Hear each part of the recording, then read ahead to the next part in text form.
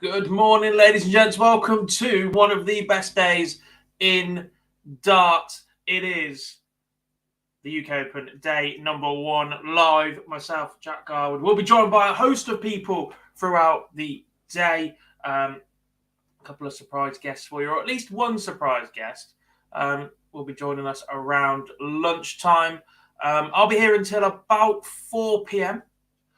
Then we'll be handing over the reins to one of the team. And then this evening, providing he continues to make his miraculous recovery from COVID, the man in the chat room will be taking you through all of the action this evening, Mr. Jarlath Eaton. So big thanks to him for helping out. We're live. We are underway at the UK Open. There's only 8 matches going on. There's got to be a better way for me to frame this for you guys. So let me take a look. If I just put this down here, does it shrink it? Is that better? Now we can see the numbers just that little bit more. A reminder that for the very, very first time, all boards will be streamed here at the UK Open. Coverage is underway. Obviously, that on streaming board 2 is slightly better. It's basically a PDC TV production, as you would see at the Euro Tour, etc. The other boards are underway. Or some are still chucking their practice darts, etc. It is just a standard split screen. You can see the full board and a view of the players, etc. So we should be able to see plenty going on. I do have all 7 open at the moment. So we'll see how this continues to go.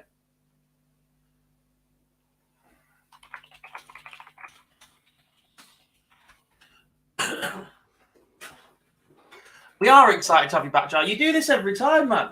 Oh, no, nobody wants to see me. And then you're on and we love you. We love you. But no, we do appreciate you helping out, especially as I'm off this evening to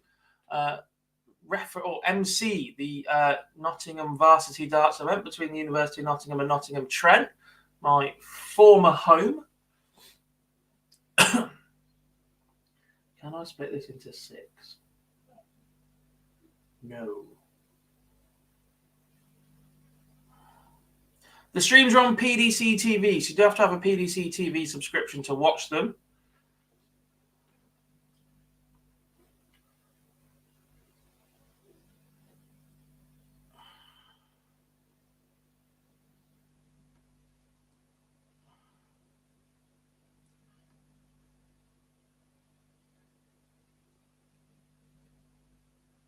See if I can get mine just that a little bit bigger so I can keep you up to date with everything that's going on.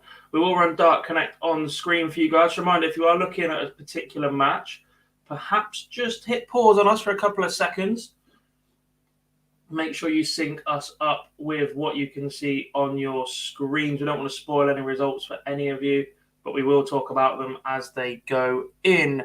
Early legs on the board for pretty much everybody right now. Darren Webster's taken a 2-0 lead on Dom Taylor, who was pretty impressive in the MODUS Super League just recently. Last week, I think it was, maybe the week before. Adam Warner, not a product of the Super League, but a player that found success there last year. He funded his Q School by winning a week at the MODUS Super Series. He takes on Andy Jenkins and currently leads 2-0 in that one. So it's pretty much the same as before, Johnny. So there's boards 3 to 8 in the multi-board room upstairs. And then stage 36 is hosting stage 2, bizarrely. That is the replacement for Reds, it appears. They've got rid of the Flying Horse, which used to be the media centre. So the media teams are currently all in Reds, quite jealously of everybody who's in there, which is a fantastic venue for darts. I'm a little bit gutted they have done it this way around.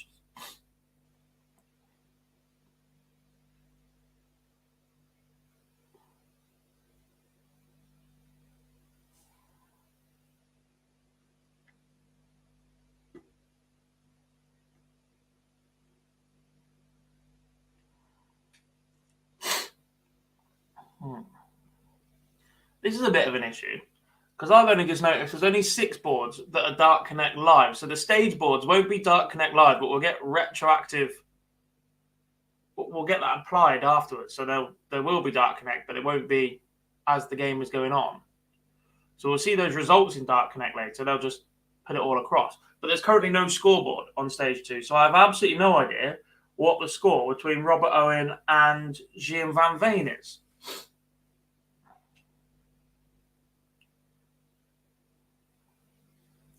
What I can tell you is that Jurgen van der Velde currently averaging 103, 2-0 up on Brett Claydon. Daniel Lee, one of the Riley's qualifiers, leads Conor Heenahan 2-1. Robbie Knops of Belgium leads Callum Goffin 3-0. Kenny Nines is 2-1 up on Jim Moss and a battle of youngsters in that one. Darren Webster still leads Dom Taylor 2-1. Coverage is underway on ITV from midday. So they are slightly further behind.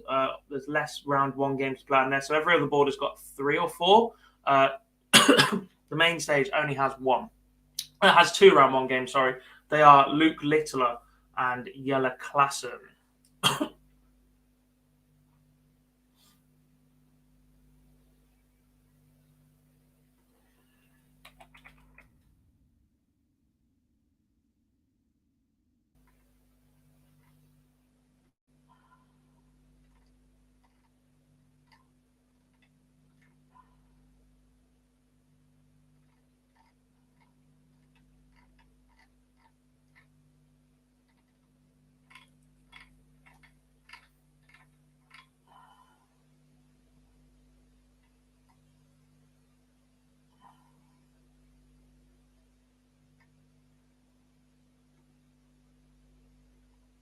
Paul Markley says Van Veen 3-0 ahead.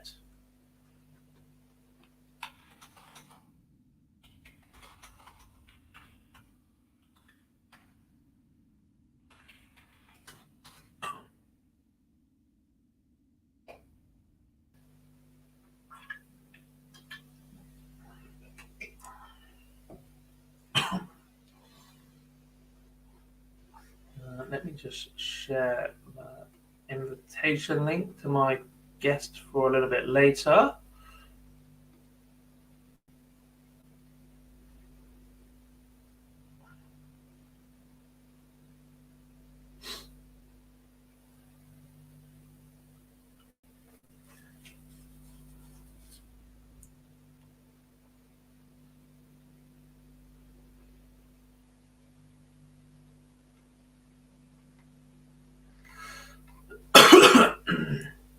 Unsurprisingly, a few technical issues to start. The streaming boards are okay. A little bit annoyed they aren't stretched. So they are just square images.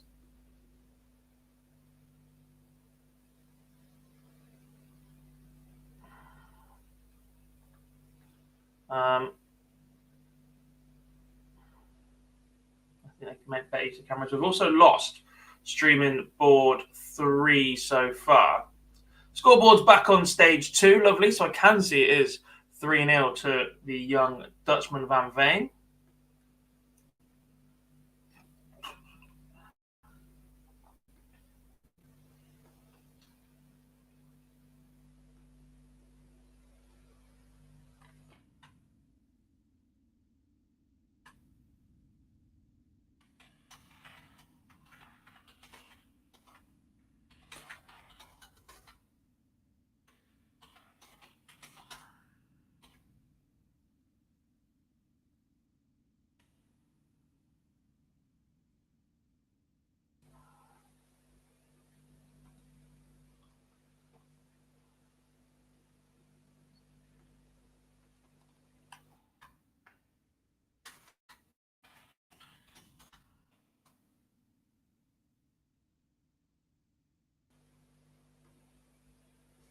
Just reset. Yes, they have. Hit line. Oh, dear. TV problems galore.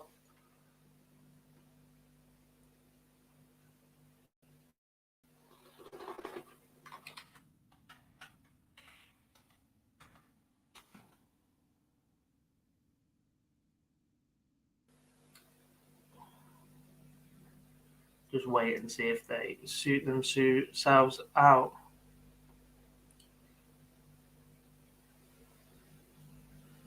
No, mine have all done exactly the same, Simon. All of them are reset to blank. I tried clicking live within them and it doesn't make a difference. Skipping it forward, there's nothing. Everyone's just back to warming up. So at this point, I'll just keep watching Stack Attack versus Van Veen.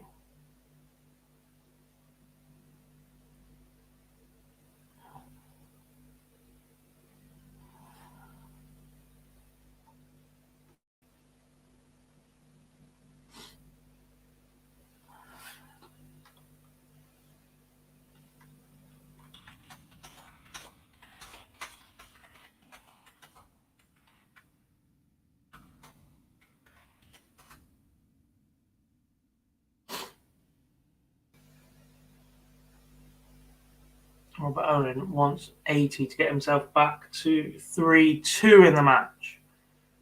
Race to 6. Treble 20. Inside on the double 10. But he does pin the double 5, so it's 3-2 now to Van Veen on board 2. Darren Webster just gone 4-2 up on Dom Taylor. Jim Mostyn from behind against Kenny Nines now leads 4-2. Robbie Knops of Belgium 4-1 up on Callum Goffin. Adam Warner doing exactly the same to Andy Jenkins right now. Jurgen van der Velde 3-1 up on Brett Claydon. And Conor Heenahan has turned it around against Daniel Lee. Main stage starts at midday, Alpe. We won't be showing that live. We won't be showing any of the games live. This is just a watch along. We're not allowed to show any of the games live. We don't have the coverage or the rights.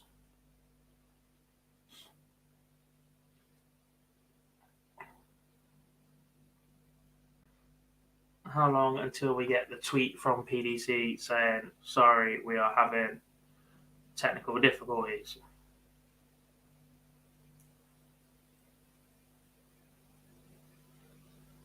There is no sound on boards 3 to 8, so there is no commentary. It's only board 2 that has a commentary team on it, and obviously the TV stage later this afternoon, stream or board 1 on ITV.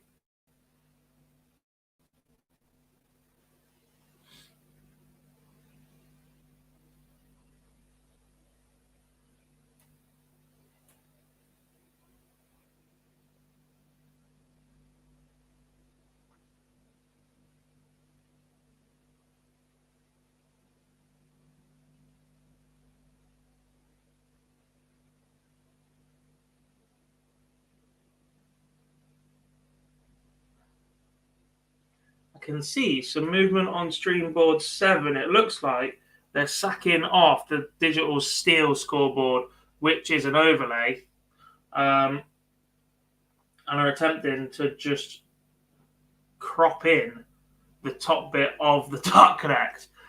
Coverage starts at midday on ITV. Who is Scott Williams playing? Now you're testing me, you see, because there are so many games this afternoon. Let's see who Scott Williams is playing. Scott Williams will play either Jelle Klassen, Josh Payne, or Ricardo Petretsko. Well, now we've lost boards 4, 5, and 6, or is this just my internet? Because that is a very real possibility as well, by the way. I'm currently broadcasting the stream as well as trying to watch 7 live matches.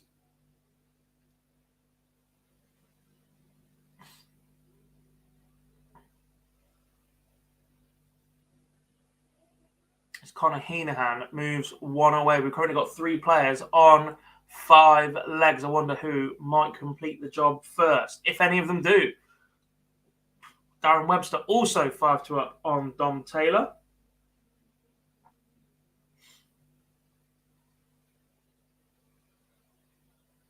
Oh, now we've lost board 7. The only board I can see is board 8 and board 2. Maybe they've just cut it to give it a hard reset. You never know.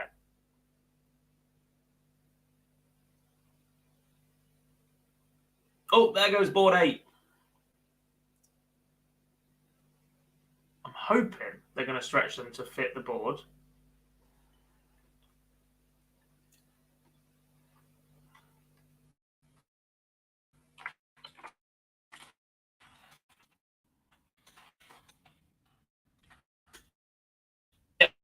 we've lost agreement board 2. What we do know is Adam Warner has beaten Andy Jenkins. The first winner in the UK Open this year is Adam Warner, former university student at the University of Sheffield, won his tour card this year, has just beaten the king of Cosham, Mr. Andy Jenkins, 6-2.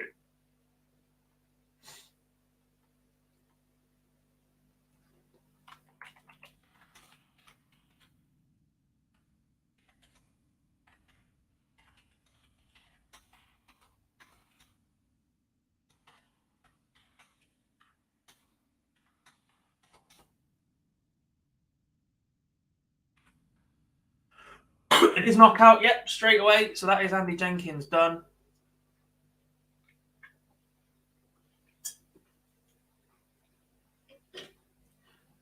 He will take no further part in the UK Open. Warming up next is Noel Grant against Graham Usher. That'll be on board 5. As Conor Heenahan books his spot into the next round as well. He defeats Daniel Lee 6-2. 93 average for the young Irishman.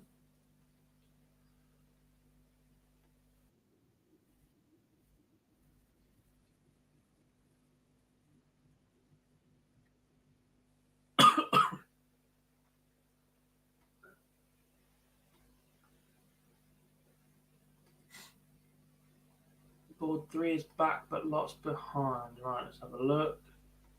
The other problem is when I loaded all these up, there was no sound in them, so you might just get the crowd noise. They'll surely work their way across now. 3, 4.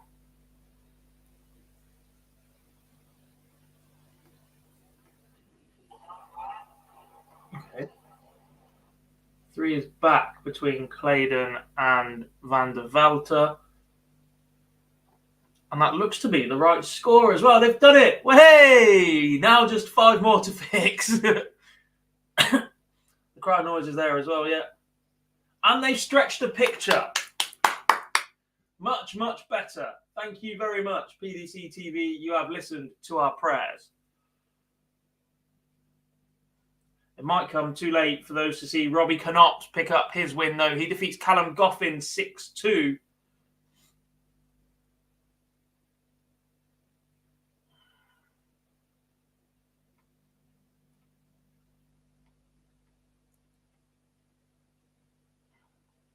Game's now warming up. Graham Hall against Jeffrey Sparidans and Pascal Ruprecht, the young German, against Nick Kenny.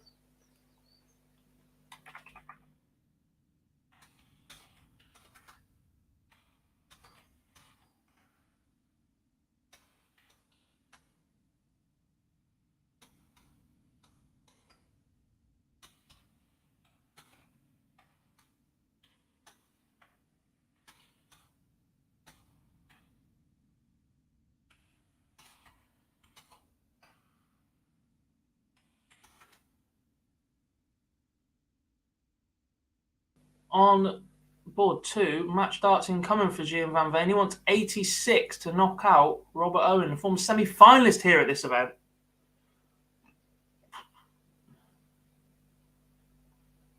And he misses a match dart at 7-7. Will he get more? Robert Owen wants 110.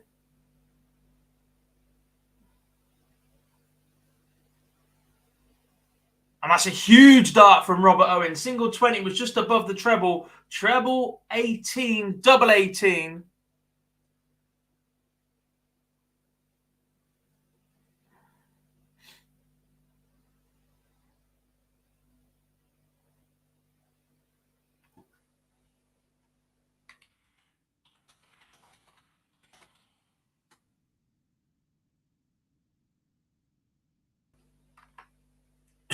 Jim Mostyn completes the job on Kenny Nyans. The young Englishman wins 6-4. Both players under the 90 mark in that one. Over on board number 7. Do we have any more boards back up and working yet?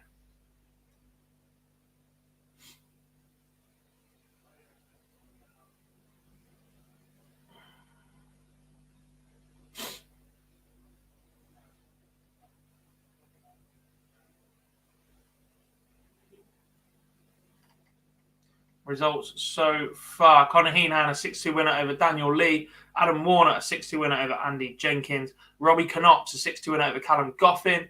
And Jim Mostyn, a 6-2 winner over Kenny Nyans. Warming up, Dylan Slevin against Mike Kivenhoven. Pascal Ruprecht against Nick Kenny. Noel Grant against Graham Usher. And Graham Hall against Jeffrey Sparadans has just begun on board 4. Still have pictures from board 2 and board 3. As Van Veen again has match starts, this time at double 16. He's already missed one at double 7. No mistake this time for the young Dutchman. No, a brutal tie for both of those players in round number 1. But it is the young Dutchman who defeats former semi-finalist Stack Attack Rob Owen is out in the first round.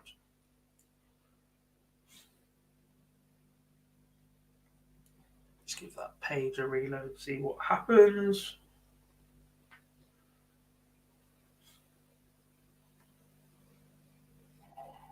Board 4 is live between Graham Hall and Jeffrey Sparadans.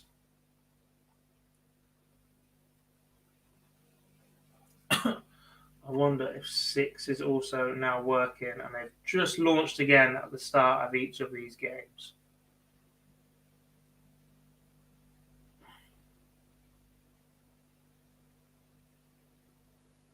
No, not yet. They must be working their way through.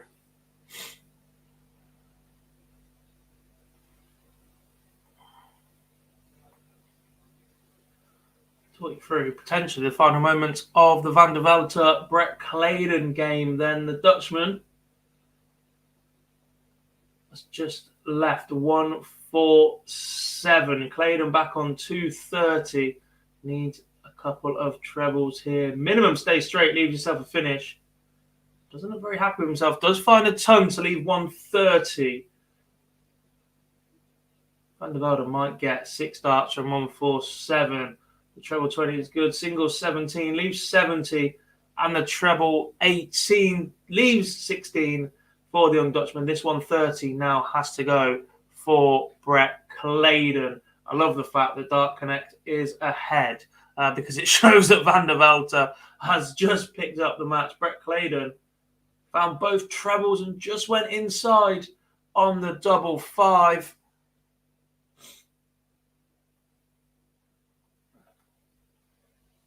And it was first dart for Van der Velde to book his spot in round 2. Board 7 is now live. Dylan Slevin against Mike Kivenhoven. Another brutal tie in round 1 for those two.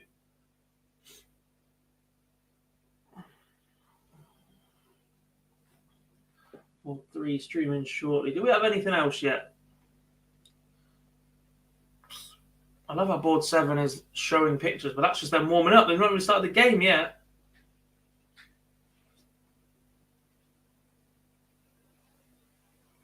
Board 8 streaming shortly. That's promising. That's a new picture. What do we have? Oh, if we've got noise on 6. So the top 32 will be in the hat for the draw later this afternoon. ITV will be showing the main board, the TV board, from midday. If you want to watch any of the outside boards, boards 2 to 8, you do need a PDC TV subscription. Board 2, another fantastic game about to get underway in Studio 36, which looks pretty decent, to be fair, from the images we're seeing. I don't quite think it's going to offer the fans the same viewing experience, but it is a similar setup to that we see of the main stage. And it is Thibaut Tricol against James Richardson on that board. I currently have 2, 3, 7, and 8. Daryl Pilgrim and Lewis Gurney currently going through their practice starts. Dylan Slevin and Mike Kivenhoven are underway. Graham Hall and Jeffrey Sparadans are one apiece. and Gert Nenchez and Christian Kiss, all Dutch battle about to get underway shortly.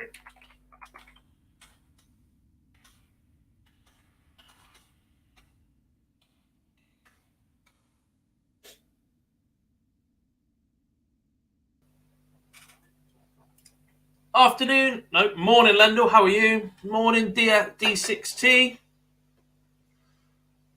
Yeah, look, as an overall venue, 36 looks like it's going to be better for Butlins as a business. It looks like it can hold conferences and that sort of thing. Looks a lot more modern venue. The technology they've got in there looks a bit better. Obviously, they've got taller ceilings. They can put on more expos and that sort of thing. It's a bigger space. But it's just the seating arrangement. Part of the appeal of Reds is that it's a bit lakeside-y, it's a bit taverny. You've got those raised tiers of the seating, etc.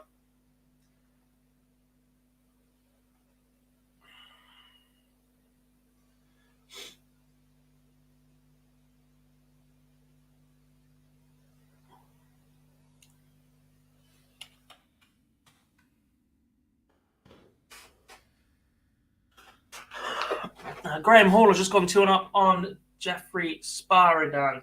Still don't have pictures on board 5, but there's some noise, so maybe they'll come through now. That usually means that stream's about to work.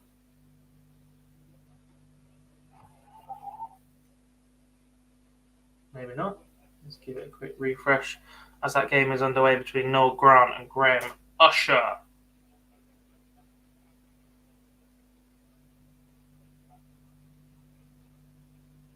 We do have a picture on that one. Do we have board 6 as well? Are we back up and running?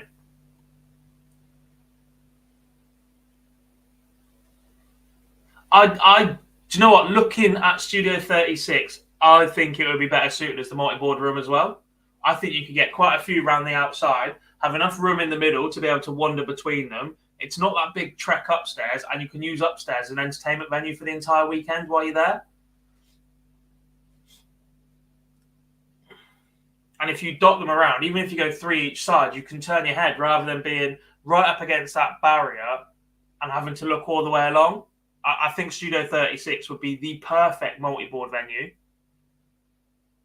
to have 3 to 8 in there, Jar. I don't think you want to put boards around the side of it while this one's going.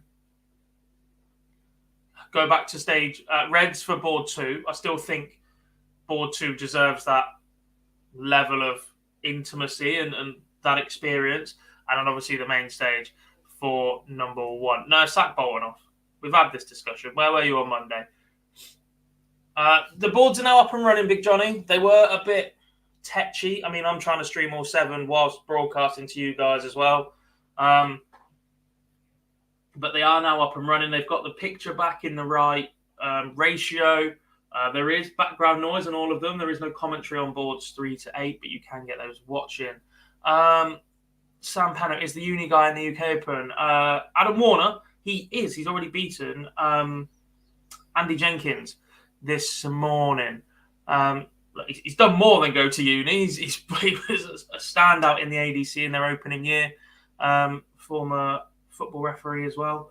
But yeah, look, there is an attachment that I played against Adam on multiple times at university level. He's a fantastic dart player. Beat me in a quarter-final of a national singles event one time. Got away with that personally.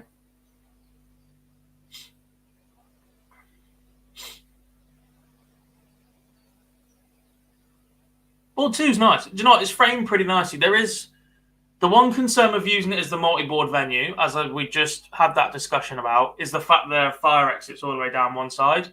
And the fact you can see those doors open and it's light compared to the rest of the room being dark is annoying me a little bit.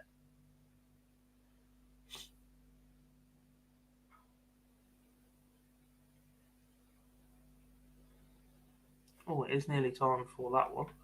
I'll have to get that up on my iPad.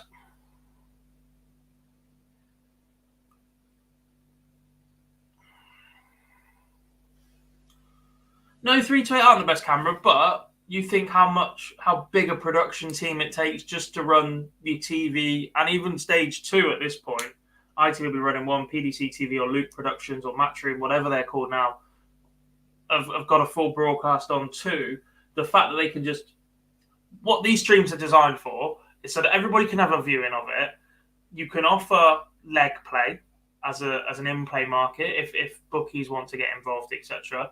But the fact you can see it all just with two cameras that can be set up and left to run all day with the absolute minimum effort. Look, there were teething problems to start. I think most of us expected something.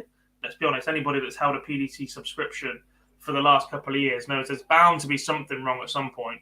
That's just the way these things work.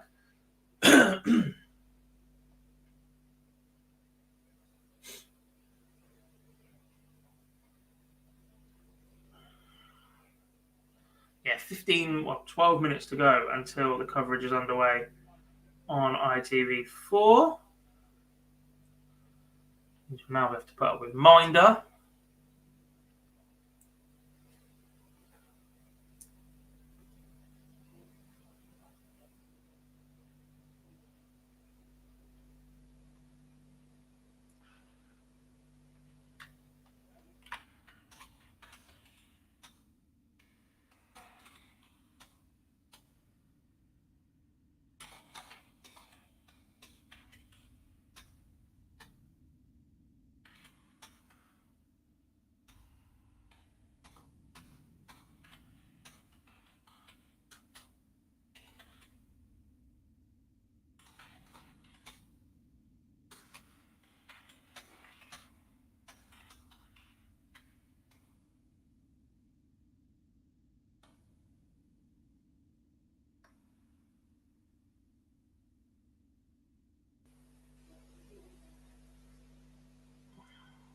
Dylan Slevin is still averaging 103 as he is 4-0 up on Mike Kyvenhoven, averaging 103 in the process. This kid can play.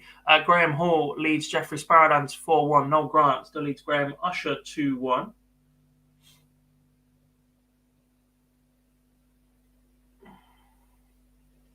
Pascal Ruprecht finds himself behind to Nick Kenny despite being 7 points higher in the averages. The German averaging 96, trails 3-1.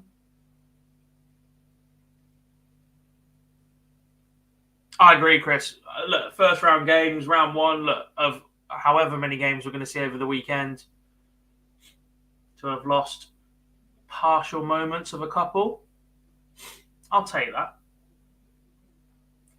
If you're specifically supporting one of the players in the very first games this morning on boards 3-8, you might be a bit miffed. However, if they're one of the 6 winners, you get to see them again anyway. Guaranteed.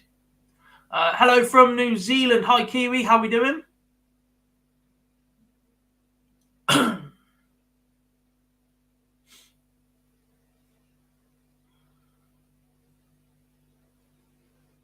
Do I think the UK Open needs a rebrand? I don't think so. I quite enjoy the UK Open. Look, there's a lot of talk about people missing Bolton and everything being in one room. I quite like Butlins. I think from the trips that I've had there, it works fantastically well as a venue. Look, there is that appeal of going to the UK Open and being able to just turn your head and watch each board, etc. But I think for having as many people on site as the UK Open does, the main arena is brilliant. The one thing you might suggest needs a little tweak is the amateur side of the qualification. Riley's have got less and less venues as the years go on right now.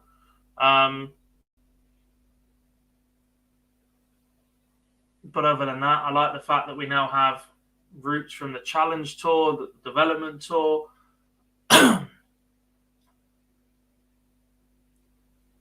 Who do I think are going to win the games we see now? Don't see Nenchez slipping against Kist.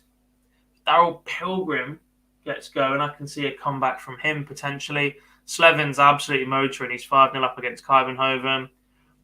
Ruprecht still has the better average against Nick Kenny. He's just got to find a finish. Perhaps nerves are getting to the youngster just a little bit right now. Graham Hall is comfortable against Jeffrey Sparadans. And I expect Graham Usher to come through against Noel Grant as well. I think he's a fantastic talent as Graham Usher. Just got to get himself into a nice little rhythm. if anything, the only change I think you need to make to the UK Open is, to quote Erasure, give a little respect. It's a fantastic event, and the creation or the inflation of importance of the Masters and the Premier League, and the fact we've now had 2 World Series events before as well, the UK Open deserves more respect. I like it being the first major of the year, however you want to phrase that. The fact that everybody gets to be involved and the chance to be on TV right at the start. There are some of us that, not some of us, there's an element of Q School and gaining your tour card now that isn't quite the dream factory, that isn't quite the golden ticket. And for me, in its purest sense, the chance to just rock up, be on TV and play against whoever in the UK Open, you can make your way there, you can create stories, is the UK Open. You can't do that in any other PDC event. World Series maybe, but that's more international players, etc. We're aware of a lot of them anyway. Not all of them, but a lot of them.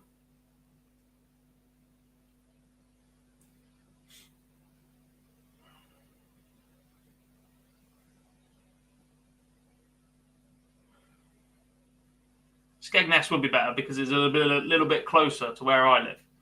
But then we are in Skegness. I've not actually been to the Skegness. Not Butlins, anyway. I've had the pleasure of going to Skegness Beach. You can call it that. Morning, Dan. How are we doing? Hope you're feeling better, buddy. And all the household as well. I don't know where Noel Grant is from. He's playing under a neutral flag right now. That might just be a setup issue in Dark Connect. The players, when they complete forms or registration, etc., pick what nationality they are. I might have left that blank. Prefer not to say, or something like that. A win for Dylan Slevin. He defeats Mike Kyvenhoven 6-0. 94 average from him. It dropped off a little bit towards the end, but a superb performance from the young Irishman. Plenty of people with high hopes for him. And he just started pretty brightly here in Minehead.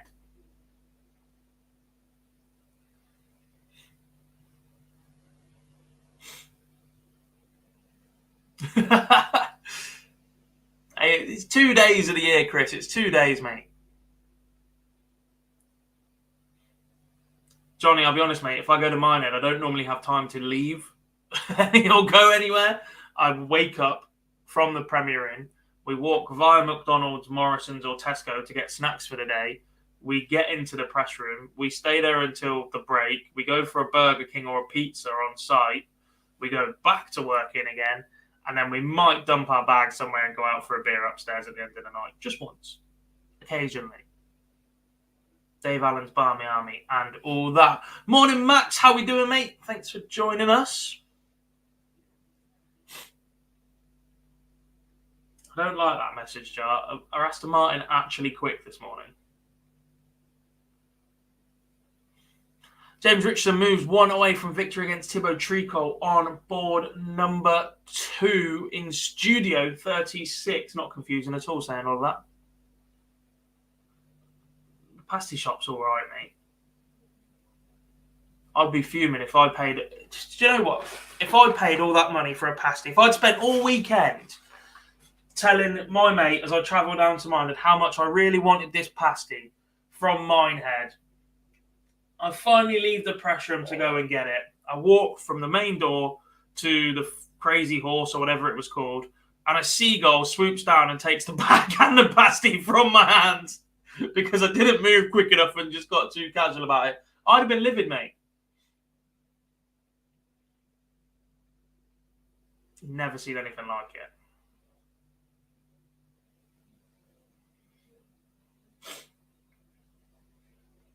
It was funny, though. Sausage roll was nice, thanks.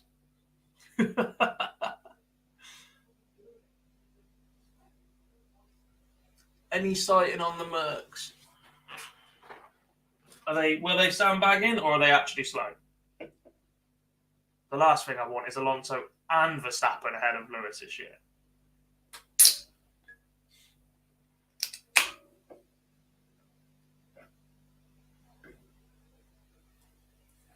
1.1, Jesus. With the new wing as well, it was meant to save him 3 turns.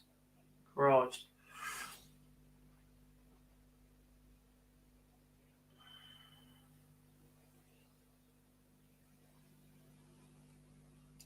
Have they done a qualifying pace run yet?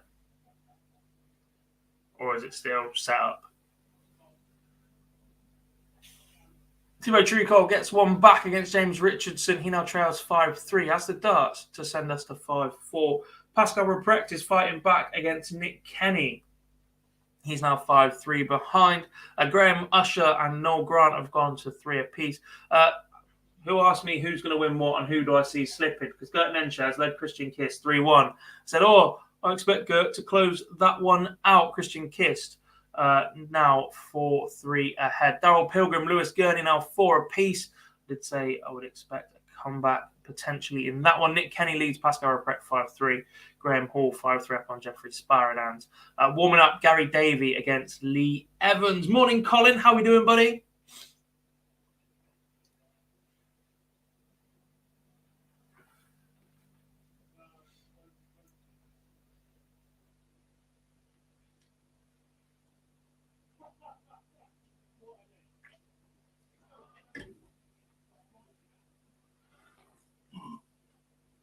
Morning, Lee. How we doing? Says, come on, Kenny, lad. Nick Kenny, I presume. Not Kenny Nines, who's already won.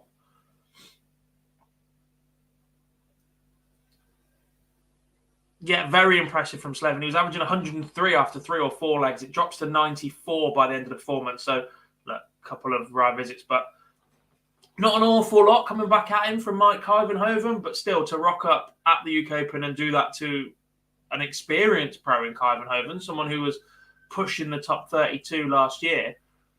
Good performance from Dylan Slevin. Yeah, ITV showing all of stage 1 all day. So I'll have a break after this afternoon.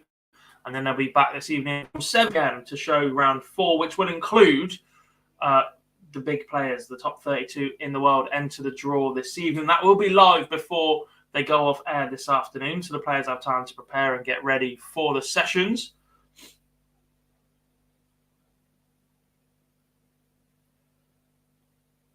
Let's be honest. You can pretty much pick who you're going to see on TV this evening. 4 matches, race to 10. Expect Michael Van Gerwen Price, Michael Smith, and an other on stage number 1 this evening, unless they draw each other. And then we might see a few more picked on that as well. Any blockbuster draws. But expect, whoever they are playing, Van Gerwen, Price, and Michael Smith, to be on stage number 1, as is always the case. Morning, Mr. Duff. How we doing, pal?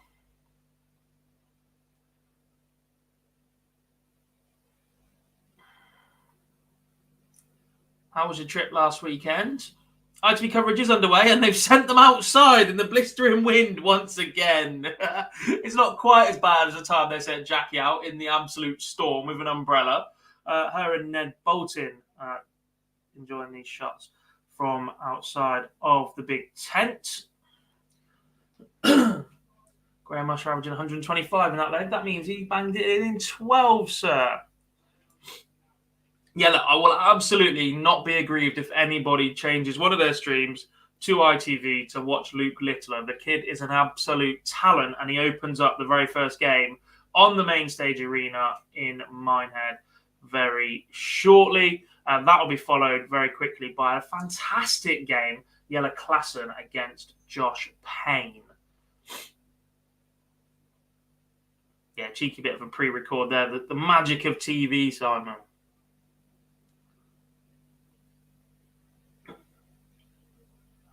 Nick Kenny has just missed match darts against Pascal Ruprecht, and the German wants 10 to make this game go on a little bit longer. And he pins the double 5, gives it a slight little fist pump underneath, and he's back into it. Yes, so it's a completely open, unprotected draw at the end of every single round, so the top 32 could play it. So we could get Van Gerwen against Michael Smith to start. We could get Gerwyn Price against Peter Wright to start. In fact, all 8 of the Premier League players could play each other in round 4 this evening.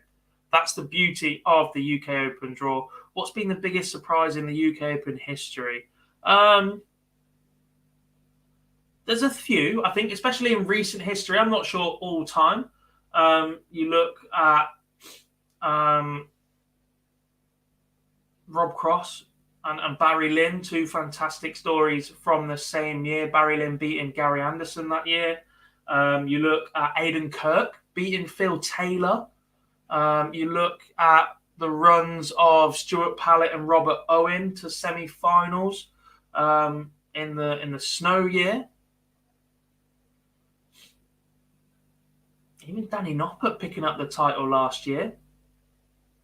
Fantastic player, but I'm not sure many expected that to happen before play got underway. Not saying he's not capable of winning a major, of course, but there weren't many going, oh yeah, Danny's the favourite for this title.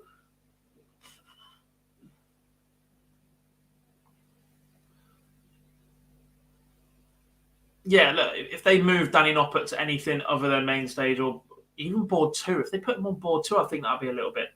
As a defending champion, I think he earns that right to be on the main stage. However, primetime TV in the UK, the producers will just go with the players that they think puts eyes on the product. Sad reality of sport sometimes. Thibaut Tricol was beaten by James Richardson, I believe, on the main stage. I saw Tricol miss darts to extend the match, and now it's gone to a filler screen. So we're not seeing that one. That is an absolutely naughty shirt from Chris Mason.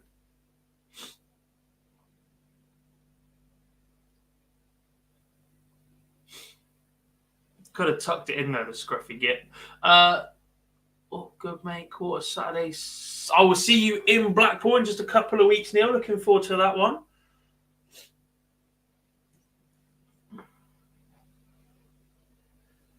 I'd like to say, because it should be an event where I get some social time as well, given the TV times. But actually, I'm working the Open Series too, so you never know. I'm sure myself and Mr. Boyce could venture out one evening.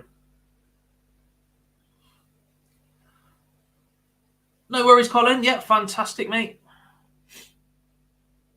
Should be getting some help shortly.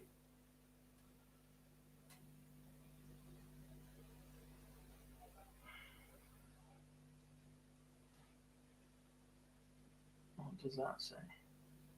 Live scoring 3 to 8 only. Results from 1 to 2 will be posted following a short delay. Do we have those in there? No, we'll post them later. We have a noble lead then between Gert Nenchez and Christian Kist. Nenchez wants ball for a 130 to win it. Oh, and he's dragged it into the 25. Kist coming back for 64.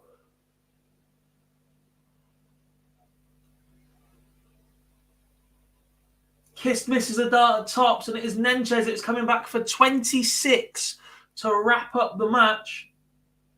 Check, 25, goes 5, and double 10 for the win. Gert Nenchez, fantastic. Graham Usher, a 6-4 winner over Noel Grant on board 5.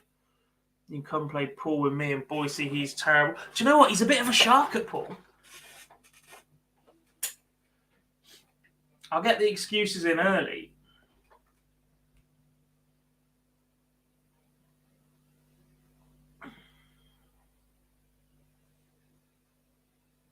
When we played in, I can't remember if it was a tavern last year or Lakeside, he pinched a couple of frames off me. However, when I then offered for him to play me on a proper table where I can get my own cue, he shat himself.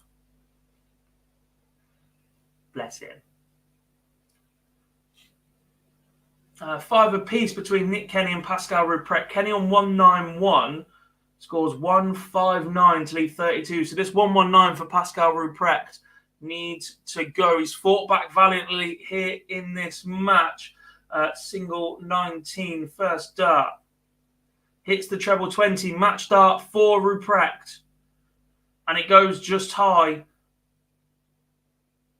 And Nick Kenny is coming back for double 16. I can see from Dart Connect that result has already gone red. So this does go for Nick Kenny. First dart and a big roar of emotion from the Welshman. Elsewhere, we have Owen Roloffs against Stuart White on board number 8, and Gary Davey currently 2-0 behind to Lee Evans. Owen Roloffs embracing his inner Adam Warner, it looks like, with his grey trousers on. I shouldn't joke, that's what I'm wearing this evening.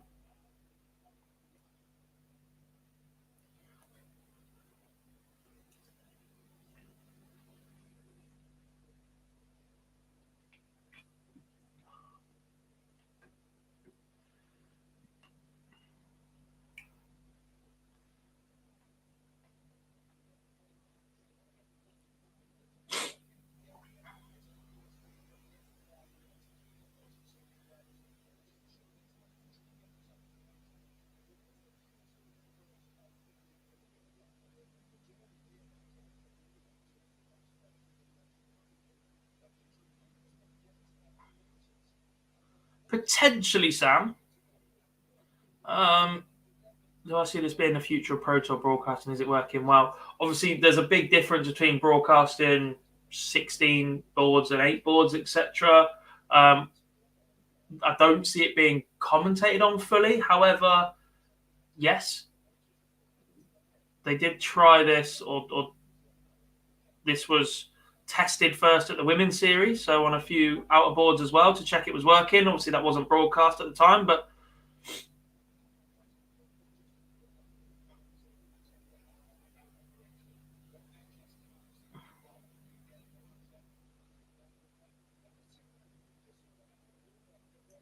can't lie, I'm very invested in Adam Warner's career, so I'm just having a nose at what's going on the ITV broadcast.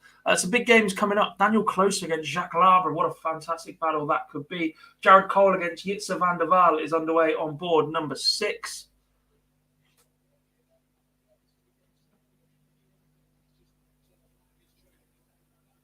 The most awkward entry ever.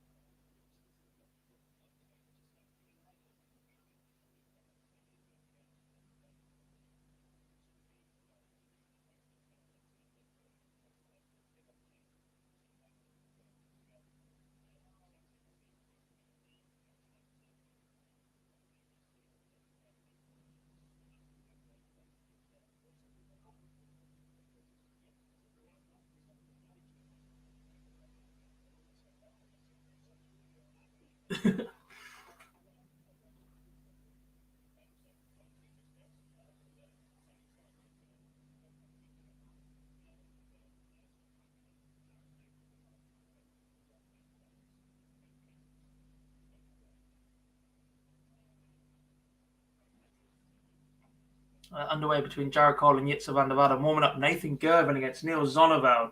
What a fantastic match that could be, as Owen Roloffs doubles his lead against Stuart White. Lee Evans 2-up on Gary Davey.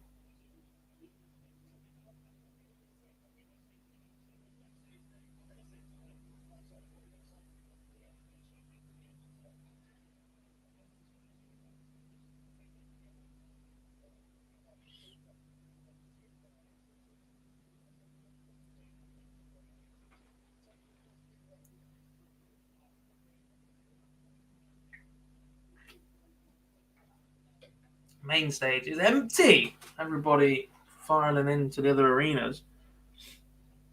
We might see a few more make their way in there now, though.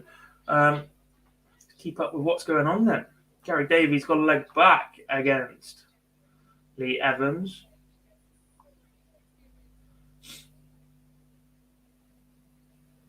And Evans just missed 3 from 40, so a chance for 2 apiece here, which does go for Gary Davey.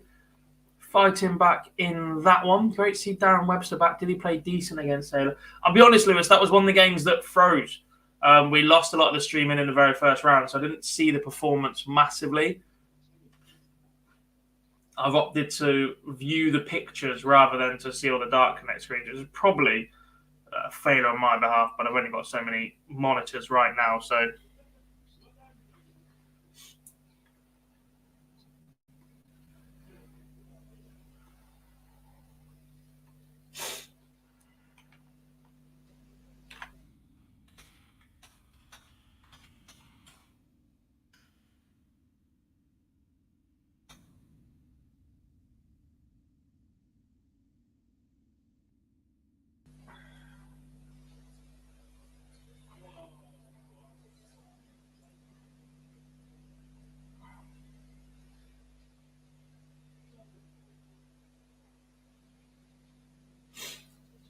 5, not with pictures at the minute. Aaron Monk against Vladimir Anderson about to start on board number 3. They look a few words going on before, perhaps? No, just getting on with it. Labra and Closer going through their practice routines. Gervin and Zonneveld are also just warming up now. Interesting shirt from Gervin. Jitsu van der Velde is an interesting colour as well, as he misses darts for the very first leg. Jared Cole, 45-4 tops, and it goes in 2. Clean kill for the King of the Castle to go 1-0 up with what I believe was a break of throw.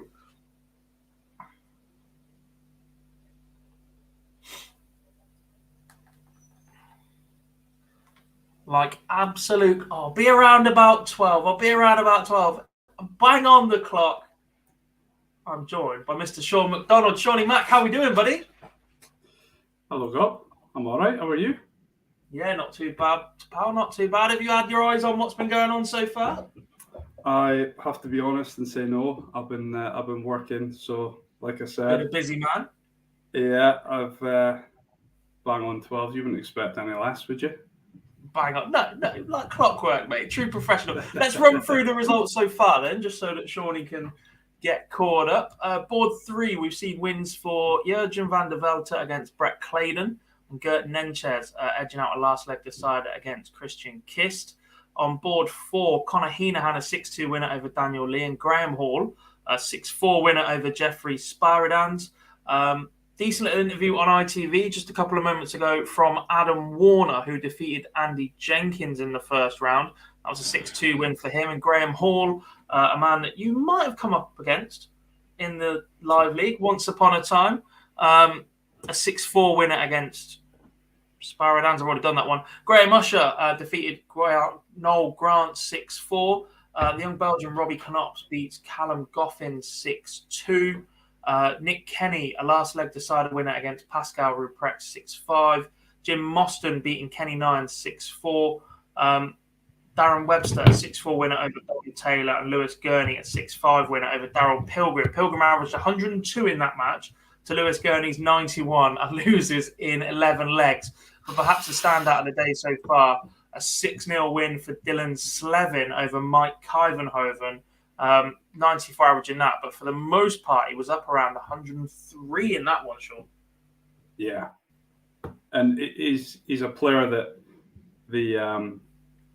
we've all known about for a while, but maybe to the more armchair darts fan, you maybe not known Dylan's name so much, but boy, he can play.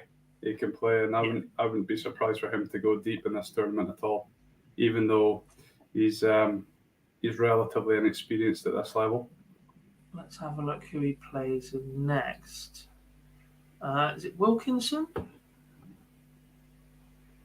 He does play Sean Wilkinson in round 2, and the winner of that will play either Aaron Monk, Vladimir Anderson, or Robbie Knops. So it's not the worst route into the hat for round 4 later on this evening. There are definitely tougher ties out there. I think with this short format, Gob, everyone can beat everyone. It's important to get a good start and then play your way into the game and try and get it done. Those backboards from experience are, you're buzzing about it. It's quite cool, but it's very, very different to anything else you'll play on.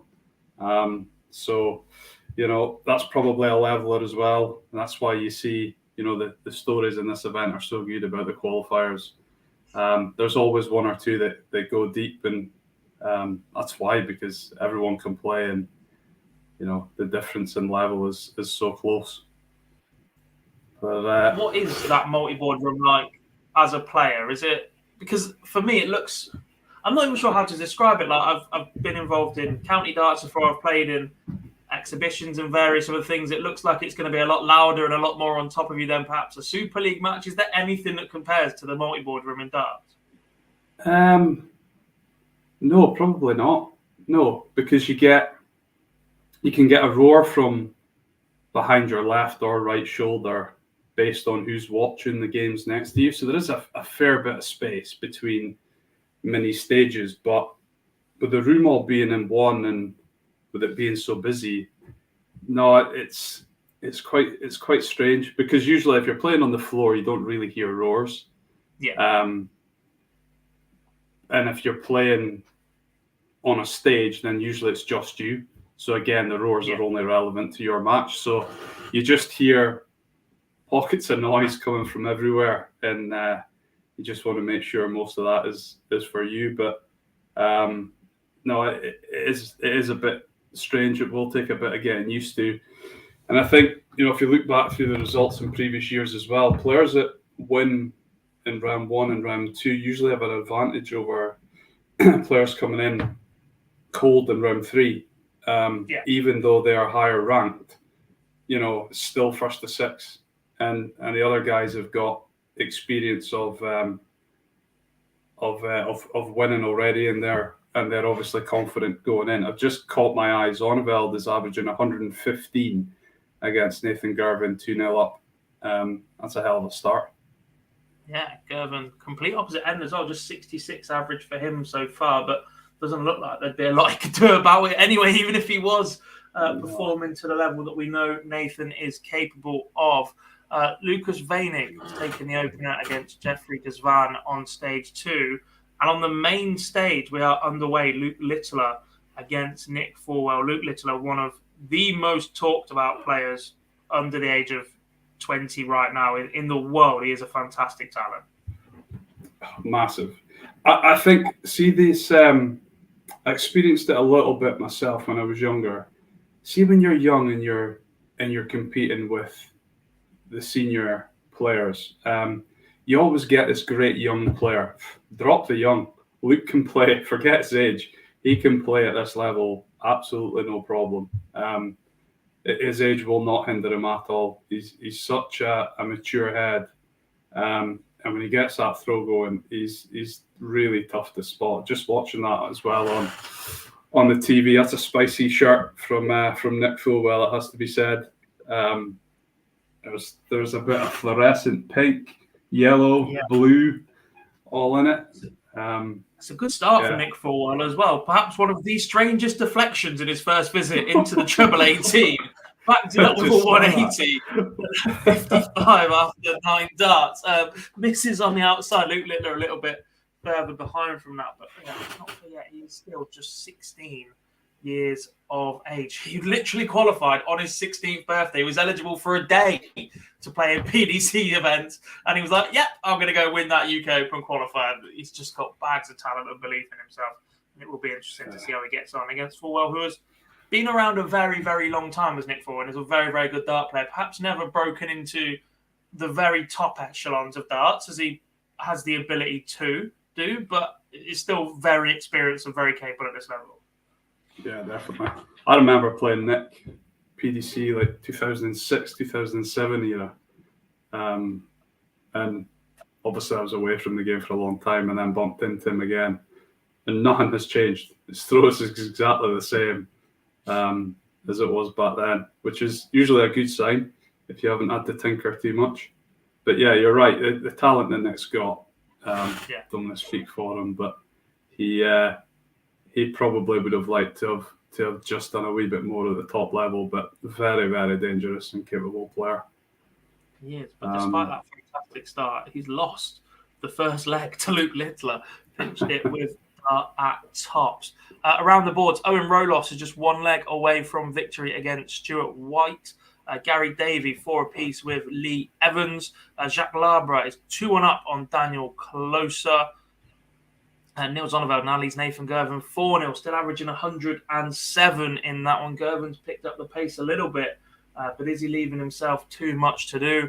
Fantastic scrap going on between Jared Cole and Jitser van der Waal on board 6. And Aaron Monk has gone 2-0 up on Vladimir Anderson. Aaron's got to be full of confidence, hasn't he? I played him at Q School and, he had a bit of a slow start and then he just kicked off and won day one in the final stage. So he's still got to be riding a high from that, I would have thought. I know he's had maybe 4 Pro Tours since, but getting back to this level as a tour card holder, he's going to be full of confidence and has clearly started well as well. Yeah, 4 Pro Tours and a Euro Tour as well. He looked pretty sharp in Kiel over last weekend. The stories from Q School are just ridiculous about Aaron. Phil was telling us that he genuinely only booked a hotel for the first night. Doesn't surprise like, you, yeah, does it? I'm winning it and then I'm going home. Like, how could anybody in that field, in that environment that is so brutal, so cutthroat, so anything can happen at Q School, go, yeah, this is what's happening. And then to go and do it as well is just ridiculous. Saved himself a cancellation fee. Happy days. If there was one player you said had done it though, out of the 128, who are you going to guess? Just a lunatic. Nathan Gerber. Yeah, it looks a bit empty in the main stage, doesn't it? Yeah, we were discussing this. The multi-board room looks absolutely packed right now upstairs, and obviously stage board 2 is now in Studio 36 instead of Reds. They've made a change this year. Brand new exhibition centre style arena that can hold more people. So there seems to be quite a few people over there this morning as well. Yeah, Luke's busy looking behind Jeffridge's one right now. Looks busy. Looks almost full actually, that one. Yeah.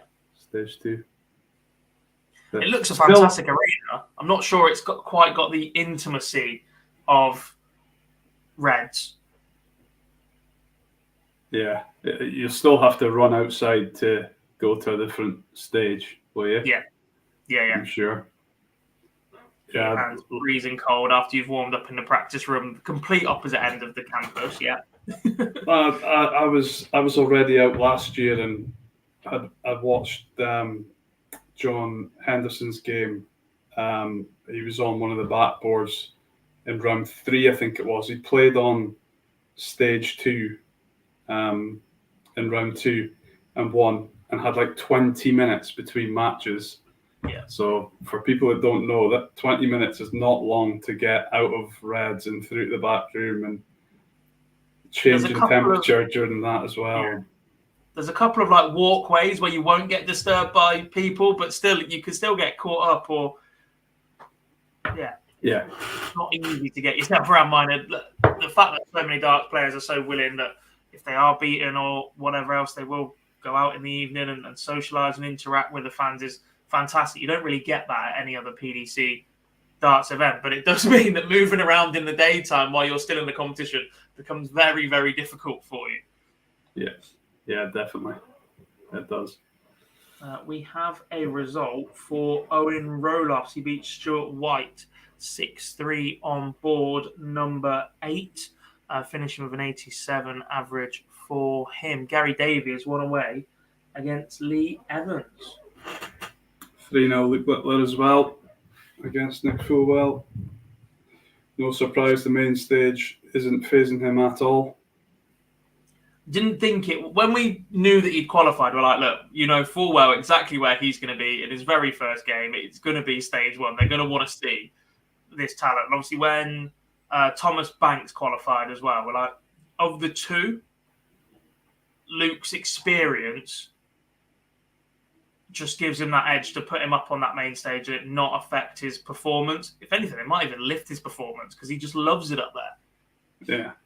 Yeah, he's played on many big stages, and even at WDF events, he gets to so many semi-finals and finals, and they're all played on raised floor stages in front of a crowd, and some are busier than others. So you're still getting good stage experience from that. I imagine main stage will be a little bit different in the night sessions. It'll be louder and rowdier, but this afternoon, with the amount of people in there, it's not going to feel any different to one of those stages I'm referring to, I don't think. No. And let's not forget, he's won plenty of JDC titles on PDC stages. He's also played at Lakeside last year in a senior world championship. Yeah. Yeah. If you're good enough, you're Speaking old of- enough. That's for sure. Speaking of playing at Lakeside, Shawnee Mac, how are your darts going? I've taken a bit of a break right now. Just obviously I was at Q school. I've not played in anything since, and I haven't got anything booked until MODUS in April. So really busy at work just now, to be honest, Gob. And that's taken up a lot of my time. So with Lakeside being delayed till December, I'll make sure my second half of the season is a hell of a lot busier than the first half. But darts is very much a hobby for me, so work takes precedent, and if I'm busy, then that means I'm not playing too often. So, but I'll get back into it with the Super Series. Obviously, I'm going to do a couple of events after that, and then ramp up from there. Is that the Chris Mason line you just read me going, I'm just a commentator, blah, blah, blah, work comes first, or is that genuinely just, it needs to take a bit of a step back? No, genuinely. I mean, if you got free time to come and help me, to free me up, play more darts, then I'll be all up for that. But no, genuinely.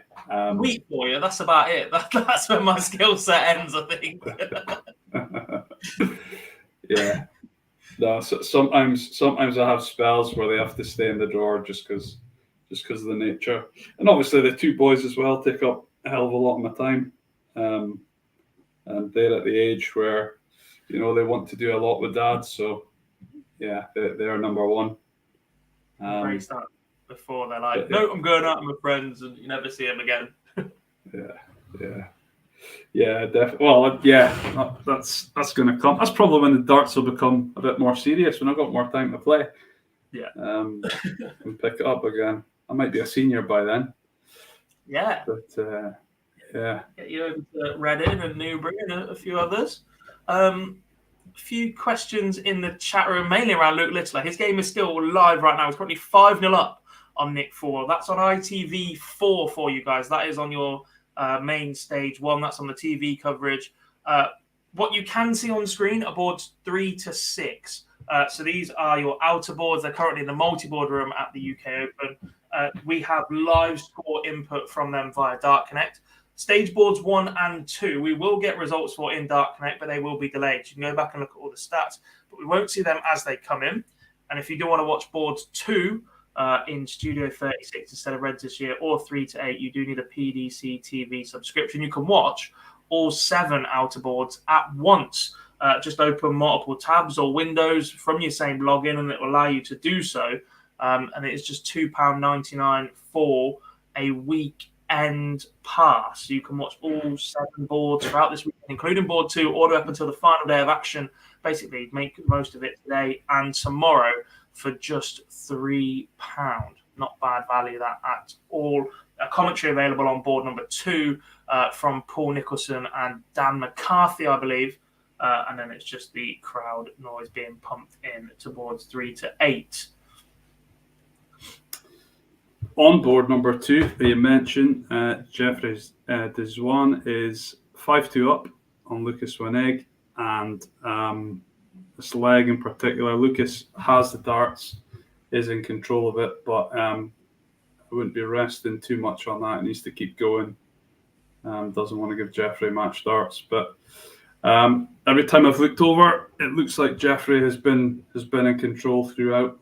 But like we mentioned earlier, race to 6, it doesn't take long to turn it around, so you have to make sure you see it out. You do indeed. It didn't take long for Luke Littler to turn it around. Nick Fulwell left 55 after 9 darts in the very first leg.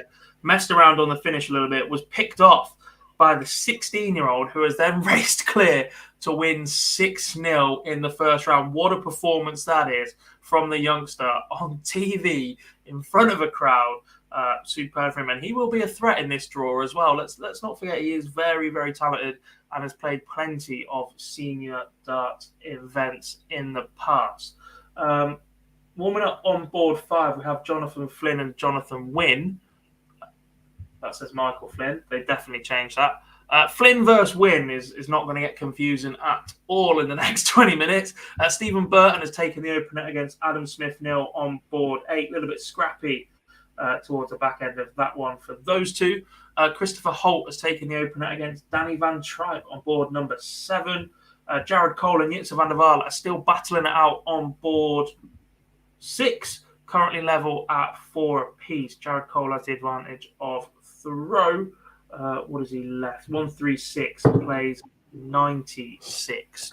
Vladimir Anderson has turned it around completely against Aaron Monk. Trailed 2-0 in that one, is now 4-3 up. Aaron Monk letting this one slip just a little bit. And Daniel Closer currently leads Jacques Labre 4-3 on board number 4. Just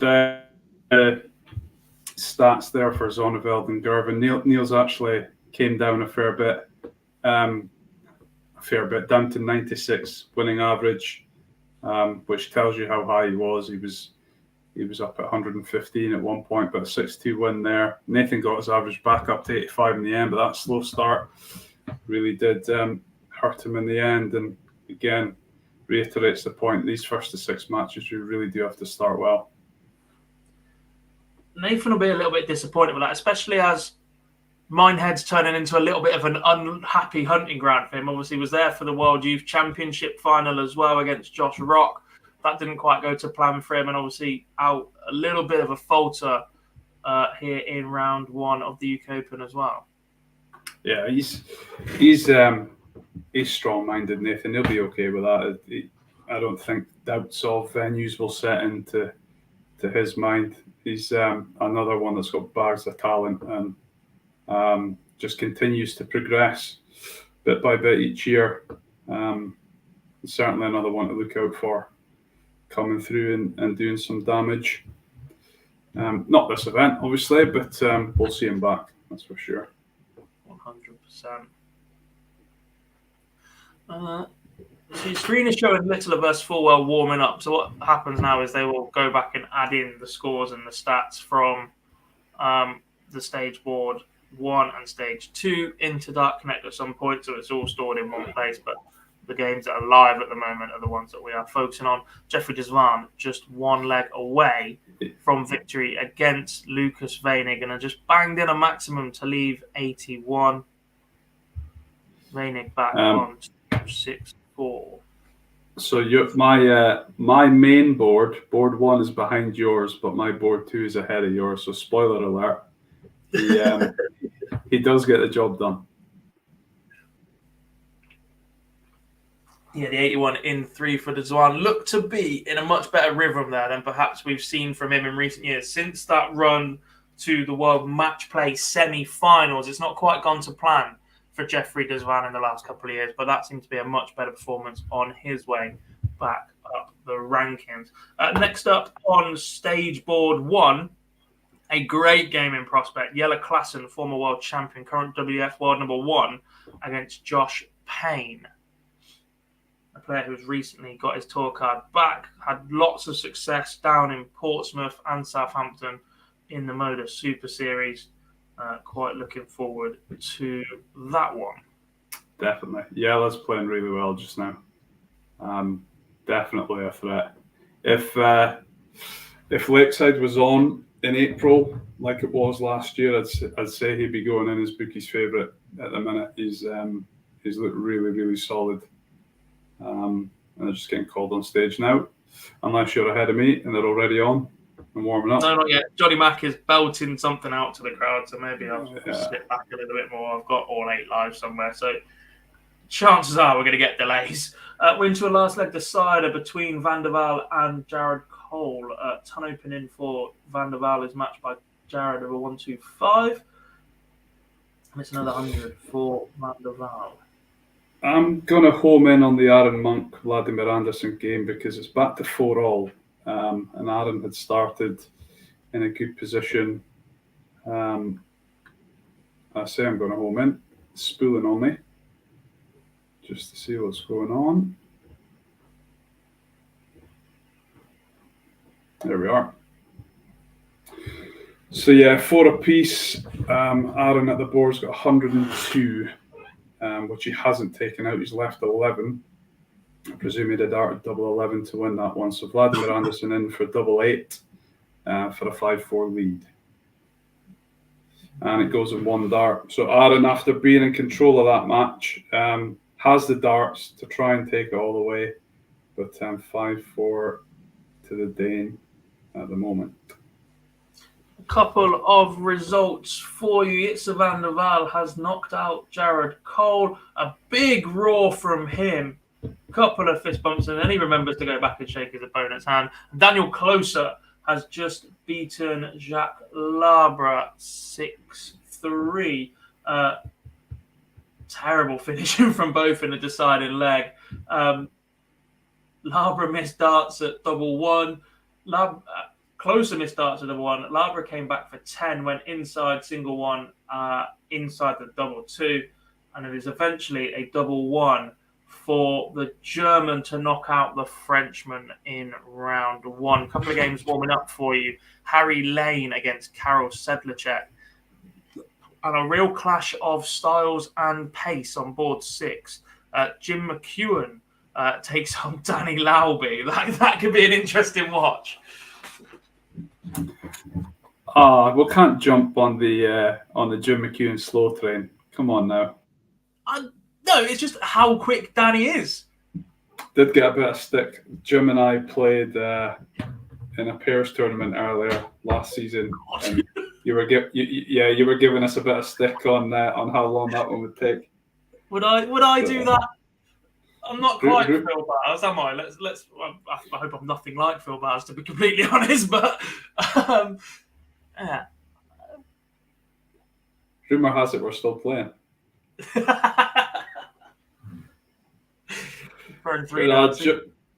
Jim's a serial qualifier in recent years for UK Open, so I hope he goes deep in this one. Obviously, a tough match to start. Danny's playing really well, but hopefully Jim manages to pull that out.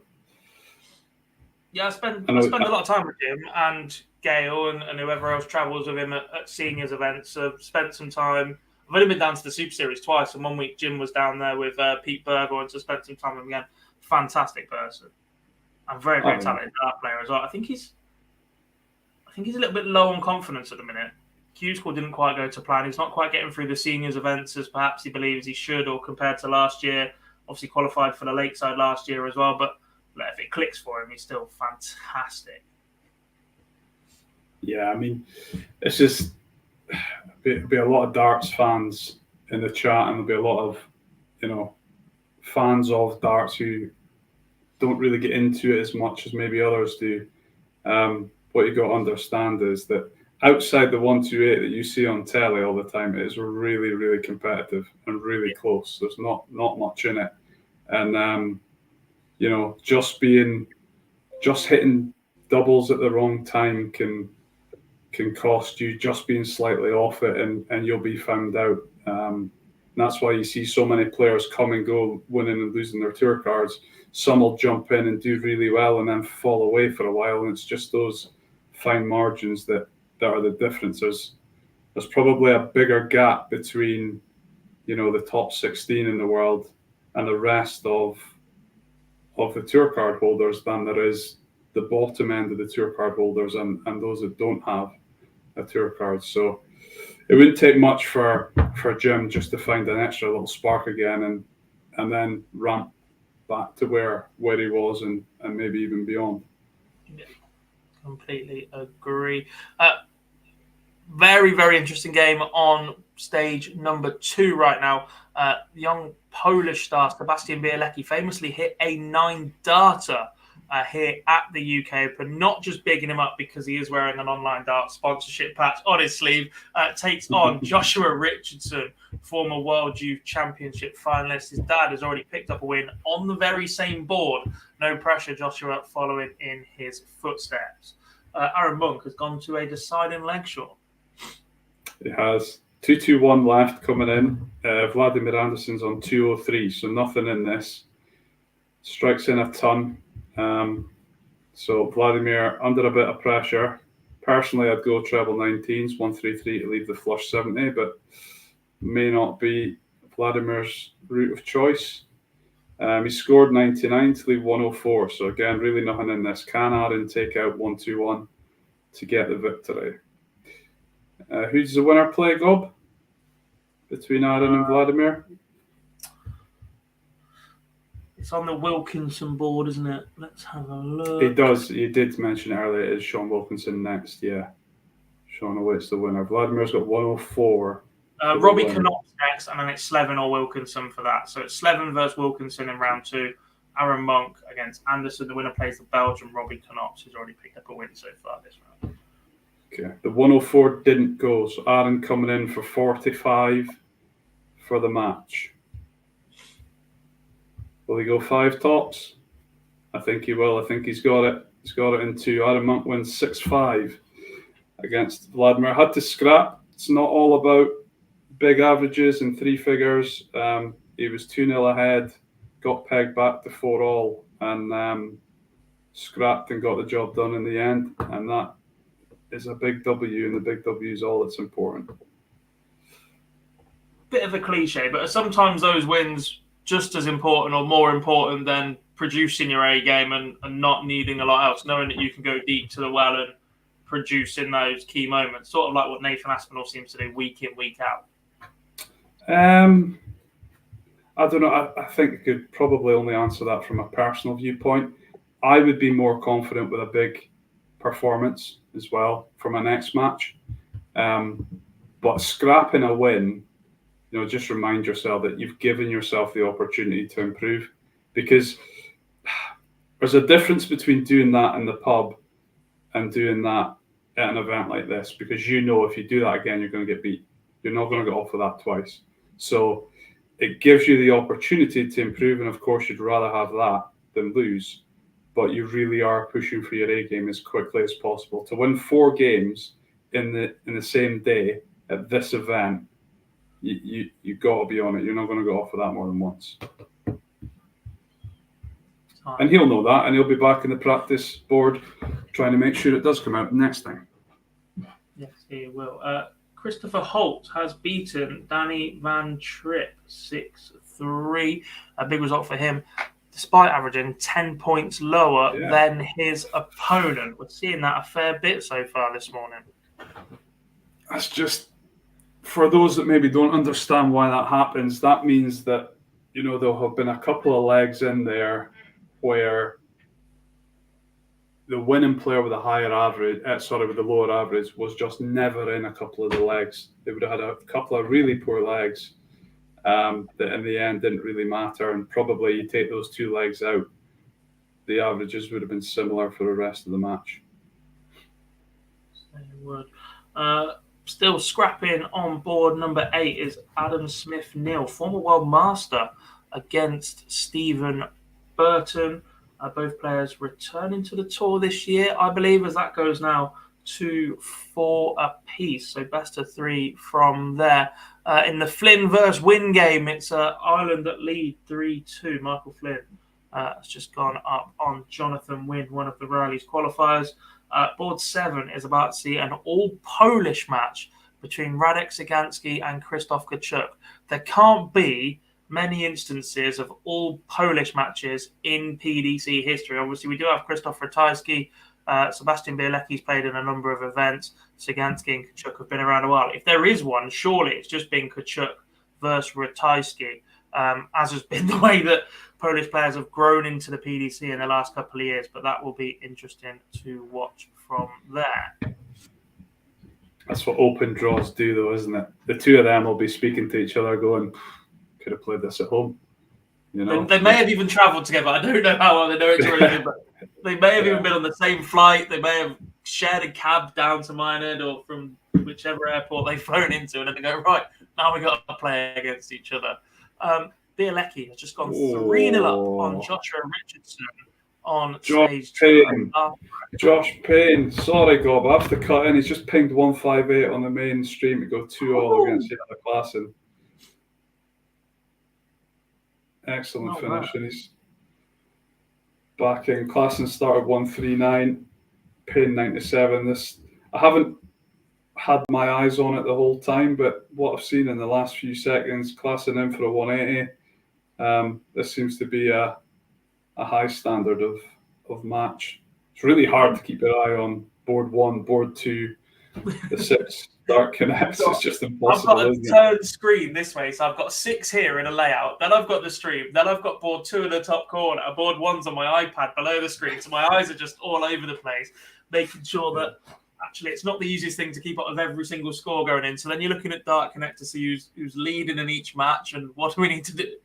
Busy time nonetheless, but we enjoy it. New shirt for Josh Payne. Quite a fan of that. I think I prefer that to his older white ones, but Yellow Klassen's throw looks as good as I've seen it in a very long time. Look, it's not the most conventional action. I don't think it ever will be, but it seems to just be in flow beautifully for him right now. Yeah. I think Paul Nicholson did a piece on him a while back.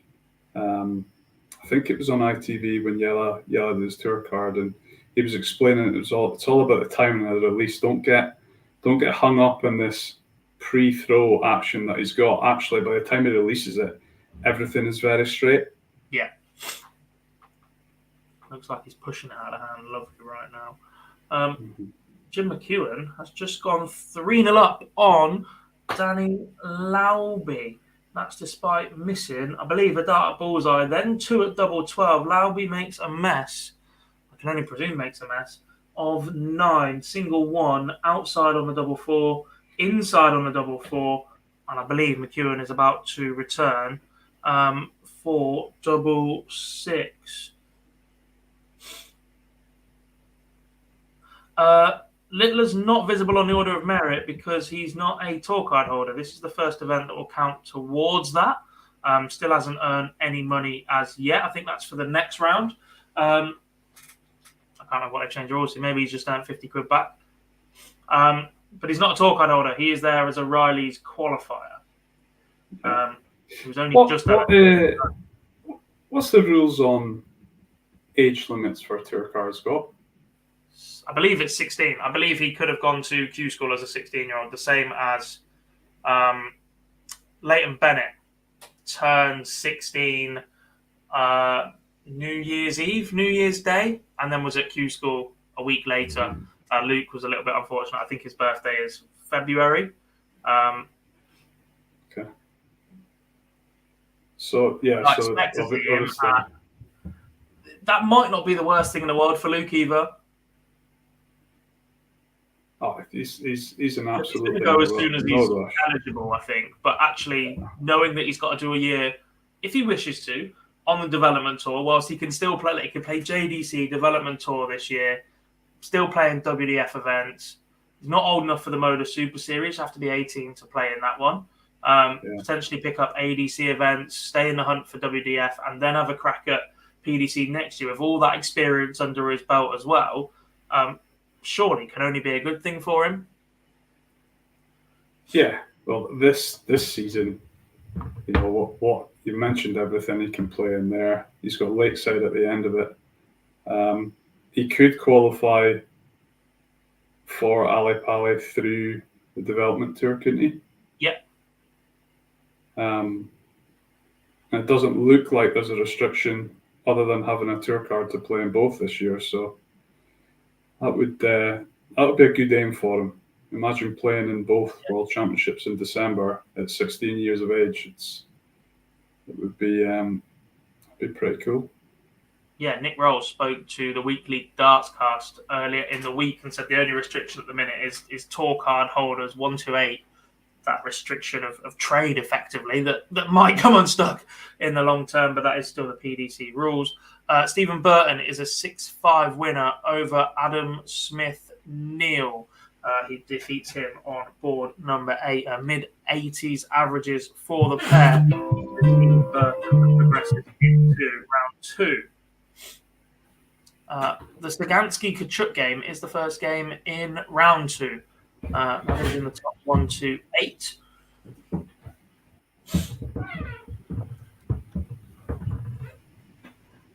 So, main stage, Yella has taken control. He now leads 5-2 against Josh Payne. This is just a pity we don't get the stats live on that as well, isn't it? Yeah. I think they're on live darts data instead of Dart Connect, but I can only show so many windows at once. Yeah.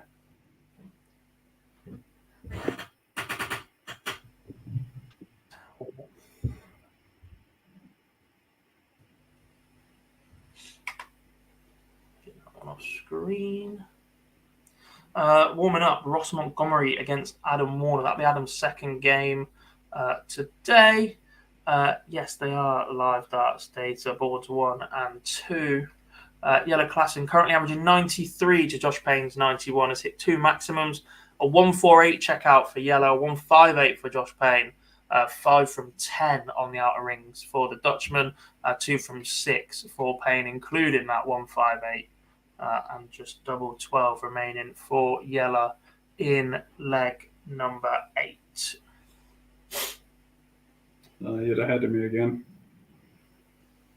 That was just a scoring. That's not on TV yet. It's still showing 209 for Yellow for me. 6 starts away from that. I just seem to have lost my board 2 stream for a minute. There we are.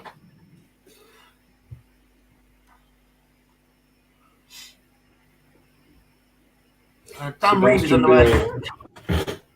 Come on. Dan Reed and Callum Luce both qualifying as Riley's qualifiers. Both players have formerly played on the development tour. Been around for a long, long time, this pair, but both have made use of the Riley's qualifiers to be there. Callum Luce currently leads 6-2. His darts are lying down at a very, very aggressively low angle. Not the best average from either of them so far, but it is Luce who currently leads that 1-2-0. Sedlacek currently leads Harry Lane 4-2 on board 4. Solid performance so far from Evil Charlie. Jim McEwen is 4-1 up on Danny Lauby. The American has taken a leg back and open up maximum here in leg 6. And Michael Flynn is 5-4 up on Jonathan Wynn. Hi, Nico. You watch all the streaming boards via PDC TV. You need a PDC TV account or subscription to do so. If you don't have one, you can grab yourself a weekend pass for just $2.99. I'd advise getting that earlier rather than later if there's any board in particular that you do want to keep your eyes on, because as the weekend goes on, the option to watch boards diminishes. It's a big word, that.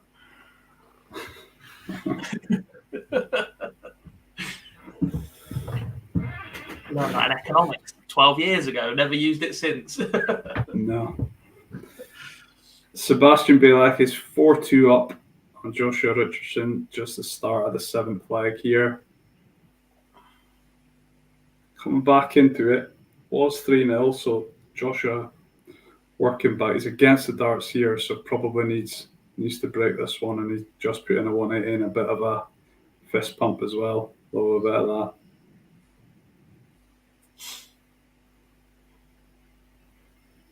As Jim goes 5-1 up on Danny Lauby, averaging almost 91.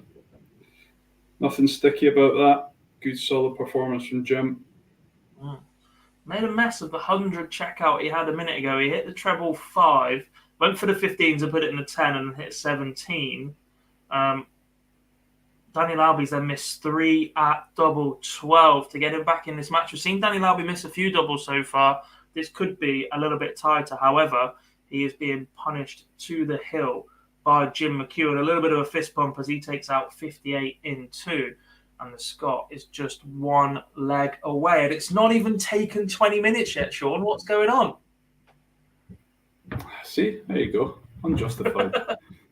That's not very pairs partner of him. The thing is about Danny missing doubles, Jim's averaging 91, so he's in around the 16 darts per leg mark, which means Danny's always under pressure. There's no free doubles in there, and when someone's maybe outscoring you, that's what you got to do if you're there to clean up. It's all about hitting the double to win the leg.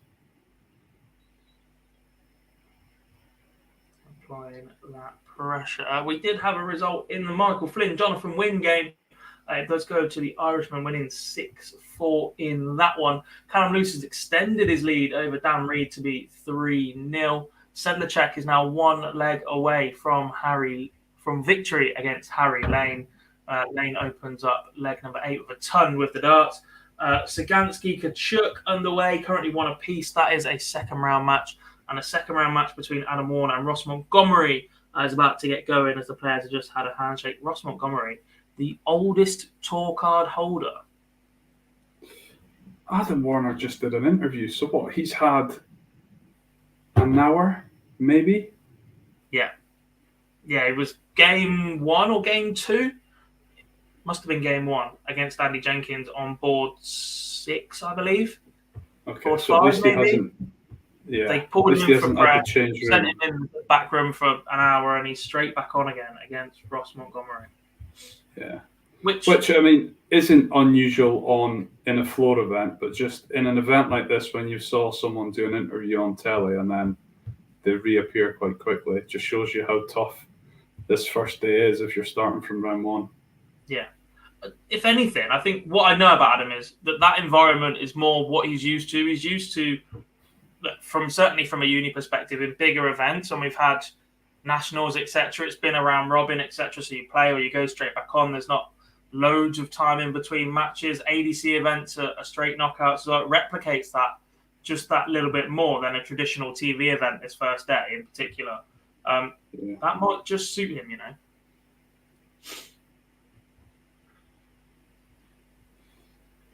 Yeah. Big Johnny, how did Burton do? He won 6-5, buddy. Beating Adam Smith-Nell in a deciding leg.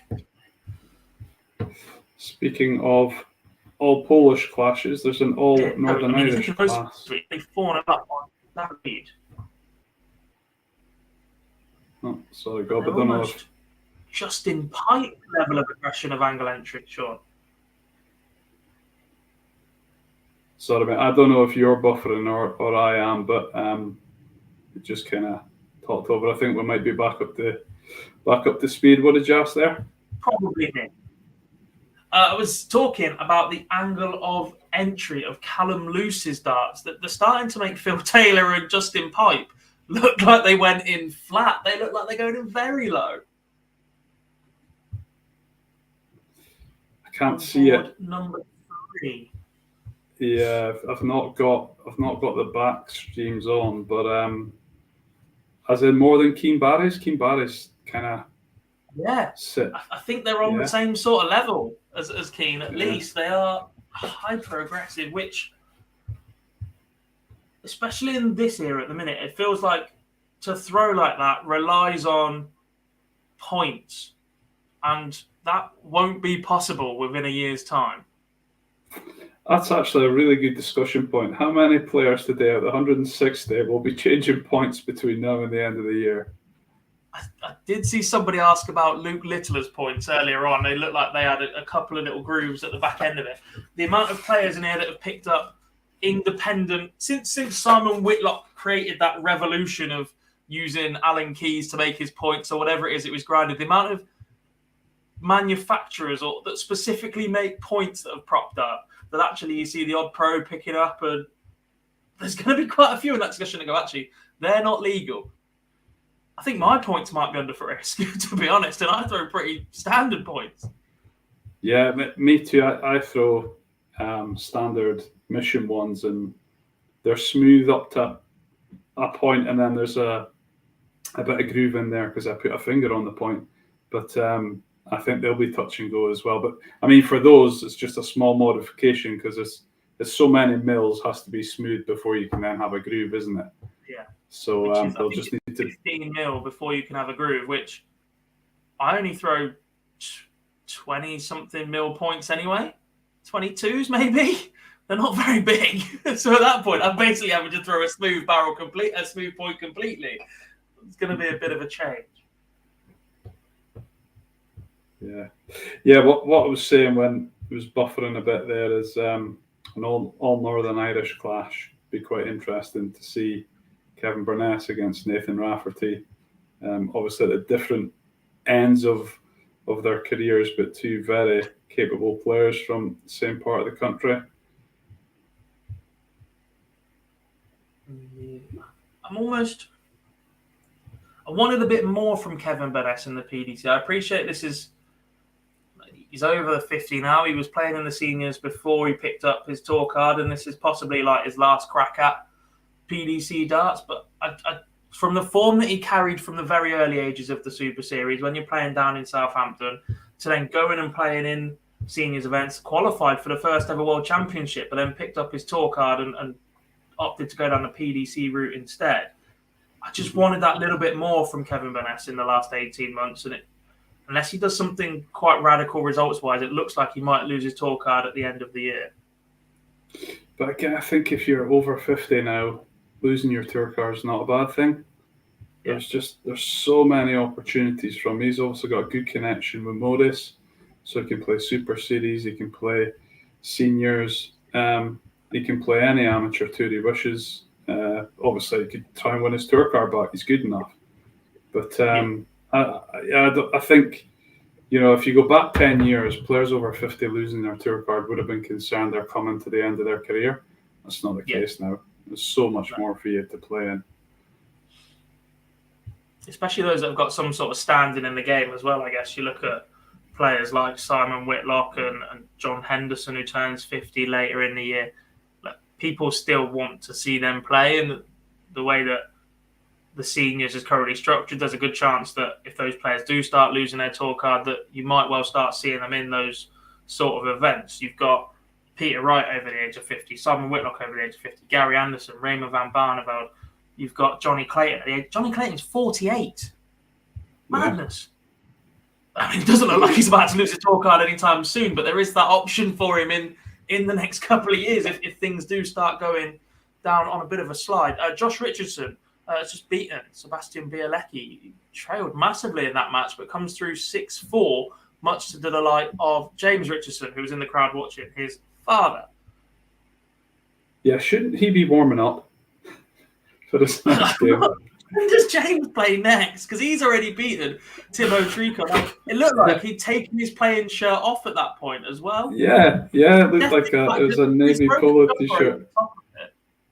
When does James play? Oh, I'm not just going to... He plays Richie Burnett in round 2 on the main stage. We've got Danny Anson against Bradley Brooks next, then Connor Scott against Jimi Hendrix, and then we'll see James Richardson against Richie Burnett. Vindaloo will... I know, because it's joint walk-ons. We won't even get Vindaloo walk-on. What is this? Oh. James Richardson, Richie Burnett. That was a regular fixture last year in the Live League. Here comes... Bradley up against the Mullet on main stage. Still looks very empty in there. That's disappointing. But I have to say, as a darts fan first, before I'm a player, if I was there today, I'd be in the back room. I think that's it, isn't it? There's a lot to be said about PDC darts crowds recently with the Premier League and the big events.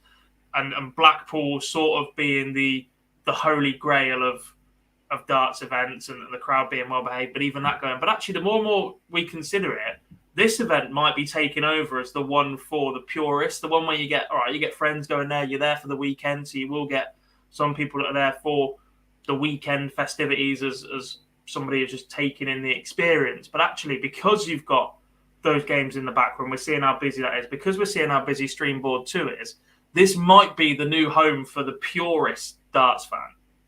Mm-hmm. Well, it's weekend packages you have to buy, and they sell out so quickly, don't they? Yeah. So, George just noticed the chat room there. Struggling to watch the chat room at the same time as everything else. you get used to it, honest. Yeah, he's saying loads of people will arrive later this afternoon. Studio 36 massive. Yeah, but Studio 36, it looks full, Jar. It's just the main stage that, to be fair, looking at the image that's on screen now, the middle has kind of filled up a wee bit more.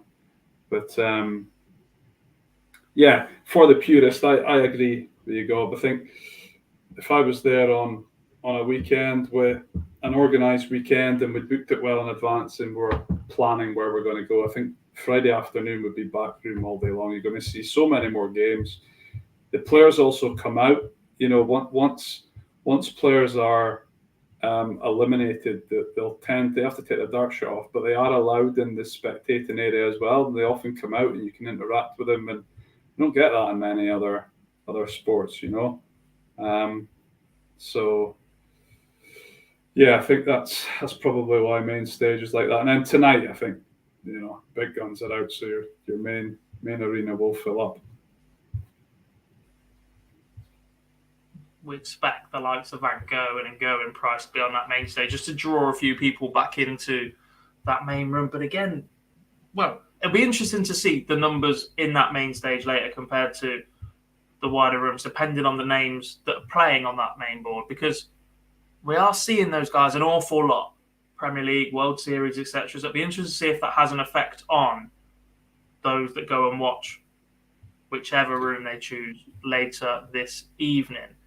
Well, now that the back rooms are all streamed, wouldn't it be great to see Gezi on board 3 at the same time as Johnny on board 4, at the same time as Gary on board 5? Get them all in there, you know? You can tell them that. We all have to start in the back room. Get them in there. See how easy it is to play on those boards. I remember not a meltdown as such, but a world champion being bemused that he was placed on board 2 one year and it didn't go down very well. So, yeah, you can go and tell these guys that, oh, yeah, you're big enough for this, but actually, you're going on board 6. Yeah, absolutely. That's when you get properly heckled, because the fence is way closer than at the back of a stage. We might need some more Gerwyn Price ear defenders for that one.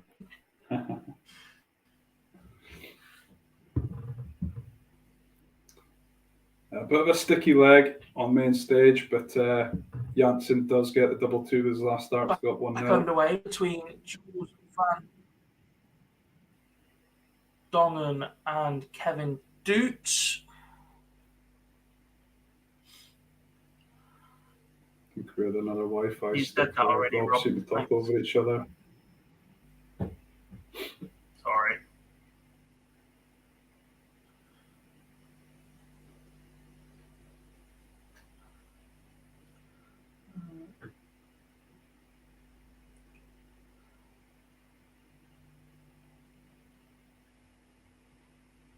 Oh, a player we haven't mentioned yet.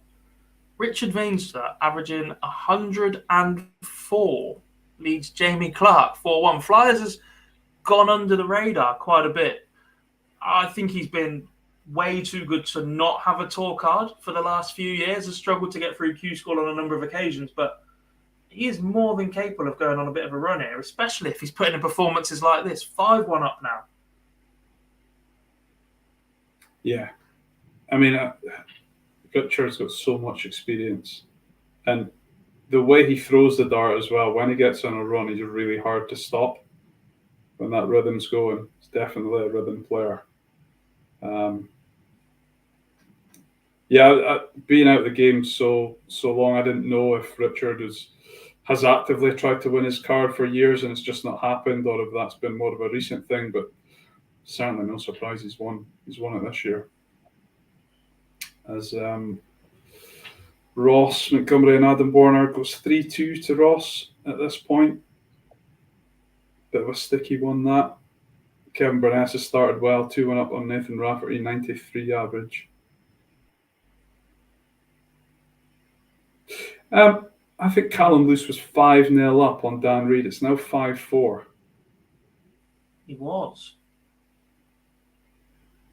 He actually was. He was 5-0 up and absolutely flying. Look, the averages haven't been the best in that game from the very start. At 2-0, they were both in the mid-60s. Dan Reid has picked up a lot more. Gives it a bit of a roar, and he does have the darts here to force a decider by the looks of it. He is throwing first here in leg number 10 for Callum Luce, who's been out of this level of the game for so long now. Can he respond? It's Richard Veenstra mops up against Jamie Clark, 104 average and a 6-1 win. Very impressive start from Richard. Is Matt Edgar doing it again? The man has been nailing Super Series predictions for God knows how long since he's been involved in that. If you look at his thumbnail for 5 players he thinks might go on a run here at the UK Open, that is definitely an outline of Richard Veenstra. Nobody else has a haircut like that man. You can tell that from a mile away. He's predicted a big run for Veenstra in this, and he starts with a very promising performance.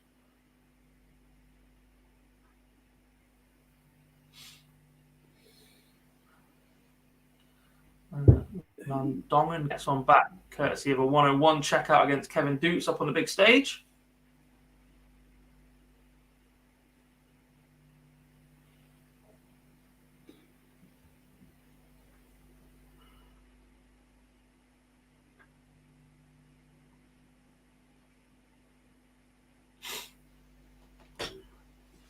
James Wilson currently 4-0 up on Luke Peters. Just a 77 average for the Lethal Biscuit, which is the worst nickname in darts. But he is currently 4-0 up and won't care about what's written on his back with that point. And Dan Reid has gone 5-all on Callum Luce. After being 5-0 down, it'd be one hell of a comeback if he pulls it off. He wanted 78 and he missed a big number at one point in that combination as well, but he's so far ahead in this leg that he had time to just set up tops under no pressure.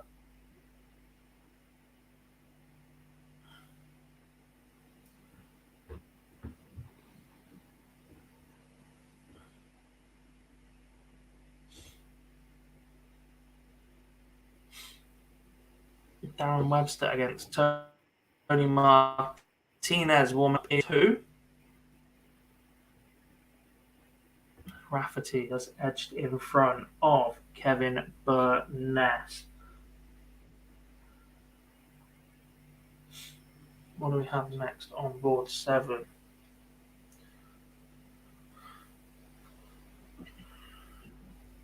Yeah, Chris asking, is there a possibility of slight advantage for MVG, Price Smith, etc. in round 4?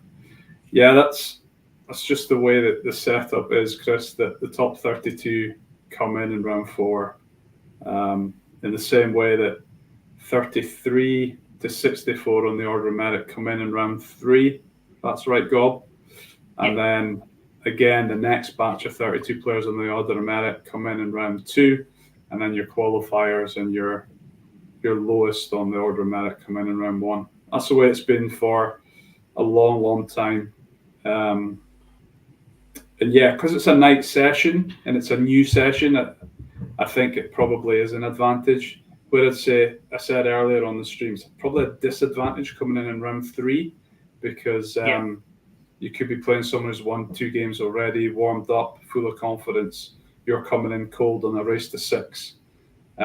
That's difficult. But at night, new session, race to 10, definitely advantage for the top players. Bigger crowd in as well. As Bradley Brooks has just fired in a 1-3-2 checkout, by the way. Ball, double 16, the former World Youth Champion, back to 2 apiece against Danny Janssen. In all likelihood, they are on the stage. Obviously, if we do get some belters of draws, you might relegate 1 or 2 of them. Can't see it. I don't remember the last time Van Gogh played a game anywhere other than the main stage at Minehead, in particular. But you never know. Obviously, ITV have either got all the say or, can place a material amount of influence on who's playing on main stage, because they've paid for the TV rights. They've then sold those TV rights on for advertising to make money themselves, and the more hits they get, the more they can market themselves, and the way to get most hits is to have the biggest players on stage. That's why it happens. Especially as the majority of darts events are on Sky in the UK, so when they do get a chance to broadcast on their channel, having the bigger names, the more recognisable stars, we've got potentially a more casual audience watching on ITV than we do on Sky. They want to draw in a bigger crowd as possible, and they're going to use every tool at their disposal to do that. If that be Michael Van Gerwen, Gerwin Price, Peter Wright, and Michael Smith, then so be it. Yeah. Just give you a 10-minute warning, God. We're going to have to shoot soon. That's all right. Appreciate your company so far, mate. Yeah, no worries. Just seeing Dan Reid complete that comeback. A couple of double fist pumps from him. From 5-0 down to Callum Loose, Dan Reid beat him 6-5. A big hug to somebody in the crowd as he moves on to go and get ready for his next match. A ridiculously good tie warming up on board 7. Jim Van Veen against Scott Waite, former world champion.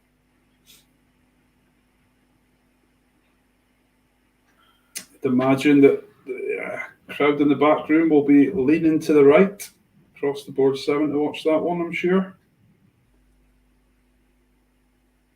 I completely agree. James Wilson has just completed a 6-0 victory over Luke Peters. So on board 3 warming up, we have Jose Justicia against Mickey Mansell. Board 4, Damien Mole against Gary Davey. That board 7 matchup for you is Jim Van Veen against Scott Waite. It's about to get underway. Darren Webster on board 5, taking the opener against Tony Martinez. And Kevin Burness and Nathan Rafferty, board 6. Rafferty now just 1 leg away from victory. And on the board 8, the one just as you walk in the door in the main room, Ross Montgomery leads Adam Warner 4-3. I believe the winner of that one takes on Simon Whitlock.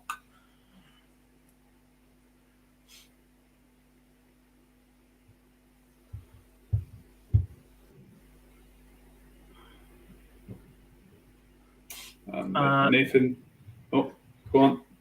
I'm just going to answer a question from Denny in the chat. He says, isn't all games on Dart Connect? So boards 3 to 8 are on Dart Connect, 1 to 2 are on Live Darts data as it's going. They will be added to Dart Connect at a later time, but they're not done as live. Yeah, I was going to say Nathan Rafferty ties up against Kevin Burness. Good game that one, 93, played a 91 average. But Rafferty advances. There's a fellow youngster, Bradley Brooks, goes for double 10 for a 4-2 lead, but misses. Jansen's going to come back for 8-8 to try and level up. Board 2, 3-2 Kevin Dukes at the minute on throw. Jansen does level up at 3 apiece on the main stage. Slap bang in the middle of the double 7 for the mullet. Break of throw potentially incoming for Ross Montgomery. Misses a dart at tops, and instead Adam Warner levels up at 4-all. Waits Van Veen underway. Both players opening with a 140. Justicia currently warming up on 3. Mickey Mansell yet to arrive at the board. Make your own jokes.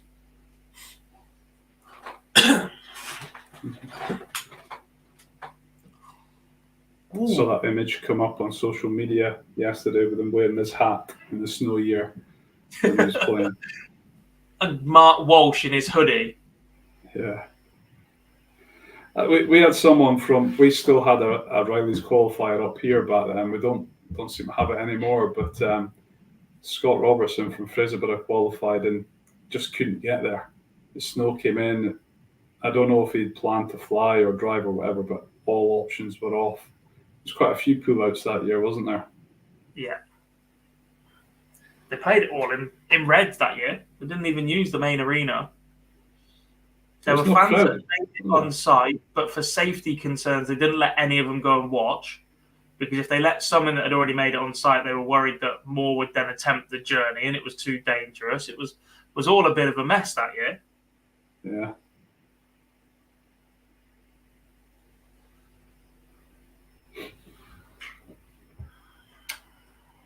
Jansen in for 56 for a 4-3 lead. Brooks is sitting on tops and he's missed it. So Bradley Brooks, 3 clear darts at double top for a 4-3 lead. Last start, double 10. No. Missed doubles. Janssen comes back for 10. Back-to-back legs, that combination has hurt him. Yeah. And he gets it 4-3. Van Dongen's got tops for 3 all on board 2 and misses. Kevin Deuce got 3 clear darts at double 16 for a 4-2 lead. Ross Montgomery now 5-4 up. Got 1 away against Adam Warner. Just going on throw still in that one. Big couple of legs needed from Adam, who is proudly wearing his University of Sheffield sticker, by the way. That's a new one to his shirt. I don't think they're contributing financially to his sponsorship, but definitely bigging up his former teammates. Halvey's in. Hello, how are you? I can see Bielecki's name, so I'm going to let you know that he was beaten by Josh Richardson 6-5.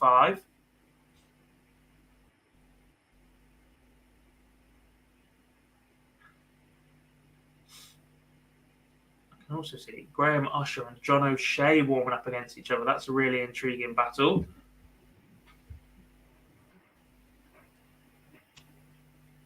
It is indeed no surprise Graham won his tour card. He was playing very well going into Q School. Yeah. He also might well be the best two-handed player in the world. I don't know of any of the other top pros that can throw with his non-dominant hand as well as Graham Usher can. He spent a day playing with his wrong hand in the Super Series because he was struggling for form just before Christmas. Found his way back into it, made finals night as he seems to do. I don't know of anybody else that's capable of doing that at this level.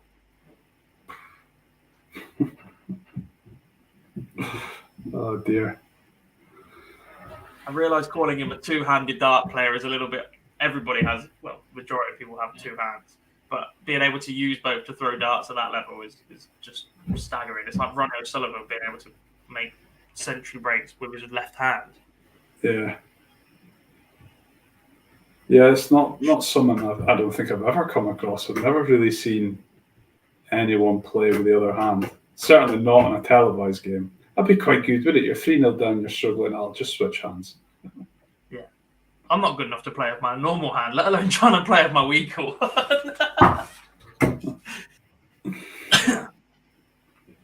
Adam Warner got it back to 5 all against Ross. So we're into the Noble on board 8.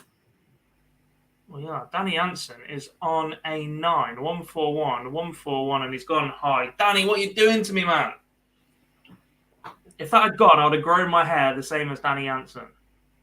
No, I really. If that had gone, I'd have felt for Bradley Brooks after Willie Borland doing one against him at the Worlds a couple of years back. Bit of a magnet for him. Yeah, entering James Wade category for people hitting 9 darters against you. It really is quite staggering how many 9 darters in history involve James Wade in some capacity. Look, he's hit a few himself, granted, but the fact he is the opponent for so many televised 9 darters is just ridiculous. Yeah.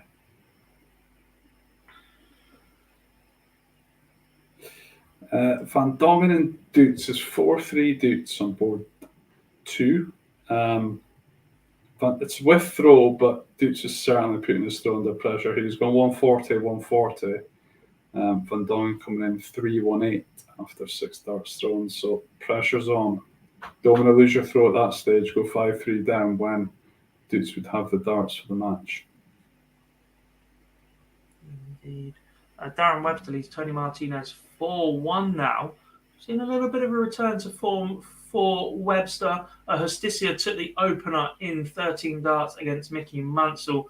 Moll and Davey are now underway, and Van Veen and Waits now 2 apiece. Both players 104, plays 94 average. So good start for both of them.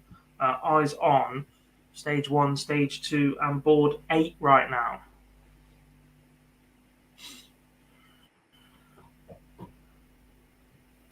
John O'Shea and Gary Davey both take the opening leg in their respective matches. Got all eyes on the main stage at the moment. 5-4 Janssen. He's just hit a 180 to leave 78. Bradley Brooks back on 220. Can he follow up with a 180 to leave tops? No. Ton scores. So he needs misses from Janssen, or at least one miss, to get a go at that 120. It's tops for the match, and it's low. So Bradley, 120 has to go. He's covered it. He might go bull, you know. I'd consider it myself. He's not. He's moved left and try to go over the top. Doesn't find it. You're on 120 and you put one low and it's a real blocker. Some people might think it's a bit of showmanship, but bull is sometimes your better option. You put one high in that bull, you can invite the next one in. I think we saw Dimitri van den Berg do that against Phil Taylor in Australia a couple of years ago. And it took me a little bit by surprise at the time, but actually the more you consider it and think about it logically, it does make complete sense rather than stepping across and trying to do something outrageous with that second dart. Ross Montgomery has beaten Adam Warner in round 2. Warner did manage to leave himself on 8-8, but didn't get a dart for the match. Montgomery taking out 36 for the victory, and he will now take on Simon Whitlock in potentially the combined oldest age match in UK Open history. It's got to be, isn't it? Neither of them will thank me for saying that, but it's got to be. It's got to be close. Ross is 60-something now, I think. Yeah. So Nathan Gervin, Bradley Brooks, and Luke Whitler could play a triples and still be younger than Ross. Ross is 60 and Whitlock is 52 now, I think. Yeah, that's got to be. Yeah. Right, Gob. Thank you very much, but I am going to have to leave you. I have to go back to work, I'm afraid. Thank you for taking time out of your day to come and join us, mate. Really do appreciate it. Good to have you back on the stream, and hopefully the next time we have a chat with you will be after a successful week at the MODUS Super Series on your return in April. Yeah, well, we'll see, hopefully. But yeah, we'll certainly be in touch before then. Have a good day, everyone. Thank you very much. Perfect. Cheers, mate. Thank you very much. Yeah. We will catch you shortly. Big thanks to Shawnee Mack for joining me throughout this morning.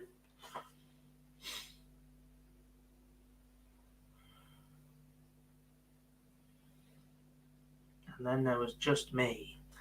Dupes on a 9 once again on streaming board 2. Opens up 180 in leg number 10.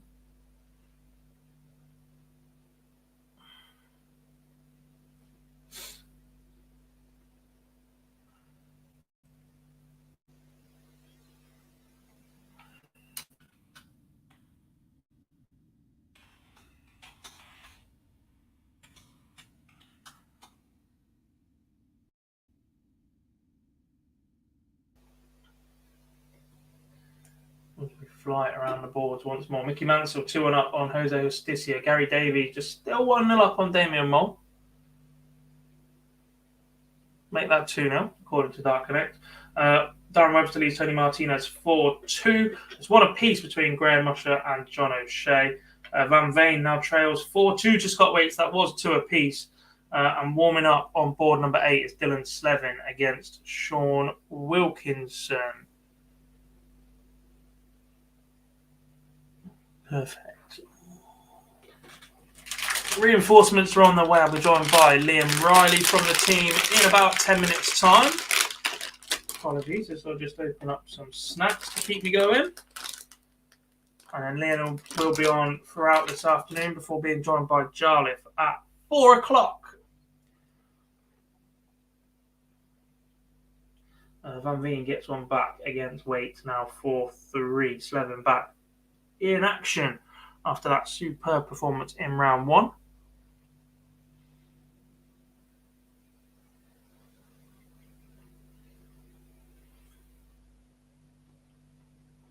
No Lucozade in sight today. I've got a couple of cans of Coke Zero, although I am already run out.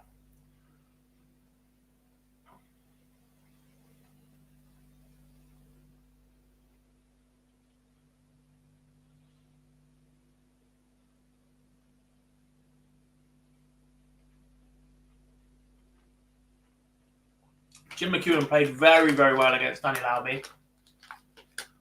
Perhaps outscored a little at times, but his finishing was on point.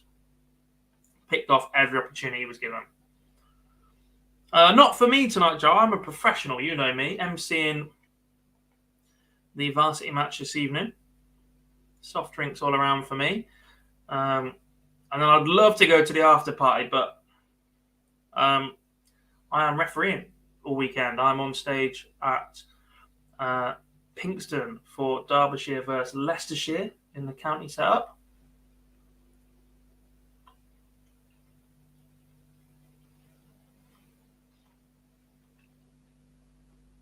Yeah, Jar, please don't give them ideas, mate. This is effectively red zone without the images, perhaps. If they do a red zone, we lose this stream.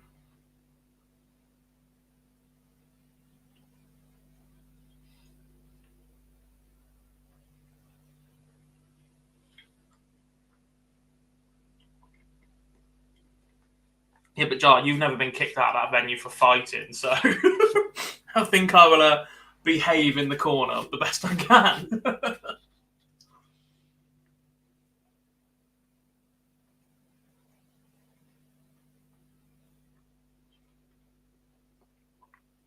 Piss off, Tug.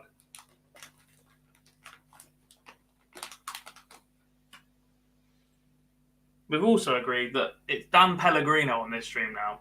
Tungsten Toff is gone.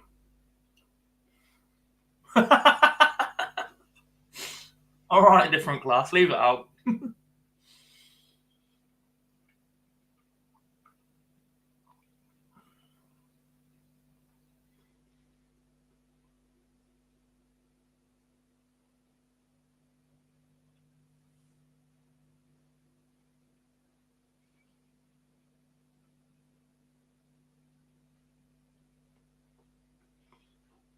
We had another quick fly around the boards. 1 and 2 are currently gone to ad breaks. Danny Jansen beating Bradley Brooks. Mickey Mansell now leads Justicia 3-2. Jose Justicia winning leg number 5. Both players over the 100 mark there. Justicia is averaging 114 and currently trails 3-2. Gary Davies still leads Damian Moore. That one's just 2-1 right now. Just gone to 3-1. Every time I mention Gary Davies' name, Dark Connect updates quicker than the stream. Darren Webster has been pegged back to 4 each by Tony Martinez. Fires in a 140 to lead 47. Martinez wants 1, 2, 3 for the leg. That's the 57. 16 ball, Tony.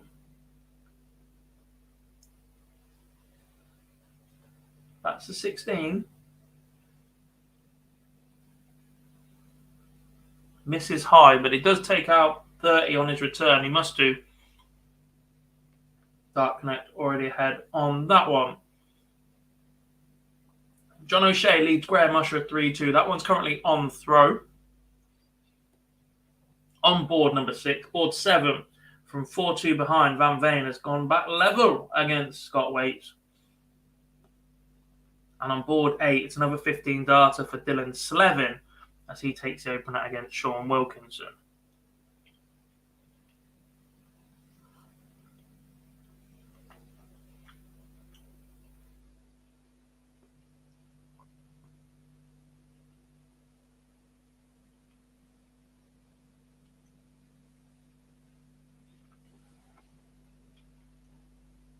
Gary Davey is one of our Riley's qualifiers.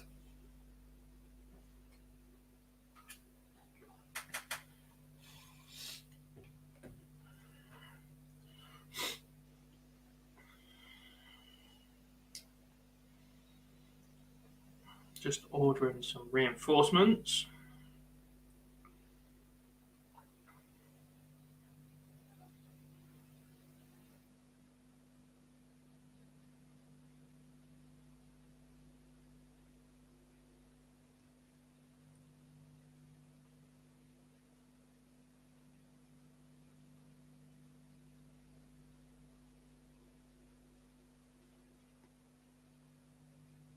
Yeah, shameful one. He just seemed to be trailing constantly. He didn't have that extra gear to kick on and put pressure on the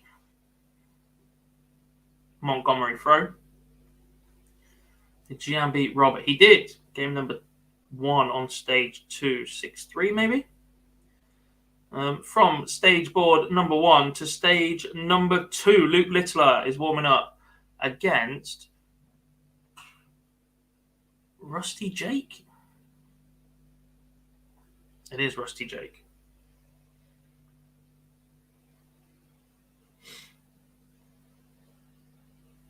In the cricket, England have won already. They actually haven't, but they might as well have.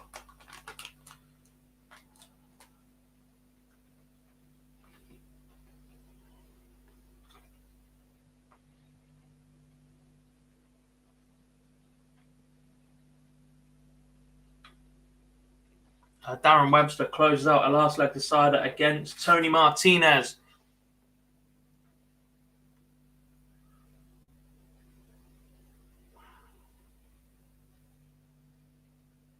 The Webster game, Dan. Board 5.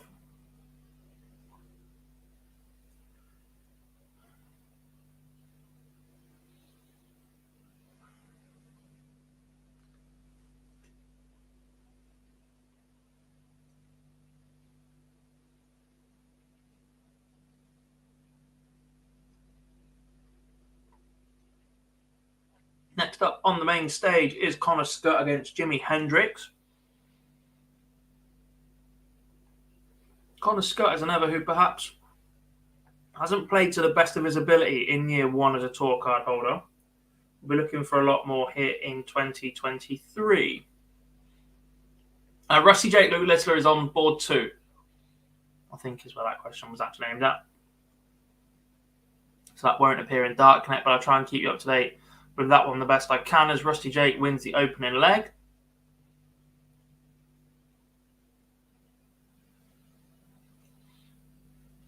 John O'Shea edges into the lead with a break of throw against Graham Usher. He now leads that one 5-4. Or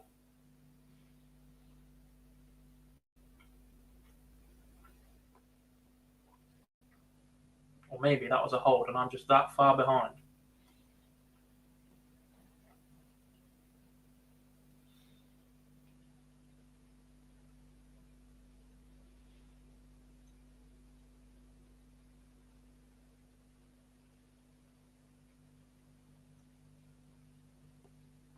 I think I may have been.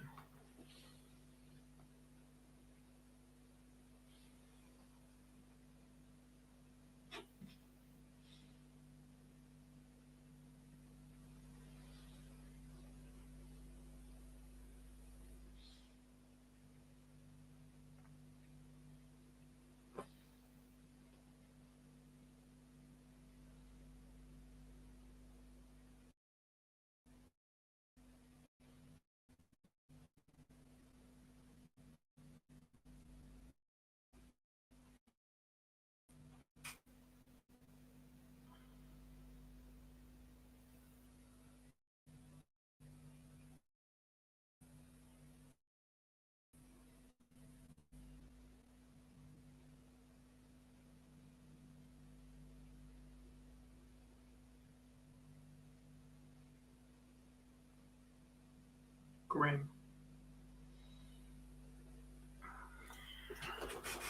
Rob Tiny says, any idea when Rick Everett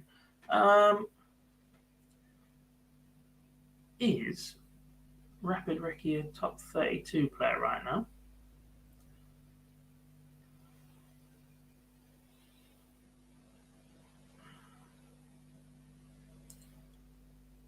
He plays the winner of Graham Usher or John O'Shea on board 8. 1, 2, 3, 4. There's still 4 games before that one. That's in round 3, so we've still got a bit of a while. I reckon an hour and a half, maybe?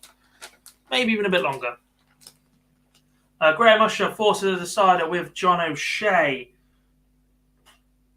which reminds me, hello to Laura and Maisie.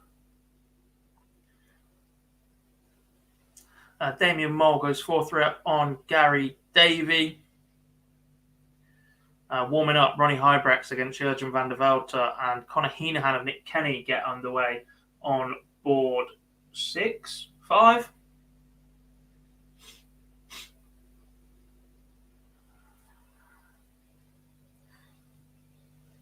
Luke Littler moves into a 2-1 lead over Rusty Jake Rodriguez.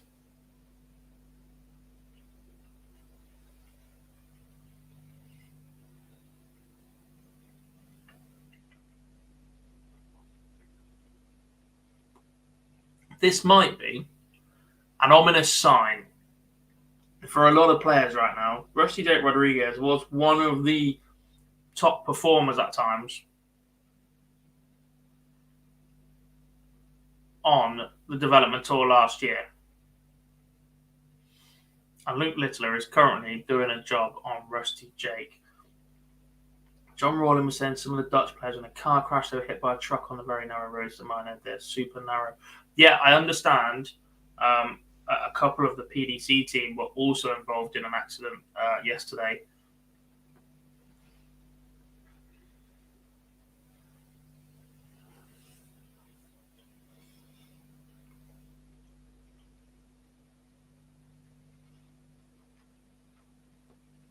Graham Usher has just closed out a 6-5 victory over John O'Shea. Good match, that one. Played at a good pace between the two.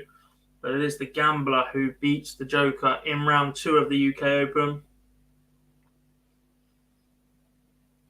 Dylan Slevin, Sean Wilkinson currently 2 apiece. Warming up, Jeffrey Desvan against Gert Nenchez.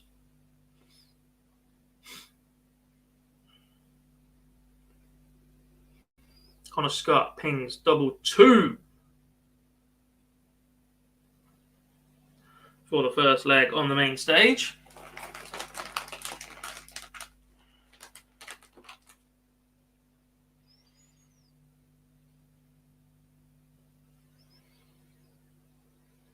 Or I just didn't see the winning darts go in, Denny. I'm trying to watch all 8.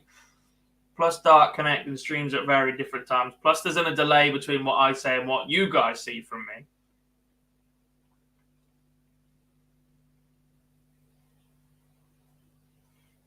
But we'll get there.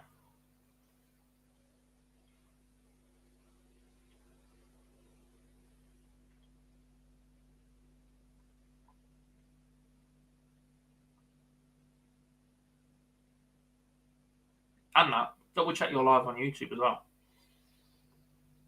Very easy to get, I think, because Luke Littler bangs in another 180 as if he's just gone to school.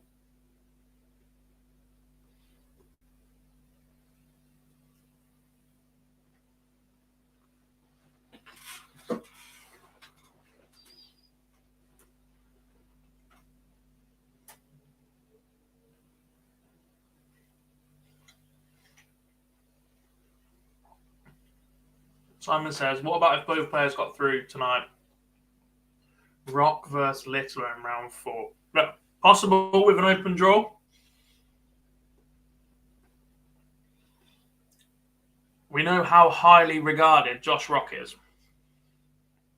Could you imagine if Luke Littler does a job on him on TV at this stage?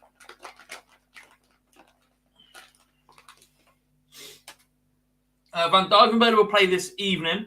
We won't know the draw until the end of round 3. Expect that around 4:30, maybe a little bit later. And then that session will get underway at 7 p.m.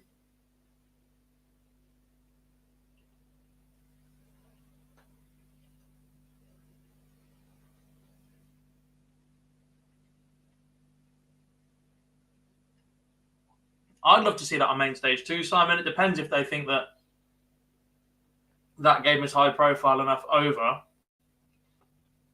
If that's a draw and you've got Peter Wright, Michael Smith, Gerwin Price, Michael Van Gerwen all playing different opponents as well, which one of them are you relegating to stage 2?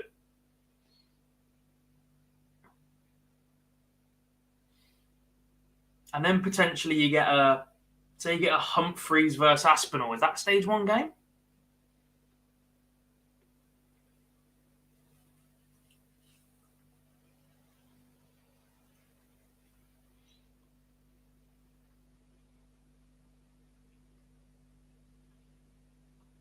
Jar's normally pretty good at that, and he will be here with you guys for the draw later this evening. And before they even get the graphics out, he'll have a very good grasp of which boards most players are going to be on. It's a little game we'll have to play. Around the board, Dylan Slevin 4-2 up on Sean Wilkinson, continuing a good day for him. Mickey Mansell is one leg away against Jose Justicia on board 3. Damien Moore, Gary Davey 4 apiece. Ronnie Hybrex takes the opener in 13 darts against Van der Velter. Nick Kenny leads Conor Heenahan 2-0, continuing a strong start for him. As Mickey Mansell does complete the job against Jose Justicia. Luke Littler is currently 4-2 up on Rusty Jake Rodriguez. Now, he just missed 4 darts for the previous leg.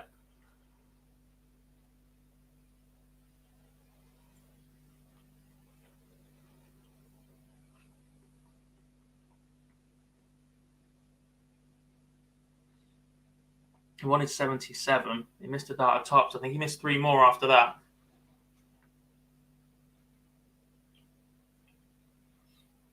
Warming up now. Somebody said he was their tip for the weekend, or dark horse. Cameron Menzies is about to take on Jim Moston. Noppert doesn't play until this evening, Yuri. He's one of the 32 seeds. So he'll enter in round 4. That draw will be live on ITV once we've finished all of these rounds.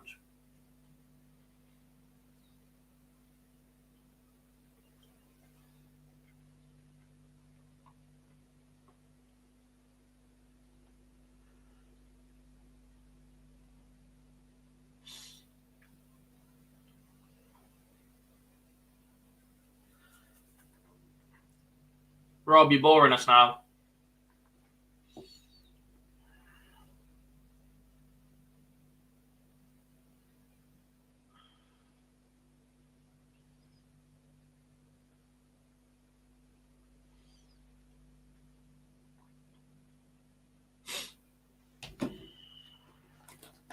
So Scott moves into a 3-1 lead on board number 1. It's not clickbait at all. We are live. It is day 1 of the UK Open. Get over yourself.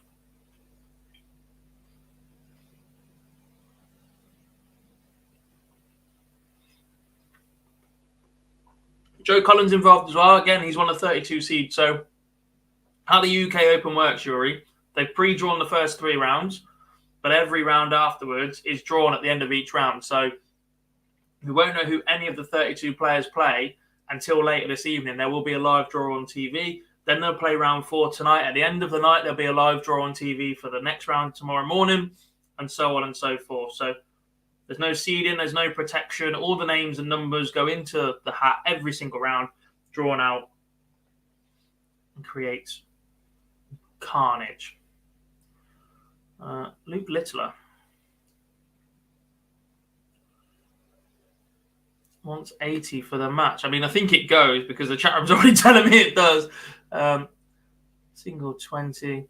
Rusty almost resigned to his fate. Doesn't go, but he's coming back for it. And it's obviously gone.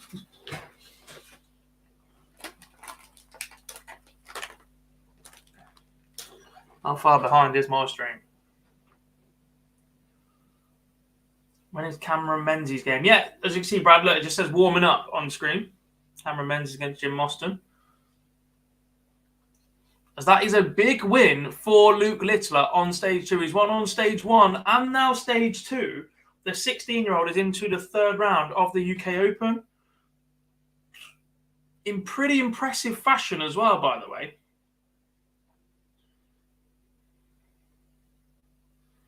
He will now play Richie Edhouse over on stage 3 in the final game of this evening. If he comes through that matchup, he will be in the hat for the 4th round.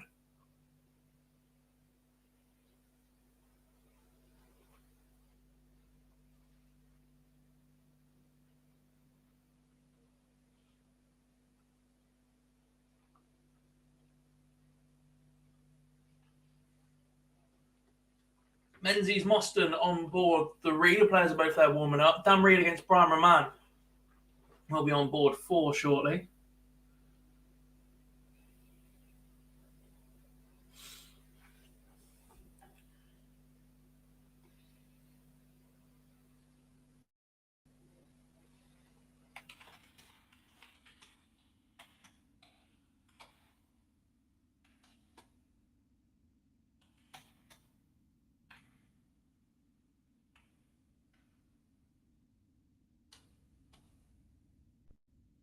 No one will want to draw Luke Littler. The same way that a lot of players don't want to play Fallon or Lisa or Bo or whoever else is floating in the draw from that side, because there is that aspect of lack of experience or TV game or the impact of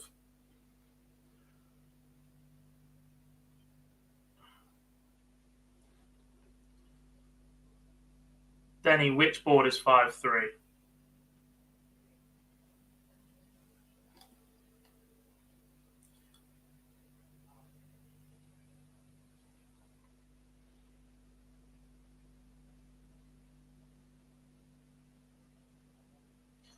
Afternoon, Excalibur. How are you? Who is taller, Connor Scott or Martin Schindler? I think Scott just.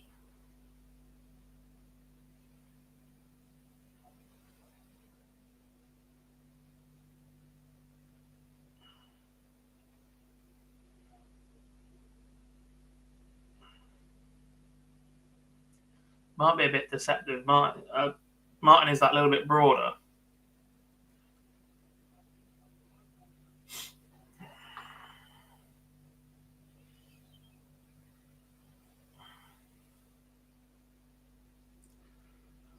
Menzies Mostyn underway then in leg number 1. Nick Kenny currently leads Connor Heenhan 3-1. That feels like that's been playing for a long time now.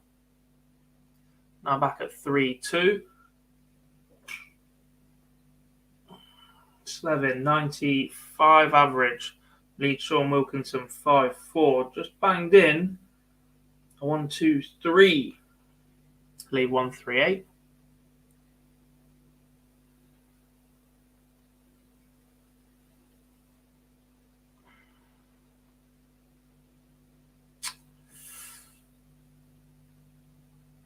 Brit, I don't speak Dutch.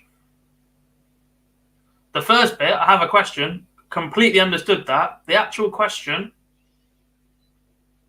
nah. Dylan Slevin does pick up that win against Sean Wilkinson.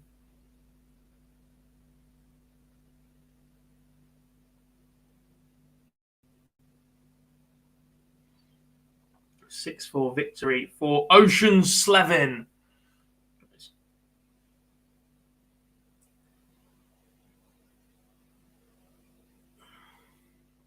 On the main stage, Connor Scott leads Jimmy? No, is that Jimmy or Jerry? I get confused.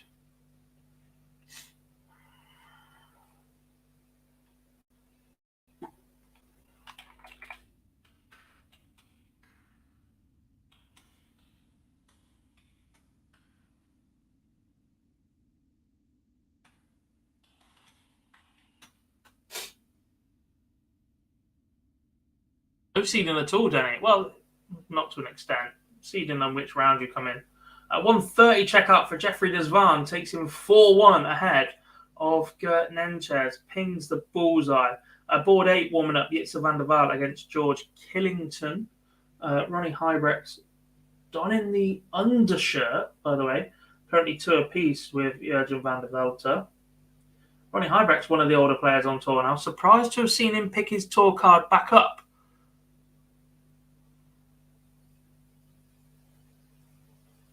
Am I different from what?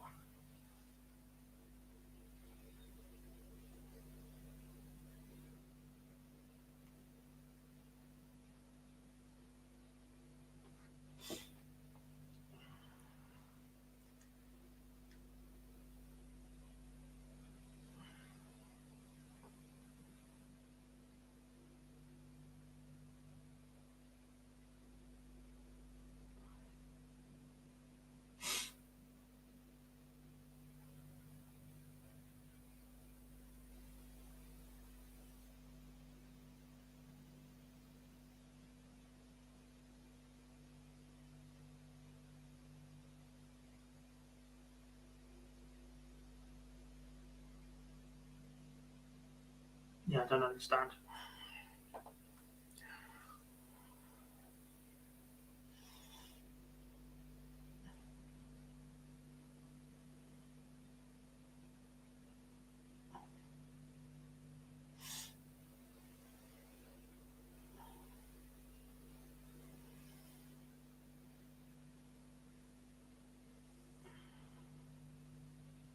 Desvan now leads Nenchez 5-1. I don't get which bit I'm behind on, Danny.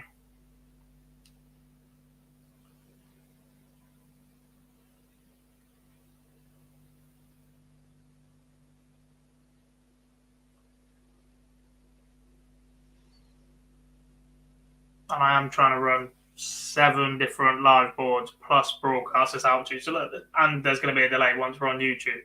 Well, there won't be a delay for any more. It's bringing Liam into the Yeah. Hi, Gob. Yeah, not bad, mate. You? Good. Made it here eventually. I can hear myself. You can hear. Hold on now.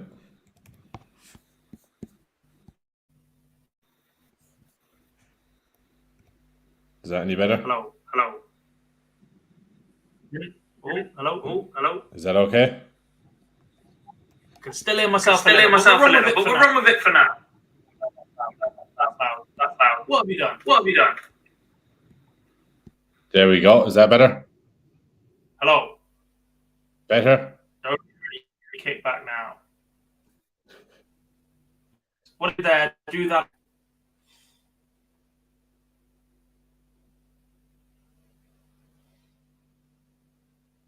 Does that mean you can't actually hear me now?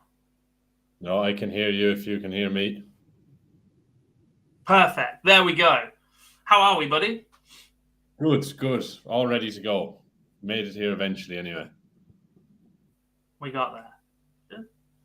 It's all right. Shorty Mac filled in perfectly this morning. My 1 o'clock turned into 1:30, which turned into 1:45, but we're here. Hey, you are here. That's all we could hope for. Denny, for example, Reader Man 1-1 now. I mean, it's 2-1 there. I don't know. Maybe just give us a refresh. See what happens. Or link us up with whatever you've got. I don't know. Nenchez gets one back against Jeffrey Desvan. Nick Kenny leads Heenham 4-3 now, who could well be your twin.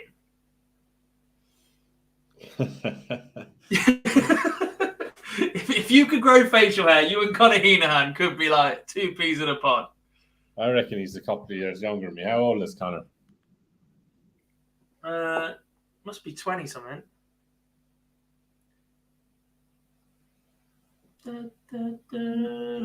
Conor Heenan. We're the same age, exact same age, 24. Twins, I tell you.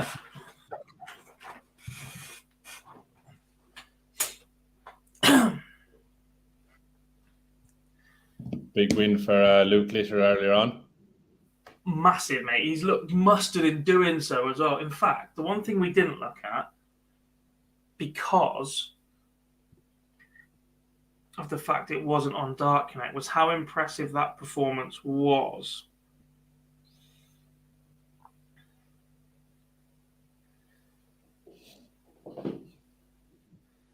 (6-2) win, 96 average, 4 180s, 11 tons, 4 140s. That's a bit good. I have a couple of mates that work with a certain betting company that have had requested odds for Luke Littler to win the PDC World Championship later in the year. So I've been told. Bit of an outshot, but you never know. I mean, he was 150-1 before play started here at the UK Open. 16 years old. He qualified as a Riley's qualifier the very first day he was able to.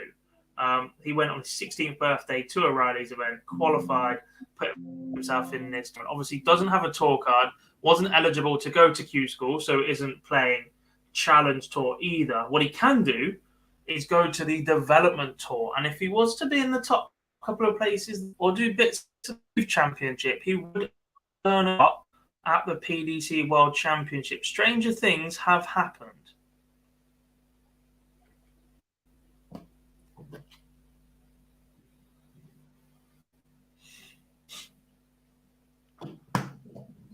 That would be some story indeed. Connor Scott, a big fist bump, has just beaten Hendricks on the main stage. 6-3.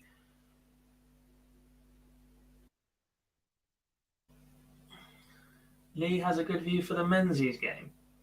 Is Boise stood behind him?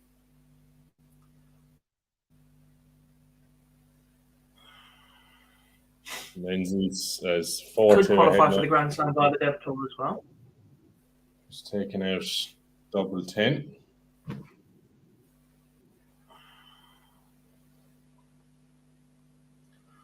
What else do we have? Kenny is 1 away against Connor Heenahan. Is Heenahan with the darts though? Desvan 1 away against Gert Nenches. Ronnie Hybrex 4-3 behind now to Van der Velter. And Jitse van der Waal, who beat Jared Cole earlier on this afternoon, is currently 1-0 down to George Killington, looking like number 2. Boise's mugging shot on board 3.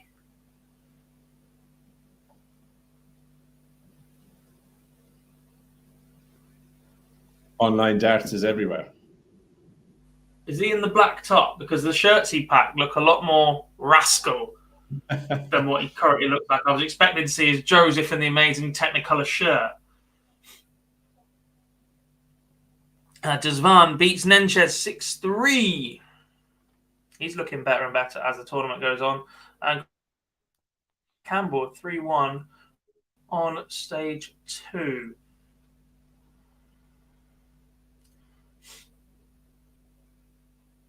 Danny Lauby was beaten pretty comfortably, Chris, by Jim McEwen. I think it finished 6-3 in the end.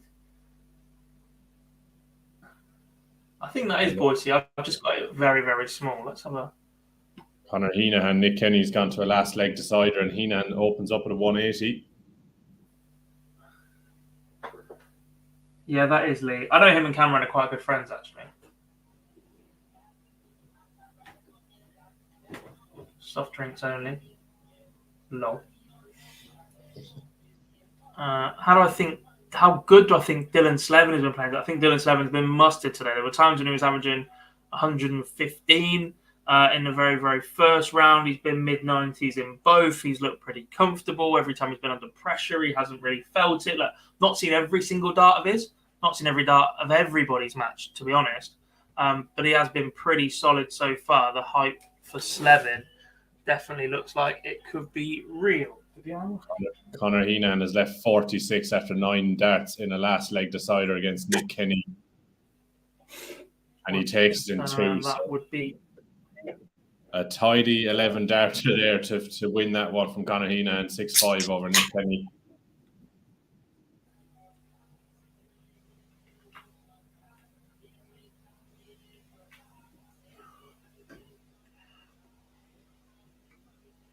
Oh, big game warming up on board 6 now. In replacement of that Heenahan-Kenny game, Jelle Klassen will take on Ricardo Petretsko. Interesting battle, that one. Matt Campbell pings tops for a ton checkout.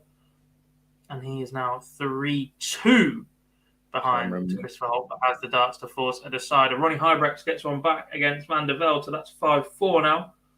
Cameron Menzies is on the verge of winning his match against Jim Muston, has double 16, and he takes it in 2, so he wins that one 6-2. Very tidy 99 average in that one from Cammy. Very good from Menzies. He is the sort of person that will get timed out, though, so let's hope he's got a chaperone for the day just to get him through the chaos that is day 1 of the UK Open. In fact, wasn't he notoriously timed out previously for going to the bathroom, to put it politely? He could get lost down there.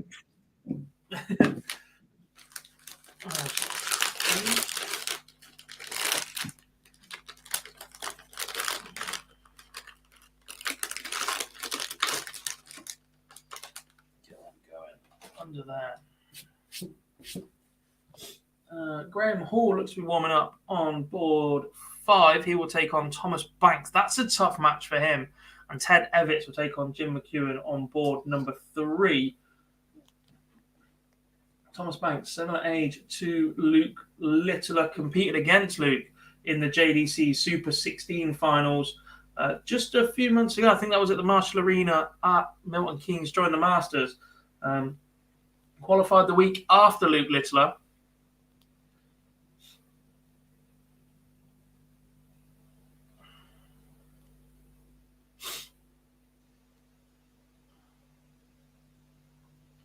And that will be a tough match for Graham Hall.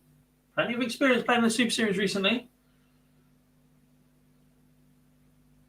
Yeah, the classic out of Petretska is on the way now. Big difference for Yella from playing on that main stage to open up this afternoon for game number 2 against Josh Payne to now being straight in the middle of the multi-board room. So he's got 3 boards either side of him, or 2 and 3. Yeah, Dave, we are commenting on it. There's currently no game on board 1 at the moment. They've just come back from an ad break. Board 2 was that Matt Campbell ton checkout in the previous leg to get back to 3-2. And Reid has just taken out a 104 finish. He has the darts now in this 10th leg to win 6-4 against Brian Raman.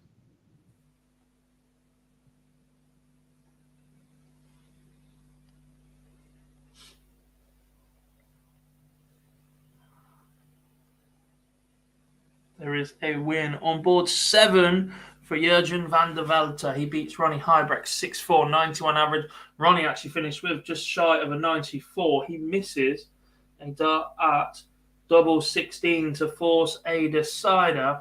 Whitlock will play in a couple of games' time. He'll take on Ross Montgomery, who earlier knocked out Adam Warner. I believe that's last on board 1. So we've still got a couple more to go before we do get to that one.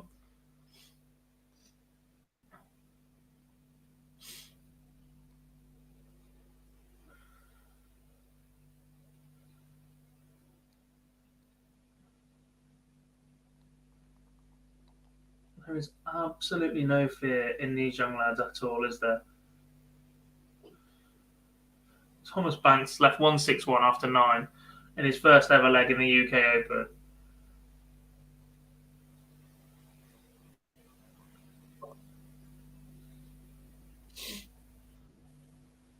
Oh my.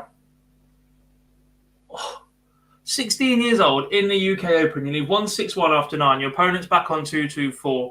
You slap both the trebles bang in the middle, and you have the composure to lay up with the 18, knowing your opponent isn't on a finish. How big of a win for Banks to just fire in that bullseye. Instead, hits the 18, goes inside on the double 16, but takes out double 8 for a 1-0 lead. This could get very interesting if both Banks and Luke Littler make it into the next round. We have a result. Dan Reid, 6-4 winner over Brian Raman.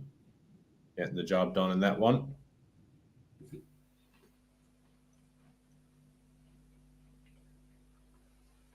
Dan Reid really didn't have a lot of turnaround time in that one. It feels like he's only just finished playing Callum Loose over on board 3. Straight back into it and straight back into the 3rd round with a win over Raman. The Rileys qualify this year. He's doing some damage.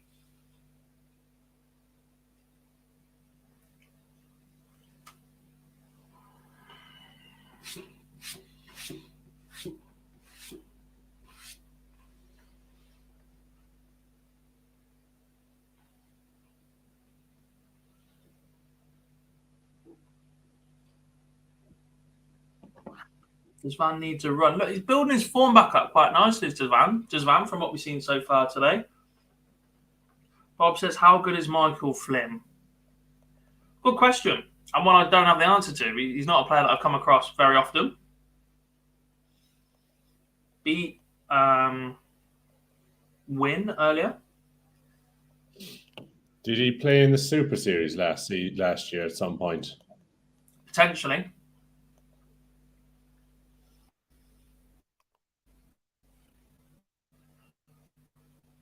Yeah, like Klassen has double his That lead has against Ricardo.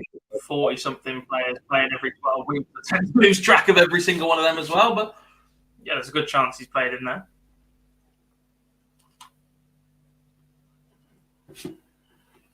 Owen Roloffs is currently warming up on board 4 against Joshua Richardson.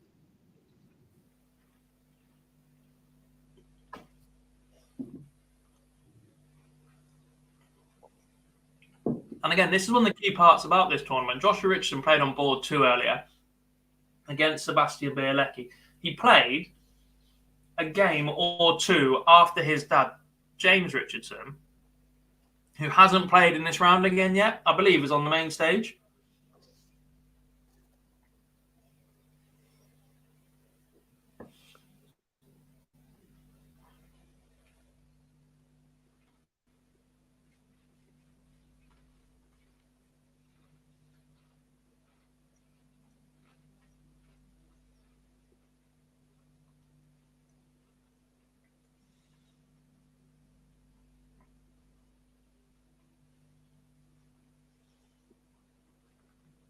Josh and James are playing at the same time. James on next on the main stage. Sign of the early development of dev talkers, I reckon. Only if they make top 32. I think that should be top 36, personally, but top 64 minimum, personally. But we'll see how that one goes.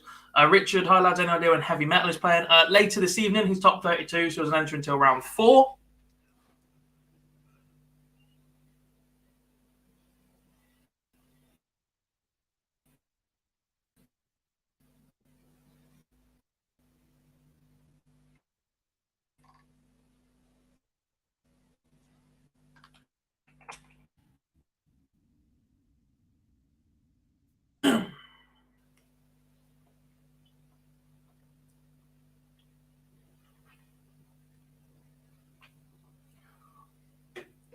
Jimmy McCune has just taken out 96 to take the first leg against Ted Evans in 18 darts.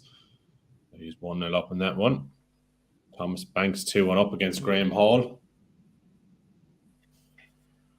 We still have 5 matches to go on the main stage. Next up, it will be James Richardson against Richie Burnett, both players at the top of the walk-on now.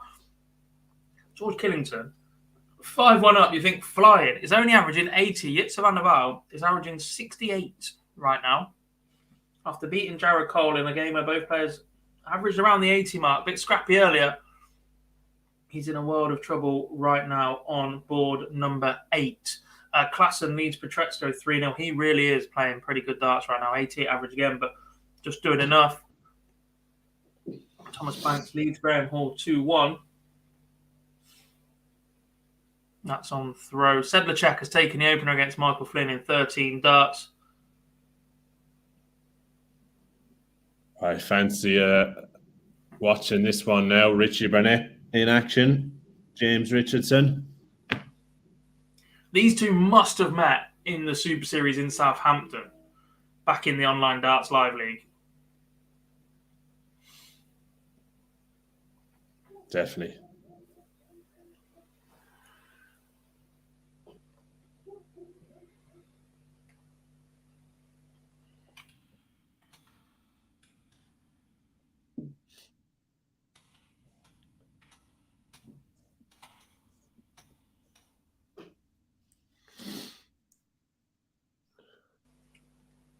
Richie doing a bit of dancing.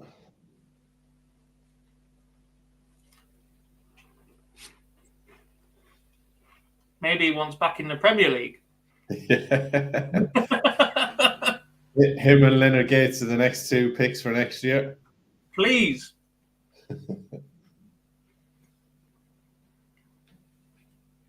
I feel good. George Killington has beaten Jitse van der Waal 6-1. Pretty dominant from him in that one. Lordena, why can't I find stats on this game? So on board 1 and 2, you can watch live stats on livedartsdata.com.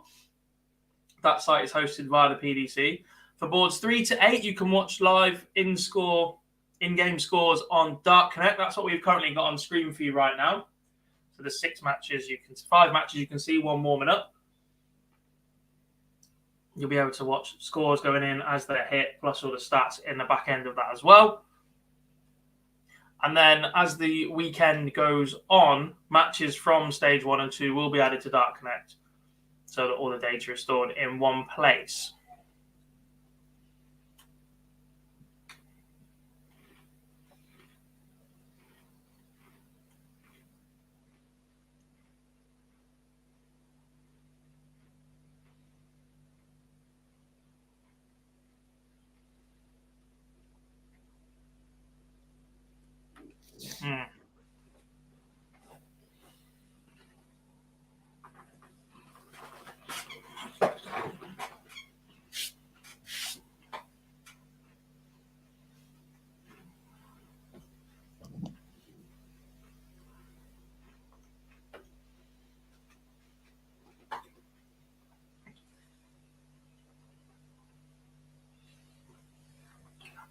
The stats are available, or then what you need to do is you need to click on the game in Dart Connect. Then at the top, there'll be an option for game detail. And within there, there's a score count as well. You can see how many 180s are in each.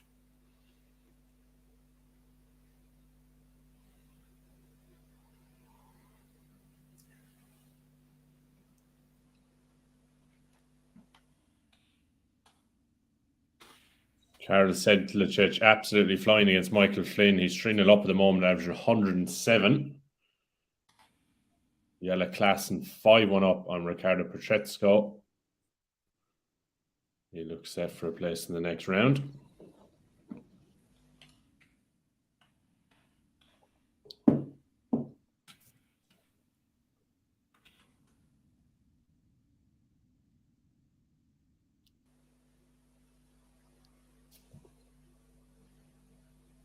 Martin Schindler and Mario van den Bogarde take to stage 2.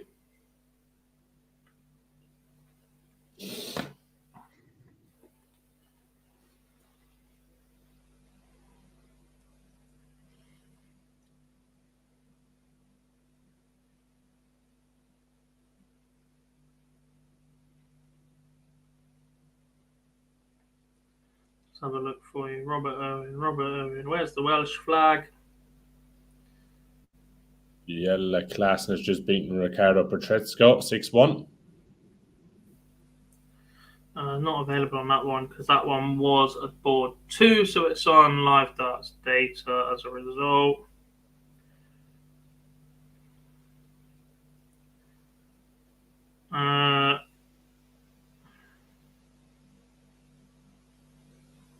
You're right, the stats aren't there.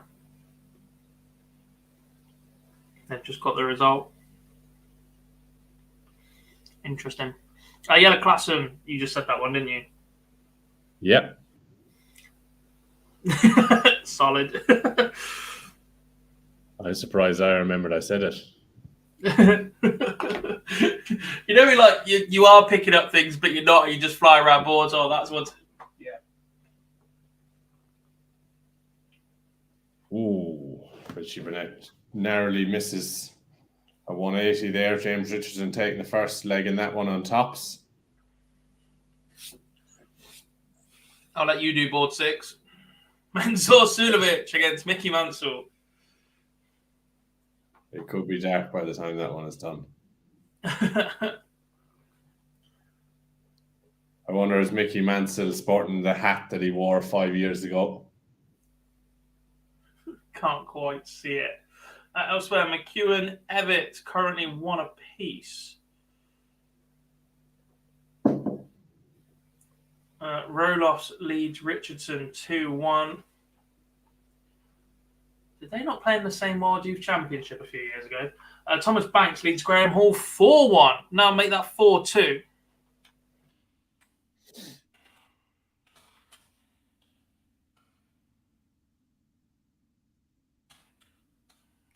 Richie Burnett looks in good stead here to take the second leg in this one and level it up. He has 80 now to take the second leg.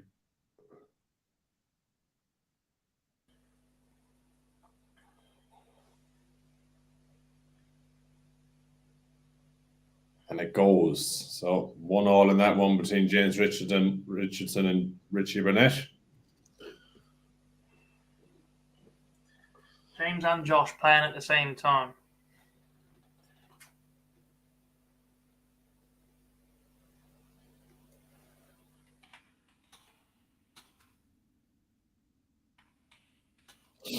Karl Sedlicic and Michael Flynn still putting on big numbers. 4-1 to Sedlicic in that one. He's averaging 106. Michael Flynn averaging a ton. So he's not doing too much wrong.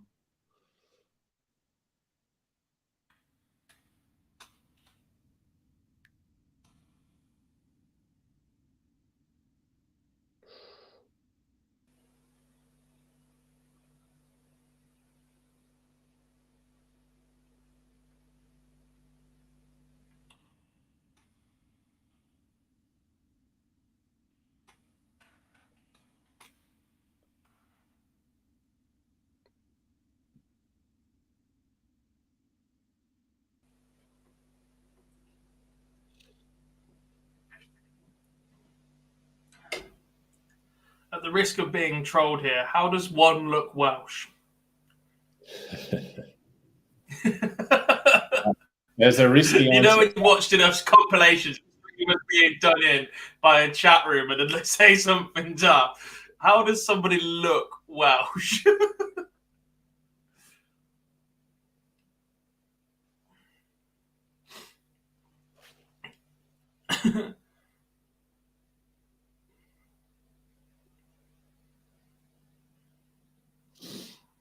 Sedlicic now moves 5-1 ahead against Michael Flynn. He's just one away. Ted Evans 2-1 up against Jim McEwen. And Thomas Banks 5-2 up against Graham Hall.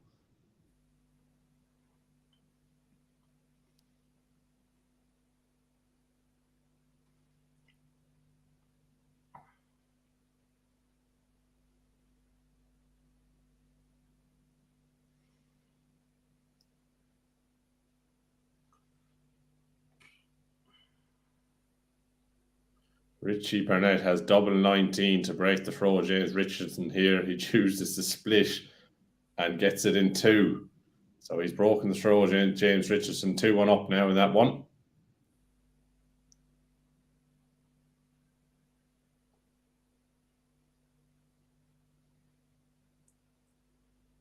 Daniel Closer leads. Oh, it's Daniel Closer, not Martin Schindler. Jesus, no wonder I thought Schindler had a new shirt. Sorry. Daniel Closer leads Mario van der Bohada 1-0 on board 2. Board 3, Everts takes a 2-1 lead on Jim McEwen. He's coming back for double 8 for a 3-1 lead. Roloff's now 3-2 up on Richardson. Thomas Banks 1 away against Graham Hall. Sulovic Mansell still not started. No sign of Mensur Sulovic here. I did see Scott Giblin adjusting the board a little while ago. Mickey Mansell's been there a fair while now as well. Are we at risk of a timing out here at the UK Open? Karol Sedlacek completes the job on Michael Flynn. And Robbie Knops, currently averaging 103, leads Aaron Monk 2-0.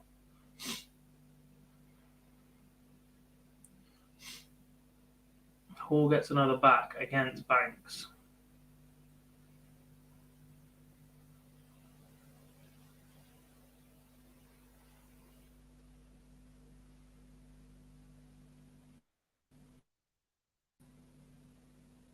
I can see Mensur Sulovic in the bright pink shirt. No timing out for the Gentle.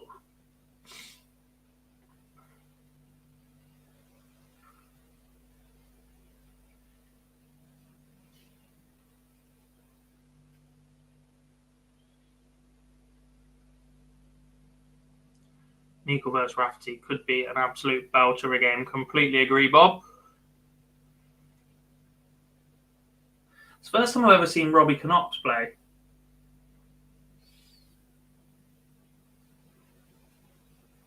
Interesting shirt. Has he got an undershirt on, or has he just got a long sleeve dart shirt that he's rolled up a bit?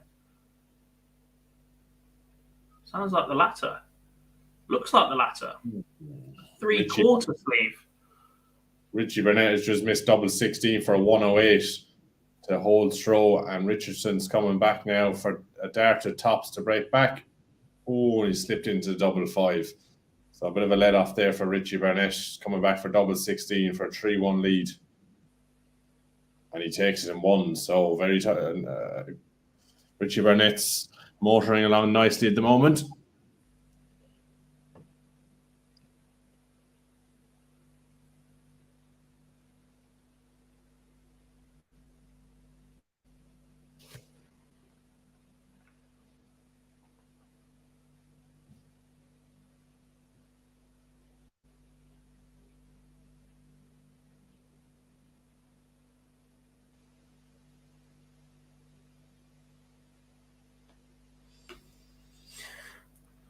Knox goes 3-0 up on Aaron Monk. Evans is 3-1 up on McEwen.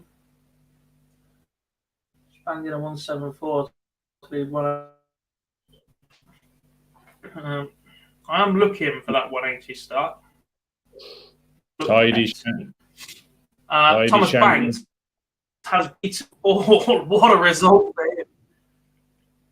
Yeah, took out the Shanghai finish to win it there at the end. It was a scrappy last leg in that one from Thomas Banks, but the Shanghai to finish that in 21 darts, and he is over the line. That was an impressive victory for Thomas Banks.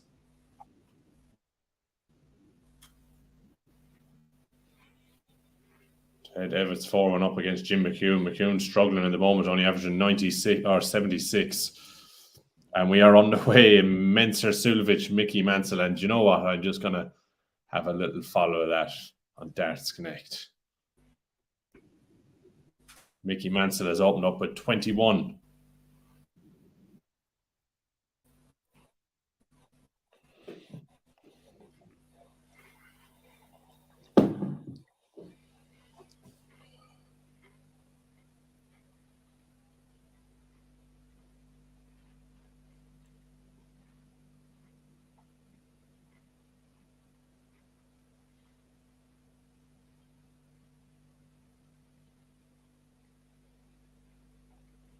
I think I'm back. There we go. Had a bit of a lag moment.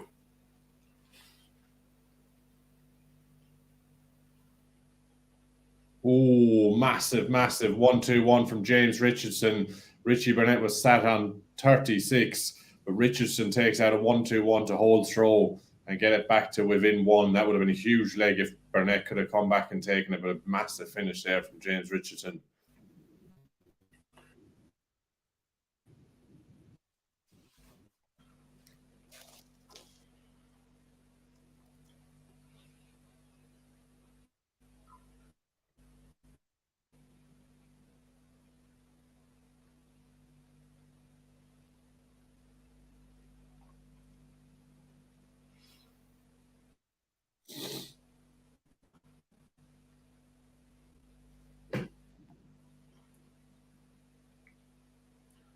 What is going on?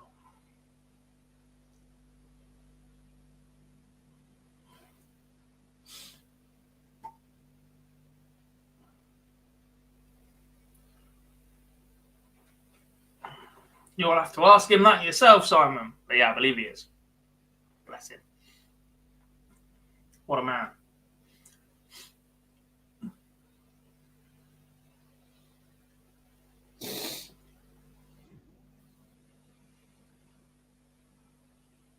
Menser Sulovic has taken the first leg against Mickey Mansell. 16 darts on tops. In 16 darts on tops. And he is 1 up.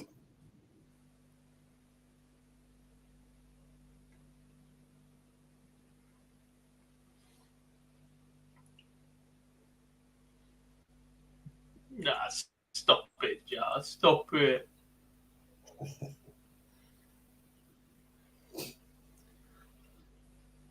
Richie Burnett 4-2 up now against James Richardson. Takes out 60. Goes 119 double top. The only way. The only route. He meant it. It's not quite as good as... Do you remember Kyle Anderson's 1 treble 19 double 1 to win the set at Ali Pali a couple of years ago? 2-0 up in the set, pagged back to 2 apiece. Was it Dolan? Who was sat on a double as well. 60, like, yeah, perfect. 1 treble 19 double 1 wins 3-1 in the end. What? Just What result?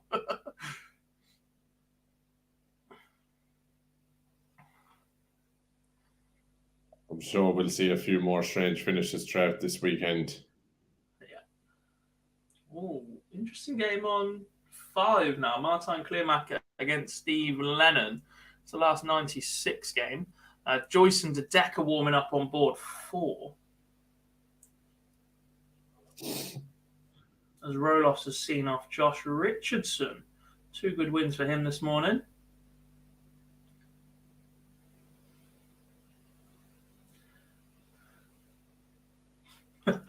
Rolos has just looked straight down the camera whilst tapping Richardson on the back as if to say, well done, mate. As if to say, this is what I'm supposed to do in front of the camera.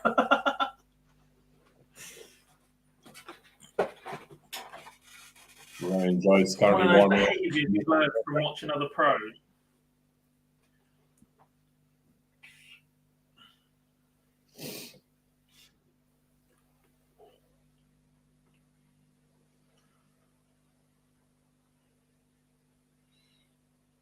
Oi, Simon.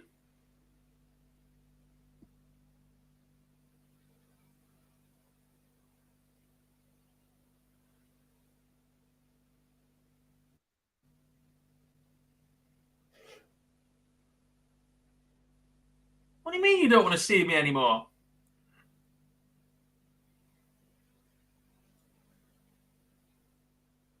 Mickey Mansell looks like he's going to level this match up. A poor leg from Sulovic here. He's gone 59, 43, 16, 44.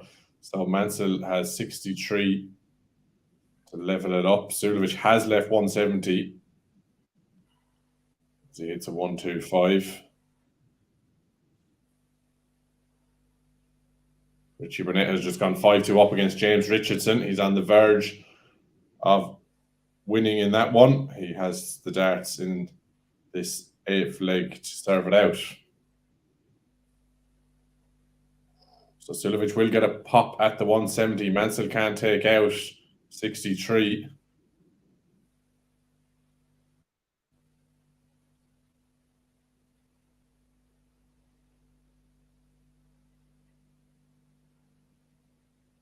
Doesn't go. So I was Mansell crying inside first time before I read it, and then I've bitten at it, and now I'm disappointed in myself for giving mean and nasty comments like that the airtime they don't deserve.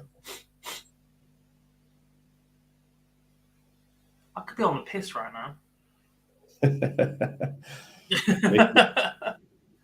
Mickey Mansell, we might need some drink looking at this one. Mickey Mansell hasn't taken out tops. He's left himself 5. Sulovic will come back for 70.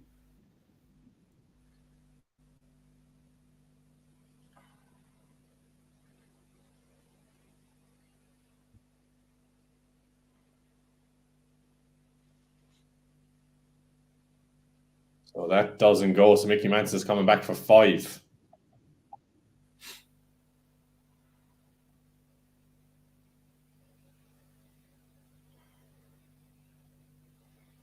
Oh, interesting game on 8 warming up. Richard Veenstra against Roby John Rodriguez.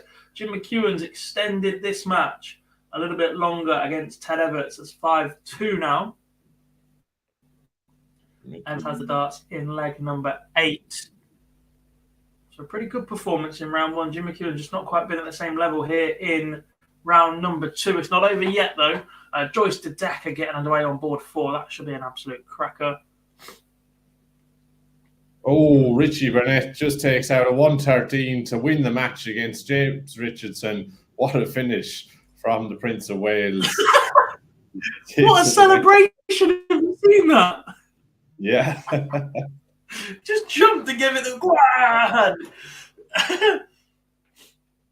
A bit of finger pointing going on up there as well.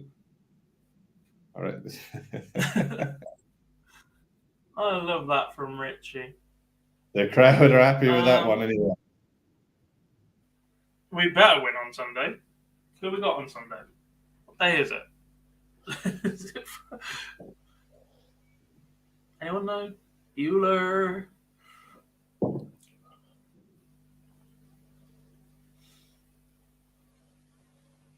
Ooh, grim. Yeah, please, actually. You're not coming into our place rolling us over.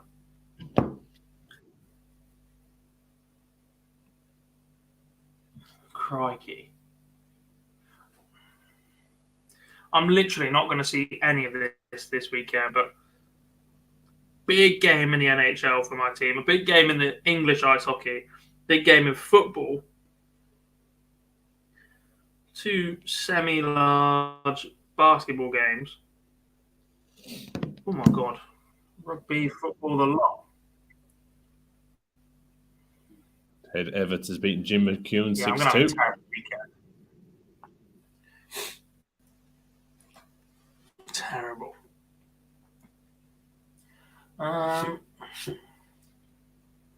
I'll tell the Keane Barry story shortly. Chuck Kennedy says, greetings from New Jersey. Who was on commentary for Board 2? They did an excellent job. I'm very insightful on the state of USA darts. It is Paul Nicholson, former Players' Championship winner. The first man to ever win a PDC major be left out of the Premier League. And I believe it's Dan McCarthy, recent addition to the PDC TV comms team.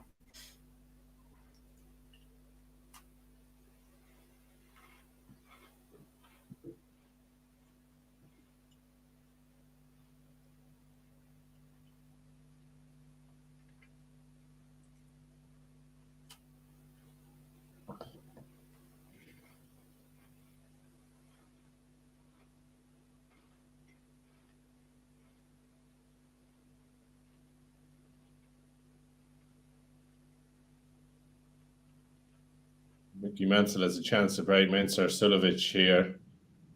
He's a left tops after 12. And he gets it in 1, so a very decent leg there from Mickey Mansell. He's broken the throw of Mensur Suljovic and leads 2-1.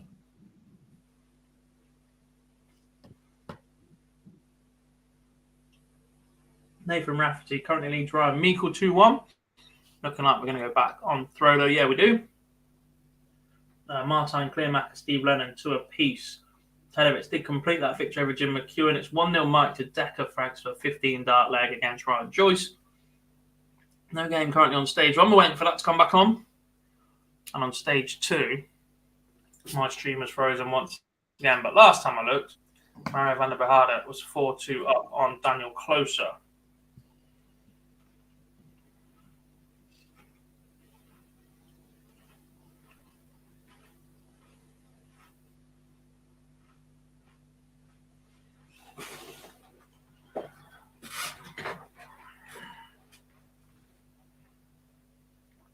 Don't believe Lewis Gurney's related to Darryl, no.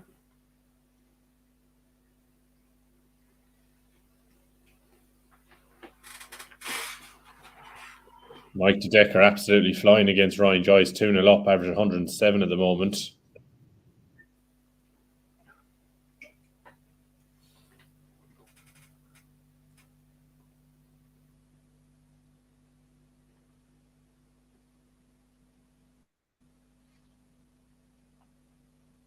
Yeah, Chuck, me and Jar will be all over a lot of the American sport. Basketball tends to be the one we tend to ignore, although I do follow the Red Sox.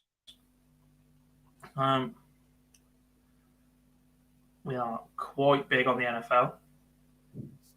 This Veenstra Rowby John Rodriguez game has the makings to be a very, very good game. Rowby John has taken the first leg. He's currently averaging a ton. Richard Ventures a 155 here after 9 darts. He's 56. Rowby John is coming back 76 after 12.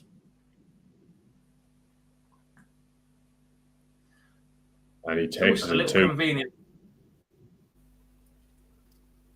Little convenient. My mate Jar hasn't mentioned anything other than the NFL recently because his ice hockey team are struggling. Lol. Jar, who do you support basketball-wise?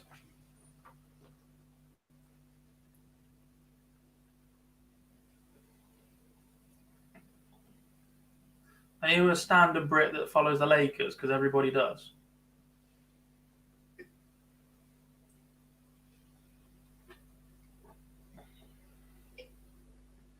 How far behind is board 3? They've only just started a 1-2-8 game.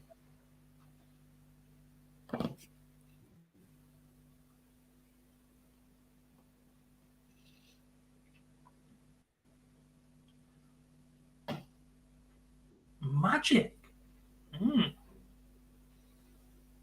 You suck right now. Boston is the winner, mate. Boston is the winner right now. The Celtics are flying. The Bruins are flying.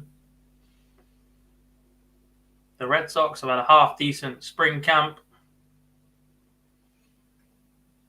after a terrible year. And the Patriots are the most hated team in the world, so we'll take that one.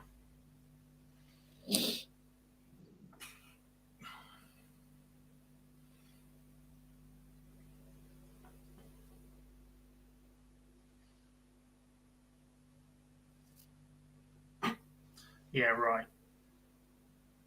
Rowdy John is motoring along very, very nicely at the moment. 3-0 up at the moment against Richard Veenstra, averaging 102. Mike DeDecker averaging 113 at the moment, nearly 114 against Ryan Joyce. Is 3-1 up at the moment in that one.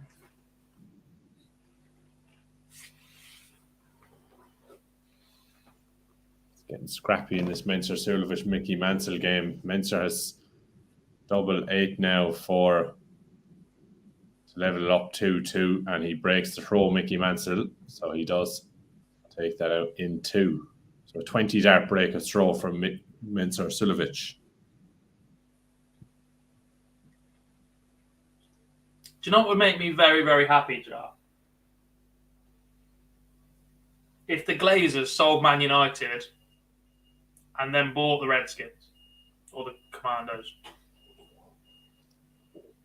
What a leg from Rowdy John Rodriguez here. 135, 180, 145. Richard Veenstra's not done a lot wrong in this game so far. Rowdy John now has a potential for a 10-dart leg. And he can't take it, but he'll be back.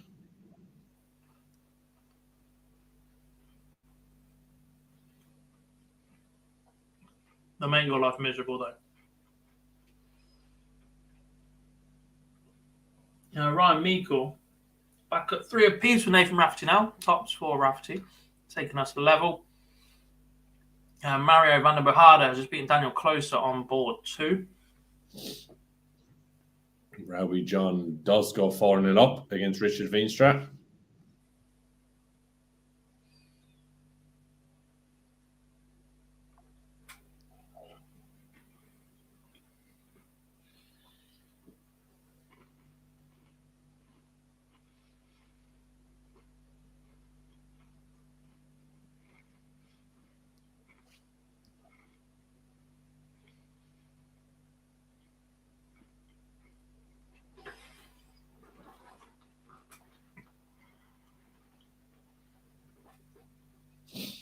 Maritime Clare-Mackers moved 5-3 up against Steve Lennon.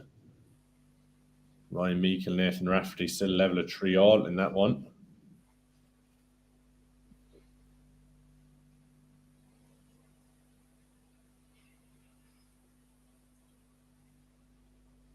Next up on board 2, we will see Florian Hempel against Yozza Jamie Hughes.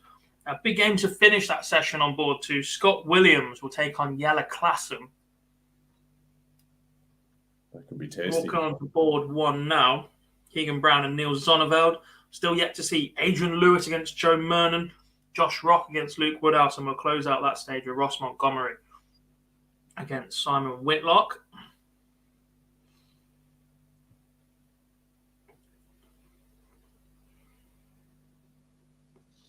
Ryan Joyce is making a bit of a comeback here against Mike DeDecker. He's leveled it up at 3-all. DeDecker still averaging 107. Joyce is just hanging in there and he's managed to level it up. Menser-Sulovic has moved ahead of Mickey Mansell for the first. Well, maybe it's not the first time. That's 3-2 up in that one. Bit of a drab affair at the moment. 85 average from Sulovic, 78 from Mickey Mansell.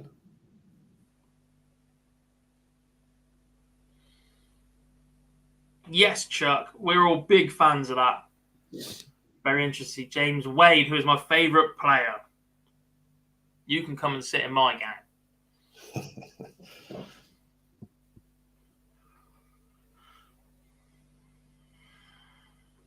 Richard Veenstra finally gets a leg on the board against Rowdy John Rodriguez to stop the rush. 4-1 to Rowdy John in that one at the moment. Steve Lennon hanging in there against Martin Clairmacher. 5-4 to Clairmacher in that one.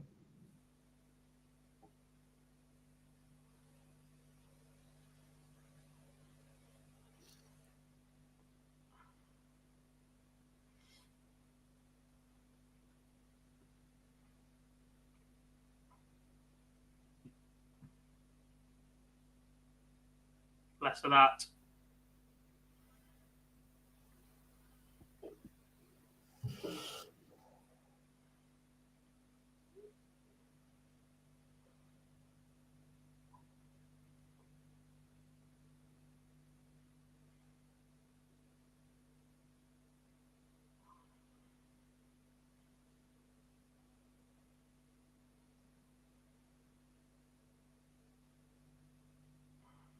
This Neil Zonnevel game against Keegan Brown, I reckon, could go all the way. Keegan Brown's been in some good form recently.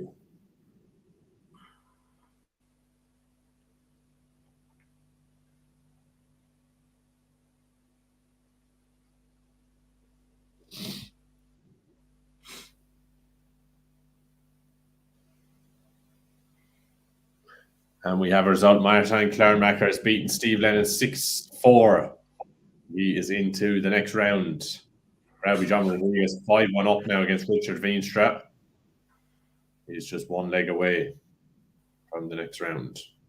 Martin Clairmacher, the big serial killer, as we've dubbed him here at Online Darts, just completed a 6-4 victory over Steve Lennon. Ryan Meikle won away against Nathan Rafferty. Solid from Meikle so far. I don't think anybody said I look like Luke Littler's younger brother. I'm 28. Luke Littler is 60. Come on now.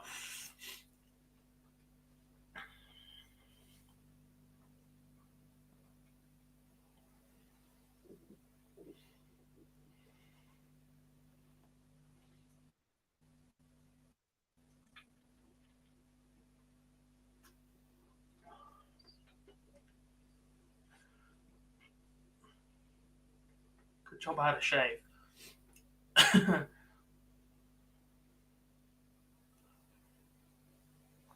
Joyce to Decker level at 4 apiece. So we're going deep in that one as Nathan Rafferty gets another back against Ryan Meikle. And a leg where Meikle threw first.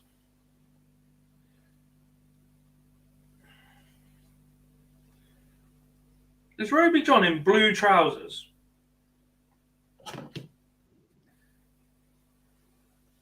They look navy with a weird shoe.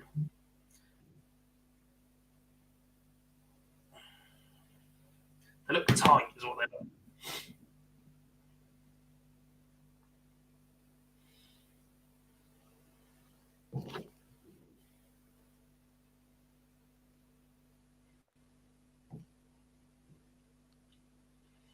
Afternoon, Max. How we doing?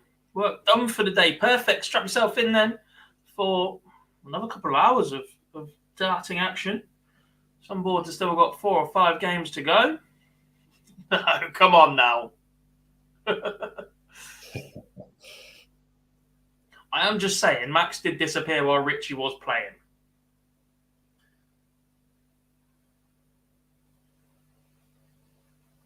Bit of a scrappy first leg here between Neil Zonnevel and Keegan Brown. Both players left in double 10. Zonnevel's gone inside with the first dart. And he gets it last dart in hand there on double 5. So Zonnevel takes the first leg against Keegan Brown.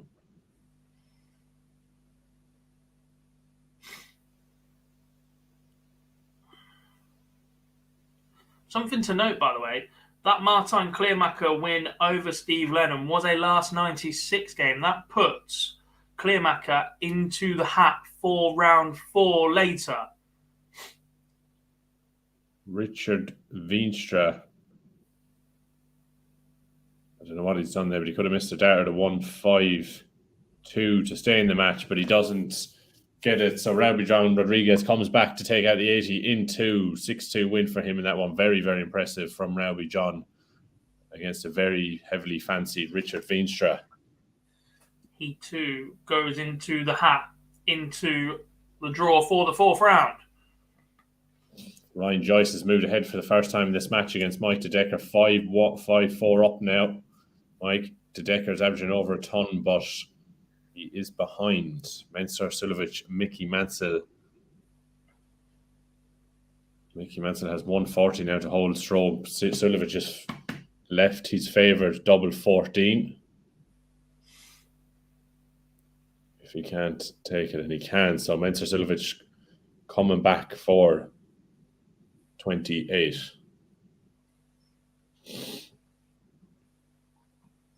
And Neil Zonneveld has doubled his lead against Keegan Brown. He leads 2-0 with a break of throw in that one.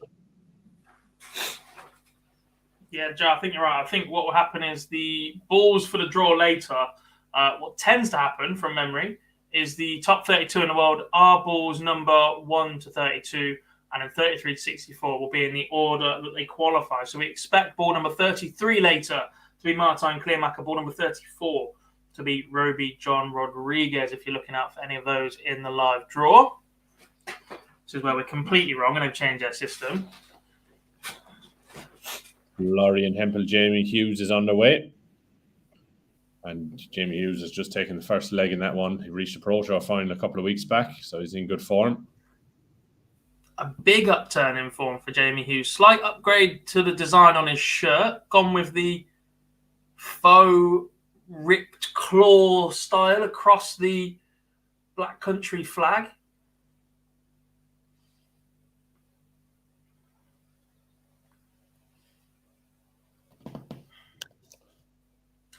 DeDecker and Joyce go all the way.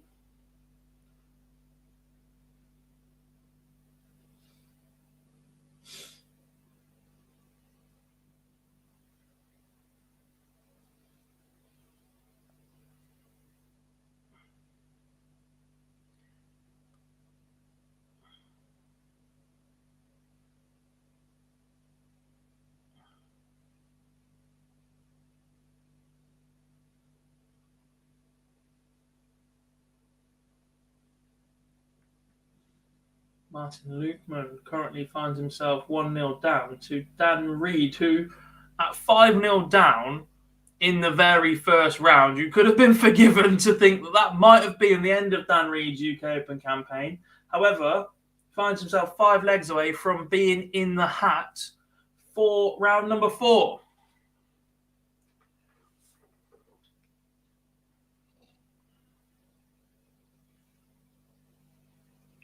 Neil Zonneveld 3-0 up now against Keegan Brown. He's going along quite nicely in that one.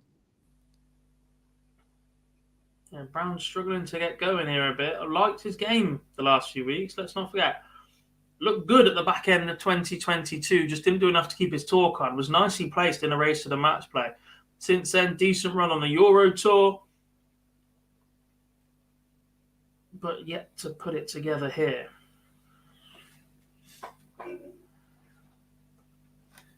First time in 10 years Hughes has a new shirt. Crikey. Rafferty, from behind, has just taken out Ryan Meikle. Bit of a surprise, that one. But superb display from the Northern Irishman who beat Kevin Burness earlier on. Has now accounted for the Barber. Ryan Joyce was sat in 167 for the match here against Mike DeDecker. DeDecker sat in 61 if he can't take it out. And he can. So Mike DeDecker's coming back for 61.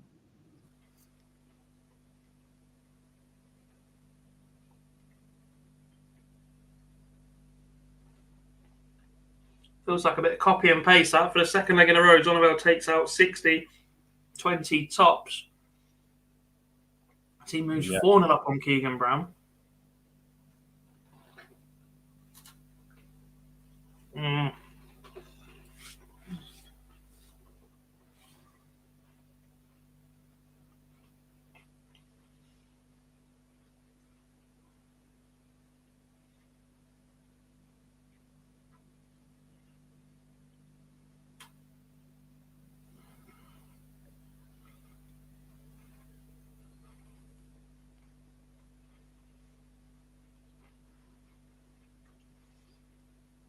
Kadeka closes out Ryan Joyce despite missing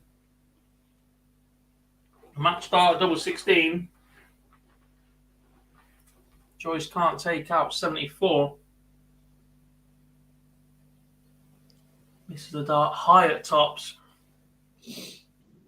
Cameron Menzies and Ian White coming up next. That's on board 4, Nico.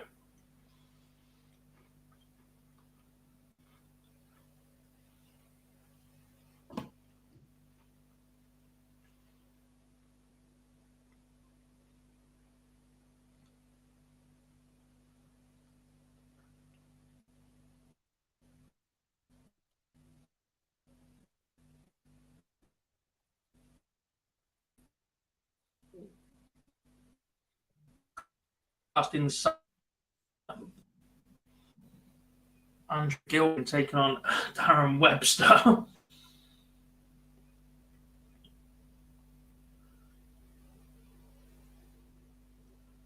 Ricky Evans about to take on Graham Usher. Jar said in the chat room, that will not be slow.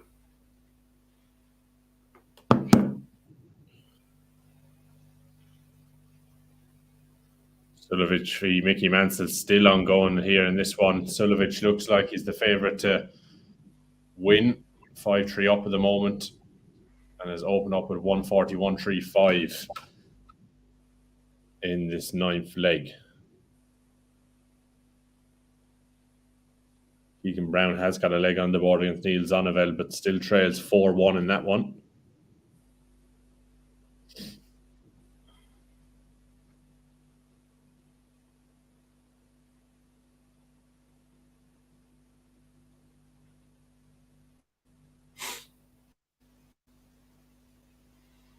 Take that as a compliment, I think. A different class. Just kept him awake, Liam. Lewis Gurney beats Stephen Burton. That's showing a 6-5. Oh. He wanted 120 for the match. We'd already seen Thomas Banks take that out. His dart tops all over the place, really. Big deflection off what looked like the very top of the board. Burton misses a dart at tops for 70 for the match, and Gurney returns to clean up and take the win. Can't remember who said it earlier, but I'd be shocked if Littler versus Edhouse isn't moved. Have they got time to move it? They can't just move it for the sake of moving it in swap games. It's if they've got time at the end of the schedule. Littler has already played on stage 1 and stage 2 as well. Perhaps a game away from the cameras might do him that little bit more good. Afternoon, Tommy. How we doing, buddy? The top 32 do enter tonight. The draw will be at the end of this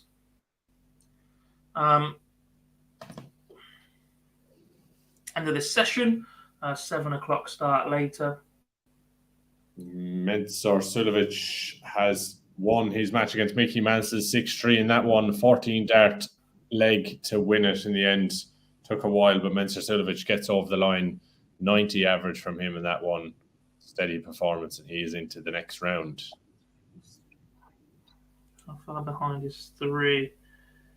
O'Connor, 2, 3, 4. That'll be the 5th game. That's in play. That's just starting 2, 3. That's in play 3. 3 left on 6. Just starting 2, 3. Crikey, they are behind, aren't they? Just starting 2, 3. What do we have left to come on stage? We've still got 3 games up on TV after this one. Adrian Lewis, Joe Mernon, Josh Rock, Luke Woodhouse will not be slow, and Ross Montgomery Whitlock.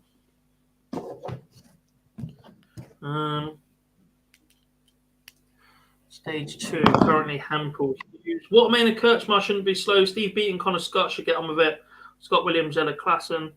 There's a potential at that point to move it to one of those two, but if anything, it might just be a different outside board.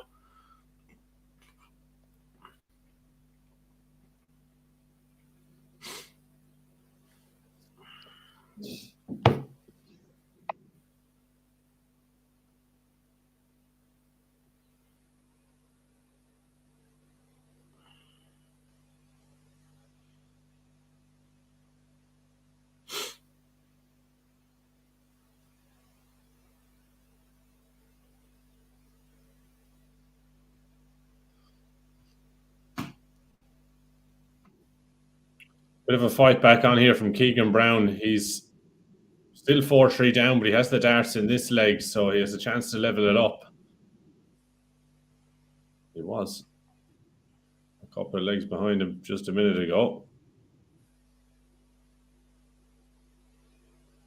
Andrew Gilden takes the first leg against Darren Webster, leads 1-0 in that one. Ricky Evans 2-1 up against Graham Usher, and Martin Lukeman has level up against Dan Reid at 3-all.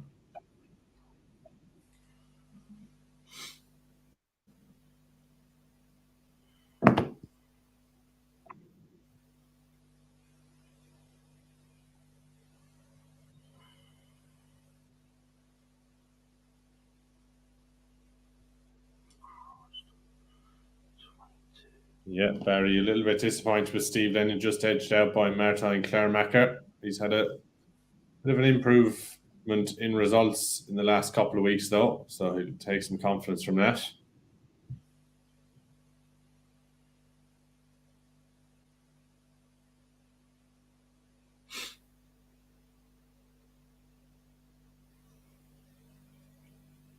Four players that qualified via UK Open qualifiers have made it into round 3.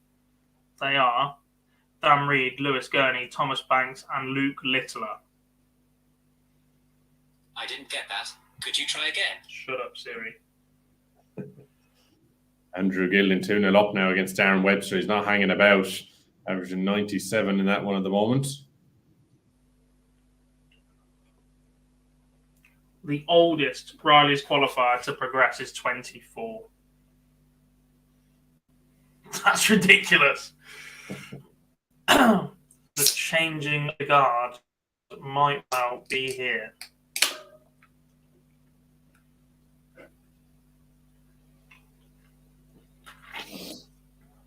And Reid moves 4-3 up. Movement.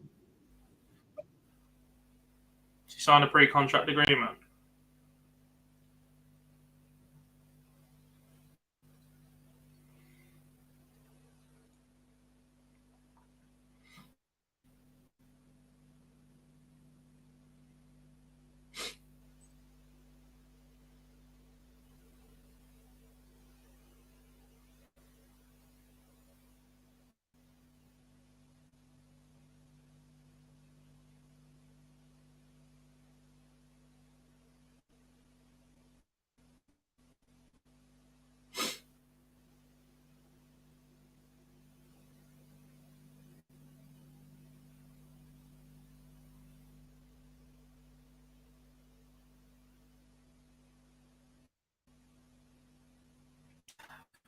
It's a shame.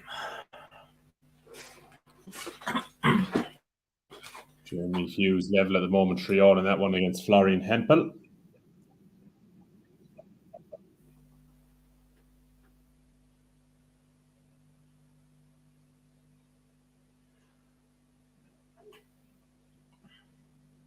Keen Barry, Damien Mole underway. Back-to-back 1040s from Barry to open as well. Takes the opener in 14 darts. Reached the semi-final last year, Dick Keane. Forgot about that. Crikey. Was it Noppert or Smith that he lost to? Let me have a little look. He lost to... Oh, in the wrong year.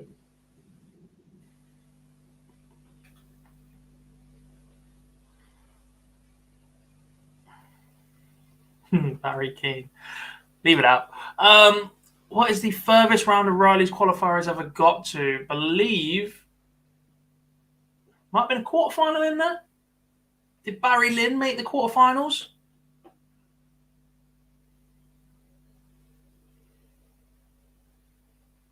Keane Barry lost last year in the semi-finals to Michael Smith, 11-6. There's no shame in that.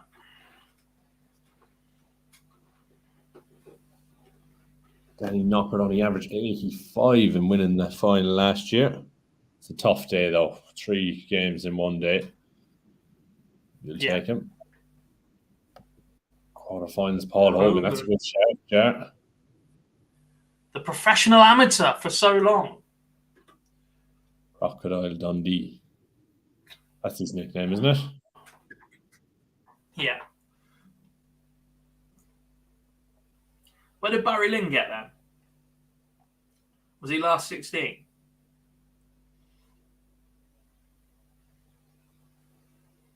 I thought he went around better than Cross. And I thought that Cross MVG game was the last 16.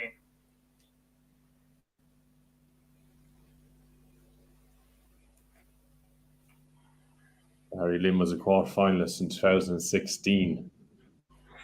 Go on! Look at that knowledge. He lost to Michael Van Gogh 10-6.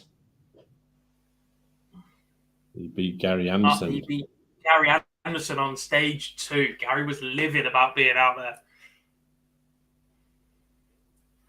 Beat 9-3. Very good scoreline. Yeah.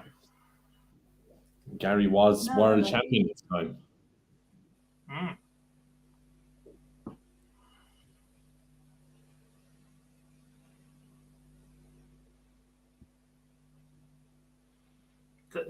Unsurprisingly, as TV tends to do, once they find out, they're obsessed with his job.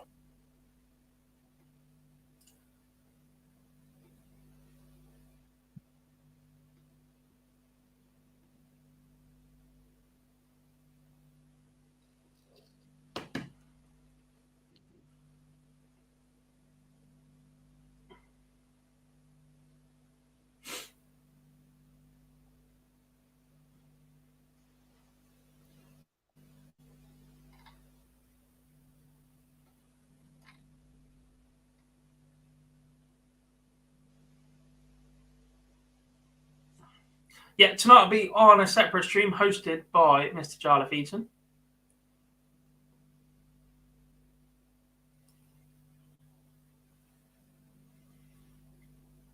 Bit of a break in between. You're back on as well, aren't you, Liam? Yeah, I'll see what I can move around.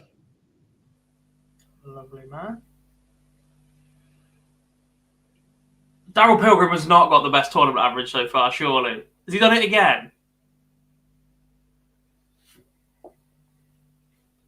That man's a menace to stats compilers everywhere.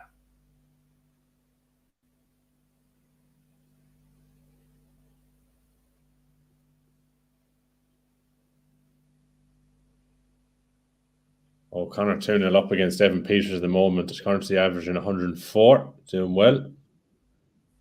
Ian Barry out of the traps quickly. 3-0 up against Damien Mull. Daryl Pilgrim is an absolute menace to stats compilers everywhere.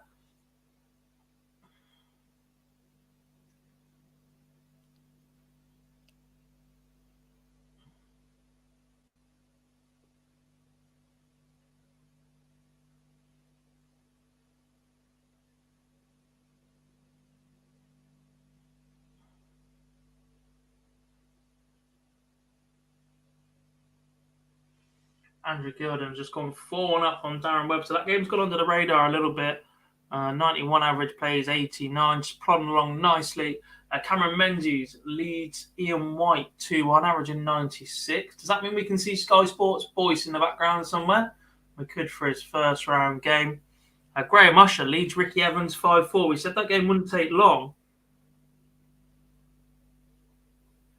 Chris Mason has one of his exotic shirts on. It is, as Eddie Hearn would say, rascal clobber.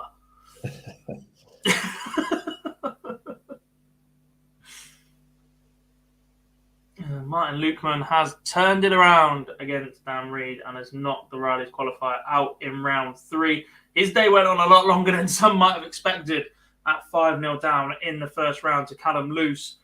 Fought back in that one. Solid win in round 2, but he exits at round 3 at the hands of Smash.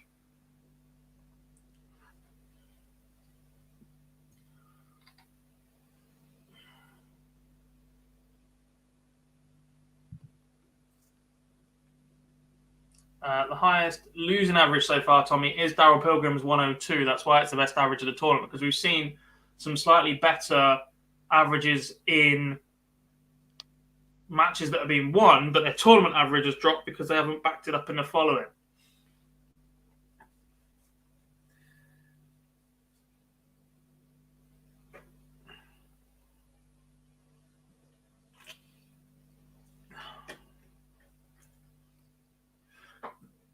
I said that about boys. Ian White pinged 142 for 2 apiece.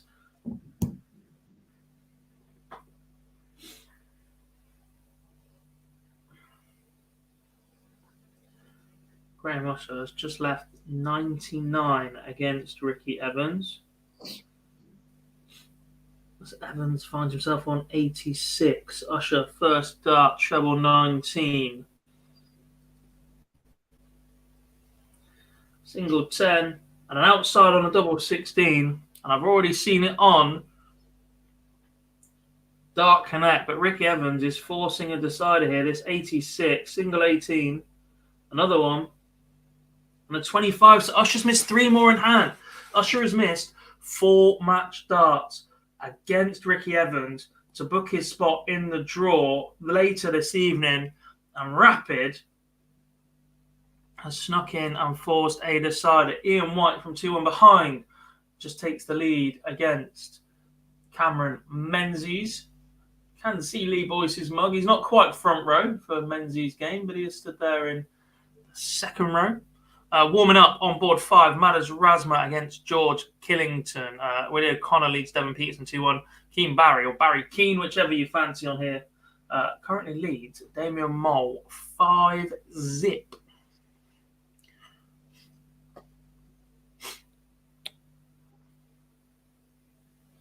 William O'Connor has just moved 3-1 ahead against Devon Peterson. He's motoring along quite nicely. 3-1 up, averaging 98. Was William O'Connor a semi-finalist as well last year? Could well have been, you know. Was that the year before? Was that the year before when him and Steve Lennon We'll have a little look. did bits at the World Cup? No, last year, 2022. He must have lost to Danny Noppert if Keane Barry lost to Michael Smith. I'll take that, Tommy, and put them all on stage 4. Because we've seen all of them. Ricky Evans leaves 57 after 12 darts. Superb scoring phase from him. Usher leaves 128. Evans inside on tops, but he pings double 10. It's the arms in the air. An apologetic well done to Graham Usher as the pair embrace for a hug. But Ricky Evans moves into the 4th round against the Gambler. Not against the Gambler. As a result of beating the Gambler. Up next on stage 2, Boris Kuchma against Jermaine Watermainer. Damien Mole has a leg back against Keane Barry, which is surprising. Barry, when I'm looking at the screen, wants 8, so he's mismatched darts. Mole fires in a maximum. That's a horrid blocker the way Barry's darts lie down. No wonder he went inside on that. Ian White going along quite nicely at the moment. 4-2 up against Cameron Menzies, not just averaging shy of a ton, 99 there at the moment. Bit of a resurgence this year from Ian White. He knows he'll be looking to get into quite a few of them Euro tours. That's where he's made a lot of his money over the years. Devon Peterson doing the Paul Lim, the phantom dart behind Willie O'Connor. Ooh.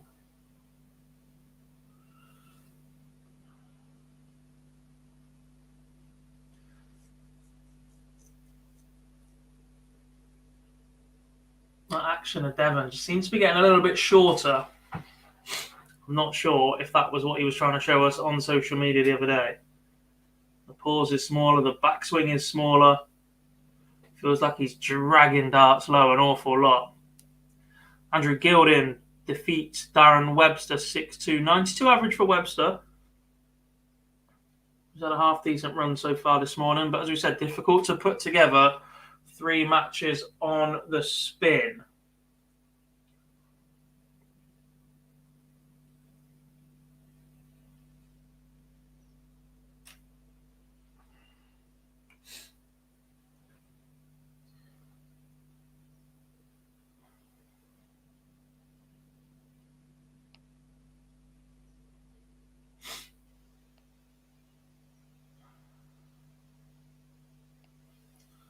Luke Littler is currently last on board 3, I think. However, we might get some movement on that because board 3 is a long way behind. So Willie O'Connor, Devon Peterson are still playing. That's just started round 3. So they've still got Louis Williams against Danny Janssen, Kevin Dukes against Radek Sagansky, Mario van der Behard against Adam Gaulas, which won't be the quickest game in the world either. And then it's meant to be Luke Littler against Richie Edhouse.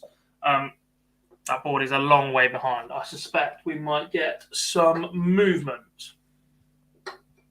O'Connor 5-1 up now against Devon Peterson, and Ian White 5-2 up against Cameron Menzies. Ian Barry still 5-2 up against Damien Mull, so they're all on the verge of a win.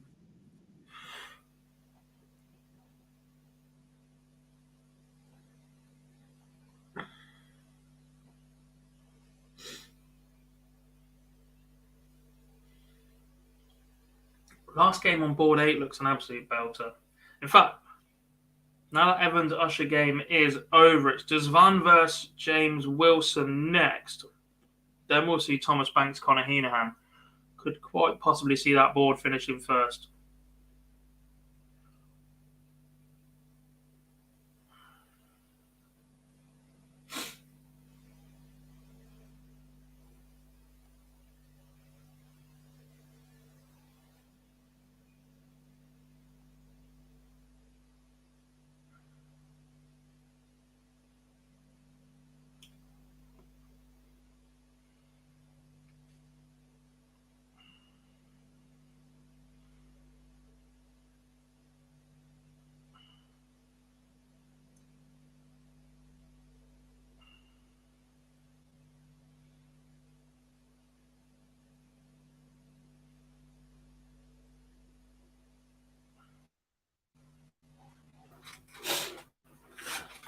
Devon gets another leg back against Willie O'Connor. Will it be enough, though, to stem the tide? Keane Barry missed match starts for a 6-0 win over Damien Mull. The young Dutchman is now throwing to make it 5-4.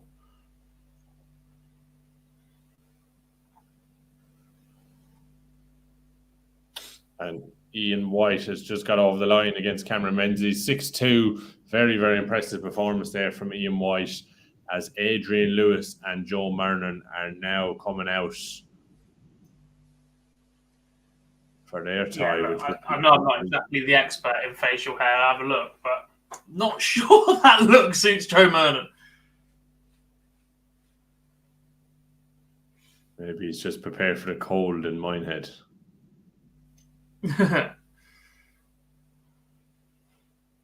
We haven't had a Noble on the Noble stage yet. Shocking. Ooh, Jim Williams v Gene Van Veen warming up. That could be a good one. Keane Barry does get over the line against Damien Mull eventually, 6-3. Warming up on stage 4 because Ian White defeated Cameron Menzies 6-2. A big roar of emotion from Ian White as well. Look, his best run in a TV major for a long, long time was in Minehead. Then COVID hit, and we haven't really seen a lot since. I would absolutely love to see Adrian Lewis go on a run this weekend. It could be. We keep talking about when he's going to go on one of these big runs and get too deep in one of these major tournaments. I mean, this probably could be one of his best chances. By the way, it's an open draw. He seems to be having horrible draws recently in some of the major tournaments that he's reached. On board 6, Keane Barry's beaten Damien Mull 6-3. He missed a dart at double 19 for the match. Comes back, splits it, takes it out in 3. Damien Mole missed a dart at double 18 for a 1-1-2 to extend this one a bit more. But it is Keane Barry or Barry Keane, whichever you fancy, if you've been with us for the last couple of years, into the hat for the draw later. Last year's semi-finalist. That will see an all-Canadian battle on 6 between Jeff Smith and Matt Campbell. It feels like George Killington and Manners Rasmus have been playing for a long time now. It is only 2-1.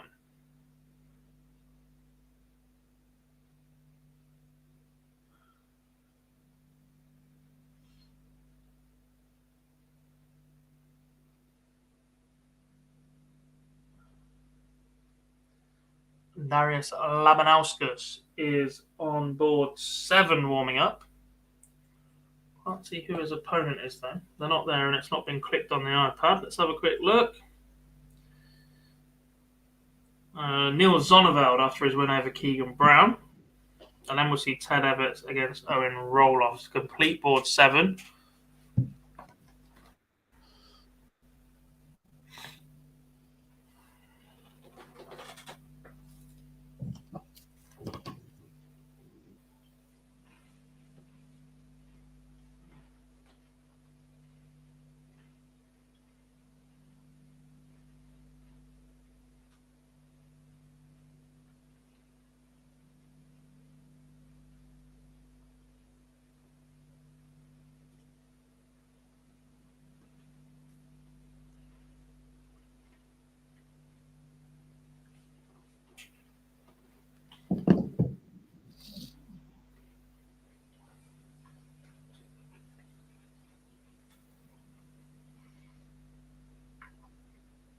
Want to start from Adrian Lewis. Takes out 101 for the first leg. Just a hold of throw. 2 apiece on stage 2 between Kirchmar and Wattermainer. You can watch, depends which game you're trying to watch, MNN Ace. I'm just going to call you Menace. Board 1, Adrian Lewis against Joe Mernon is on ITV4 for you. Boards 2 to 8 are available on PDC TV. You have to have a PDC TV subscription. It's £3 for the weekend. Boards 2 to 8 are available on there. £4 for the weekend. Close enough. It's not bad.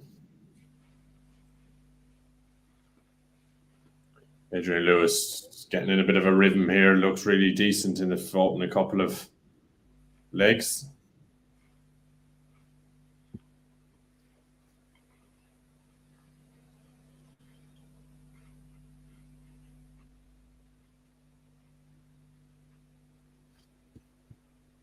Different class. Liam, tell us a joke. And it's too early for any of my jokes anyway.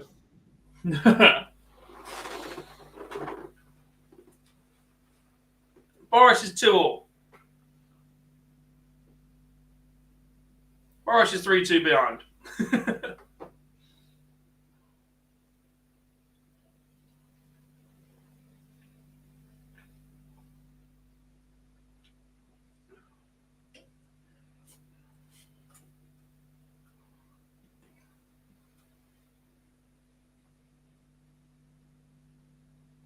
George Killington 3-2 up now against Manners Rasmus.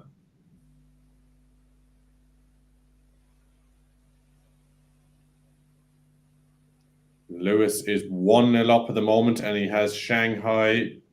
Oh, no, he doesn't. He's got nothing left. 2-0 up.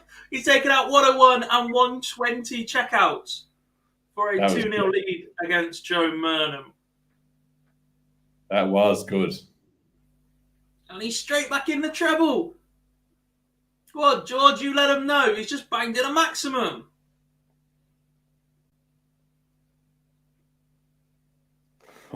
Lowest ranked player to win the UK Open. Noppert can't have been far away. Robert Thornton, maybe? Potentially. Did Mark Walsh win the UK Open? I think he was a runner-up. Could be wrong. Have a little look.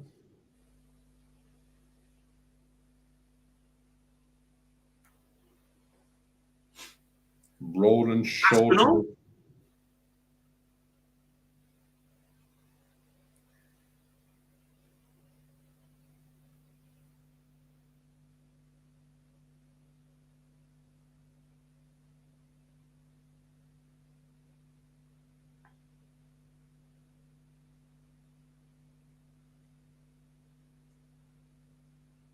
Barney's a shout, to be fair. Is there any way we can check where they were ranked? I don't think so. Someone surely can work that out in the chat room.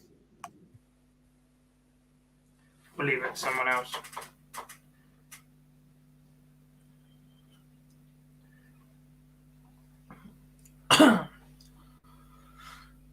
I was not on a promise. I went to a quiz.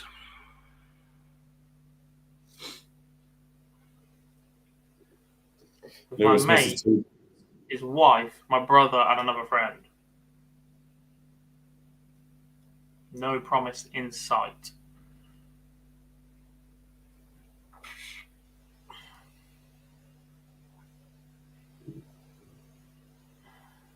Adrian Lewis 3-0 up now against Joe Mernon. Finishes the third leg on 5-5.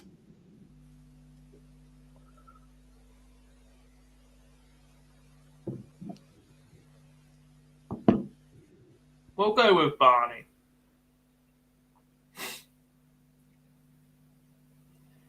Jeff Smith has gone very retro with his dart shirt. It's a full-up button one down the front. It looks like a bowling shirt. It's proper 1980s, 1990s dart shirt to me.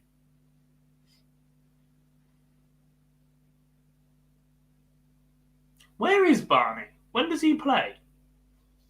He's on the main stage. Or is he round? Is he top 32 now? He's not. Yeah, I reckon he is, yeah. When did that happen? I reckon did he get just in before the World Championship? Because he lost the prize. He lost the prize. Was prize number 1 at the time? He must have been. World number 30. Sheesh.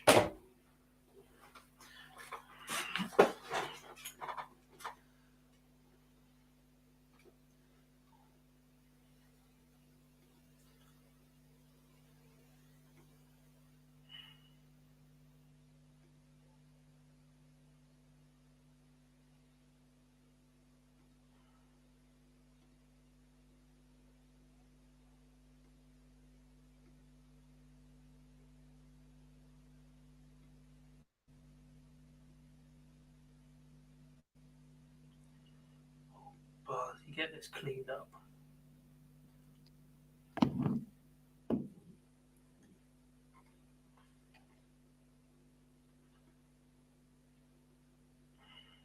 Gene Van Veen takes the first leg against Jim Williams, as Adrian Lewis has just gone 4-0 up against Joe Mernon. He looks very, very good on tops at the moment, Adrian Lewis. Only missed 2 darts at tops in this match. Is this the point where we do what we do every year with Adrian Lewis? We get excited about how good he looks on TV for a round, and then he averages 80-something for somebody he should be in the next round.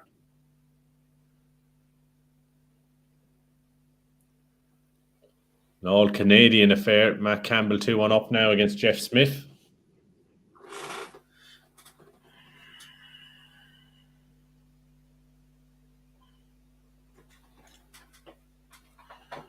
Danny Jansen leads Louis Williams 2-0.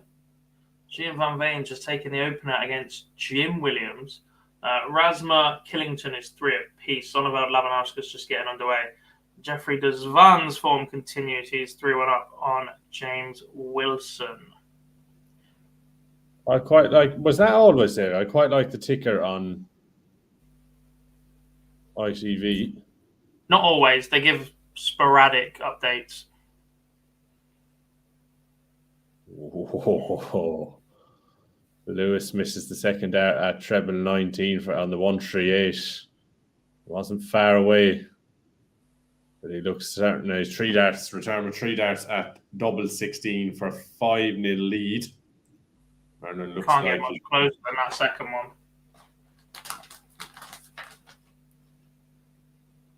And Kirchmar is currently 4 apiece, Robin. That's for you as well, Menace. Jim Williams levels up against Gene Van Veen, 1-1. Some suspect counter from Kirchmar, though. Leaves 139. Watermana from 117 sets up 24. 139 has to go. Lewis does lead 5-0. Matt Campbell 3-1 up now against Jeff Smith.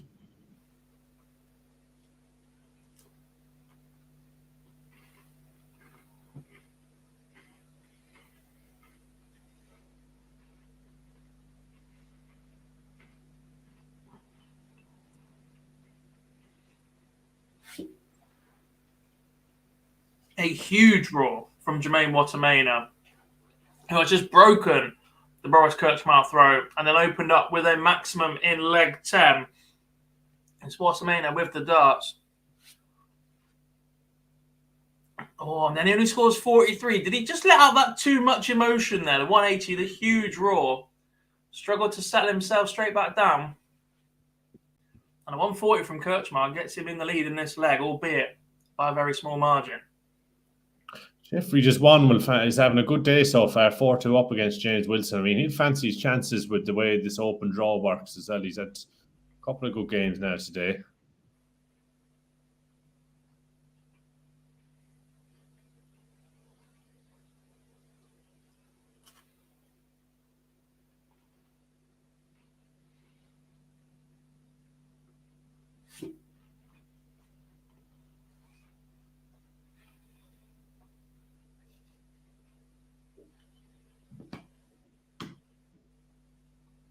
Kirchmar tees up 64 from 161. Watermana wants 167. Treble 20, treble 19. He wants the ball. Oh, hits the 4. But this 64 for Kirchmar now does have to go. Single 16. Oh, and he drags into the big number. He hits the 7. You can go high on that. You can go 8 or 16. It leaves a finish, and he's dragged it. He's nearly hit the 19. Such a bad dart from Boris Kirchmar. If it cost him the match, he could only blame himself. 14 for double 16. Inside from Jermaine. And inside on double 8. Another chance for Kirchmar to force a decider. Adrian Lewis has got over the line 6-0 against Joe Martin. Brilliant performance from him, and he is into the next round.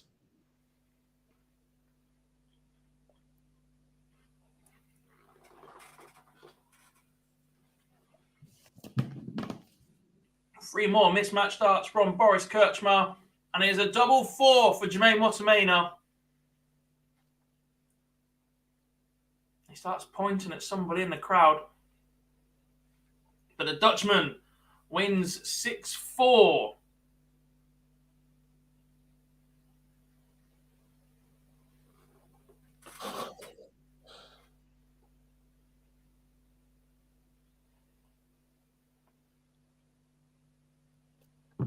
Danny Anderson racing into a 4-0 lead on Louis Williams.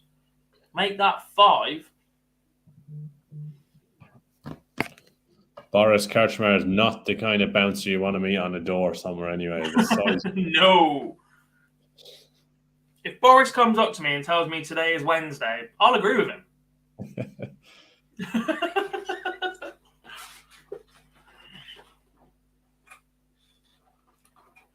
If I'm marking for Boris and he tells me he's got 100 left instead of 102, I'll agree with him.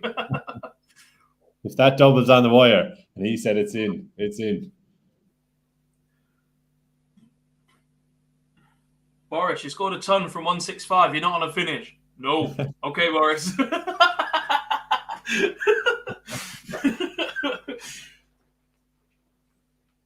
He's a big man.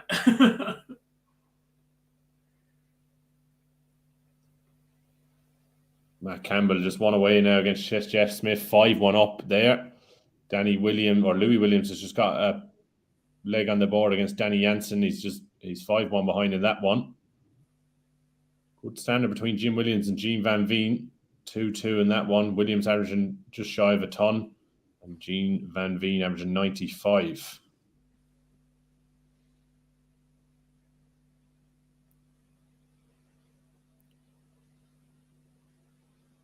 Is that the way for Jose de Souza and Johnny Clayton to move forward? Forget actually learning to count. Just beef up like Boris and just say, no, this is what I've left every time, and see if anybody argues with him.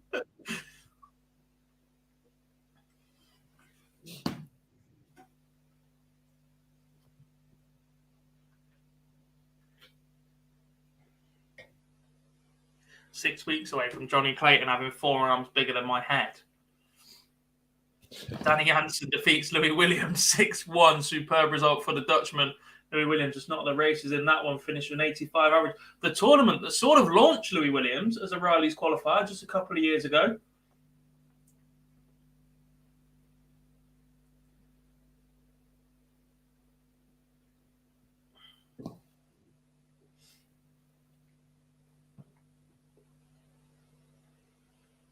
That's a good shout, Simon. I know Mansell and Sulovic took a while, but that one seems to be on the Dart Connect for a long time. Huge roar for George Killington as he's just stolen the 9th leg. I don't think the actions are the slowest. Look, they're not the fastest players in the world. I think it's just the time it takes them both to set.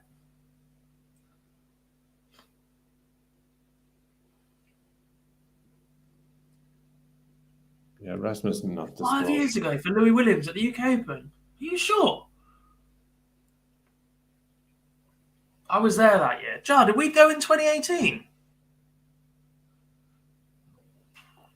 Matt Campbell, 6-1 winner over Jeff Smith. He's fellow Canadian. It's a good win there for Matt.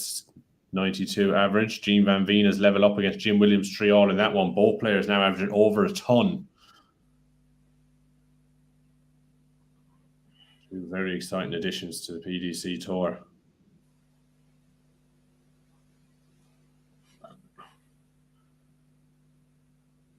Talking of exciting, Steve Beaton is on stage 2. What a man.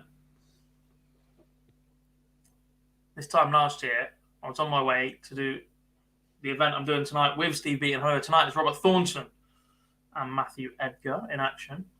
Rasmus is losing Merline 5-4, but he has left 170. He's got 6 darts at it. 161 left, opponent on 176. You hit small 21st. What dart do you go for next? Depends if it's low or high. If it's high, I'm staying on the treble 20. And then you go 19s. If it's low... Bullseye. Already from 141? No, I'd go for treble 20 and end up in the 1, so we get rid of the 1 off of it.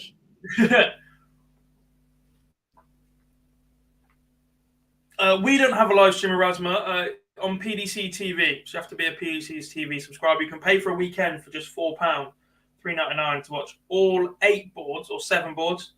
The main board is on ITV or DAZN or whatever it is that you have in wherever you are. A lot of hugging going on at the end of that Ian White Cameron Menzies match. Just saw the highlight of it there.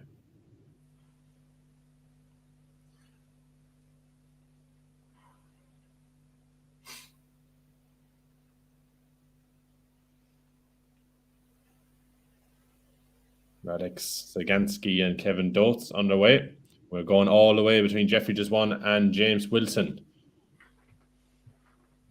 Big fight back in that one from Wilson. Jim Williams averaging 103 still against Van Veen's 103 as well. Superb match between those two. Who won Menzies? Who won Menzies? Ian White. Ian White defeated Menzies. Not from 141, it's not. Second dart. If you've got 1 dart in hand, maybe it is. And you've got a block treble bed because it leaves 116 instead of 121 or above. So it's treble to single to a double rather than treble single bullseye. But nah. Josh Rock, Luke Woodhouse coming up shortly. That'll be a good match. Before Ross Montgomery takes on Simon Whitlock. Tasty.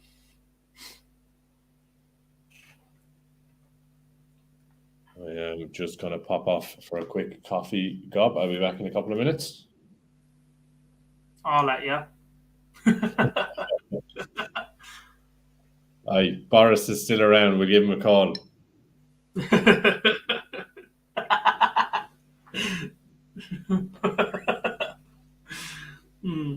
That made me chuckle. Do you like Jitse van der Waal? Steady enough dart player. Never met him as a person, but yeah, why not?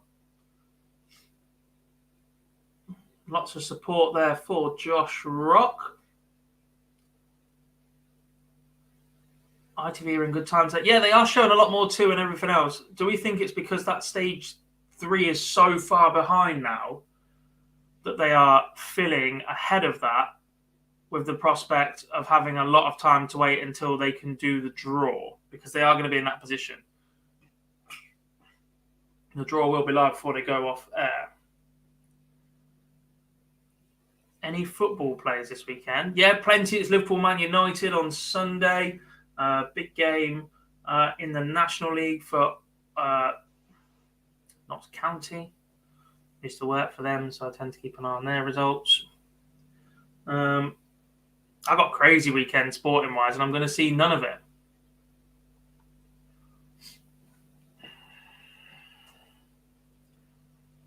What do I have in my flash score favourites for this weekend?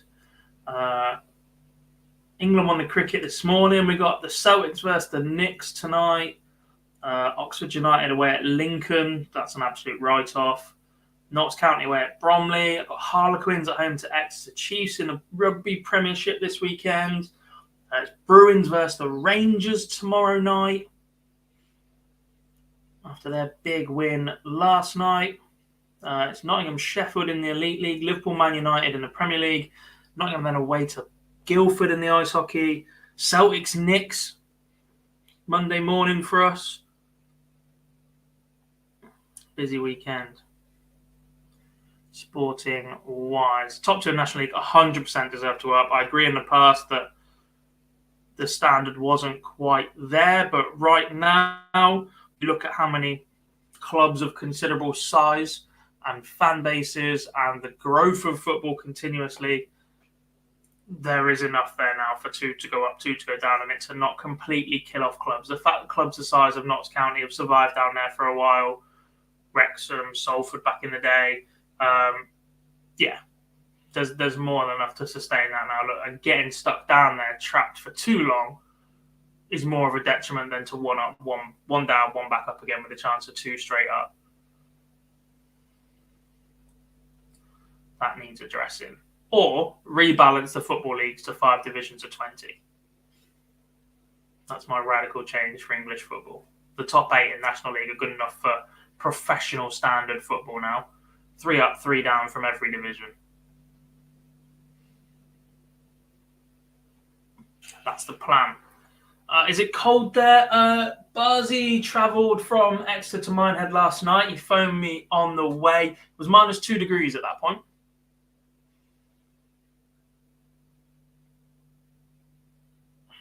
Celsius, that is. I don't know what that is in Fahrenheit. We don't use that. In the actual darts, I suppose I should talk about that a little bit. Kevin Dukes has taken the opener against Radek Sagansky. Dylan Slevin and Robbie Knops will be on stage 2 shortly. Stage 4, sorry. On 5, we will see Richie Burnett against Jurgen van der Velde. On 6, Lewis Gurney has just started against Karel Sedlacek. We've already lost Dan Reed from this round, so just 3 Riley's qualifiers standing. Lewis Gurney, the oldest of them at the age of 21. Labanauskas leads Neil Zonneveld 4-2. And we're about to see Thomas Banks against Conor Heenan. Do I mind the Welsh clubs in the league? If Wrexham were there not to be promoted by now. Look, Swansea, Cardiff, whatever makes the football pyramid better. Look, it's at a detriment to Welsh football, I think, as a division. But actually, I don't mind it. I wouldn't mind if a couple of the Scottish teams are involved either. The globalization of the world just means that travel and that journey, as long as they can afford it at the lower levels, isn't an issue. Steve Beaton is 2-up on Connor Scott. My apologies. And Woodhouse has taken the opening leg against Josh Rock. Labanauskas now leads on about 5-2, and it's 2-0 lead for Karol Sedlacek. Exactly, there's not that much difference between League 2 and the top 8 of National League right now. And at that point, if you move a couple of teams up in each division, a few down from 4, I think the football pyramid could should well possibly be 5 divisions of 20 now.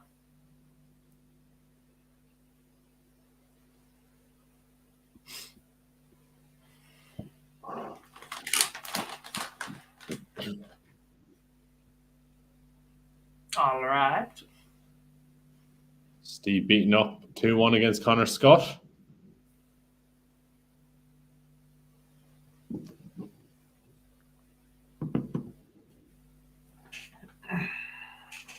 Chatting to Sean McDonough earlier, and we were on about Nick Fulwer and how his action hasn't changed in 20-odd years and how that being key to consistency. If you go back and watch the year Steve Beaton lifted the world title, his throw looks exactly the same.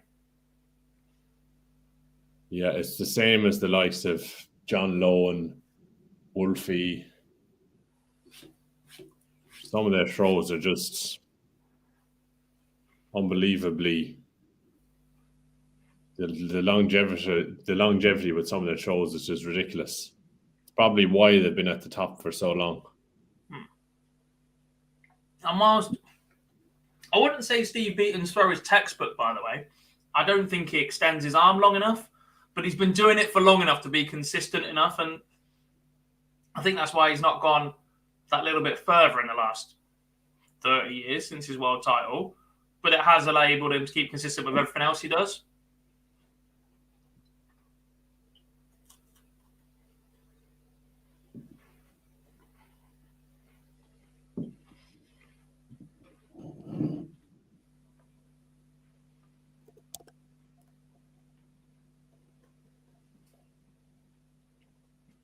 I can't stand Fernando Alonso. Man's a knobhead.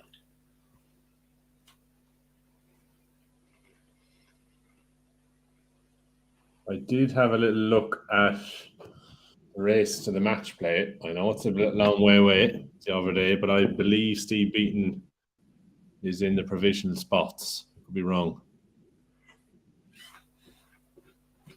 8 weeks ago, we were talking about Steve Beaton being a candidate to lose his tour card once again this year, and now he's borderline match play.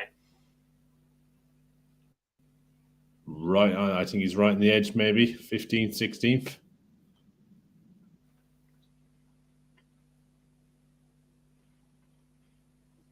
Richie Burnett back on the way.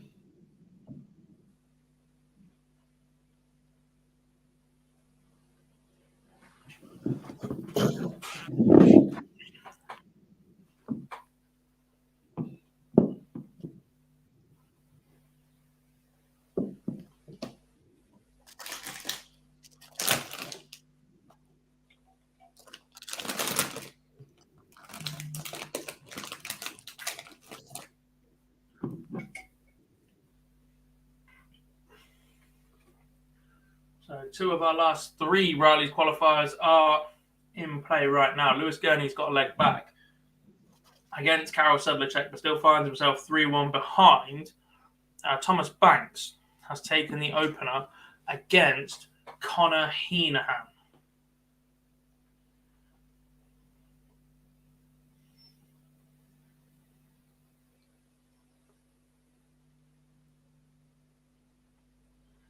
Labanauskas just 1 away against Neil Zonneveld.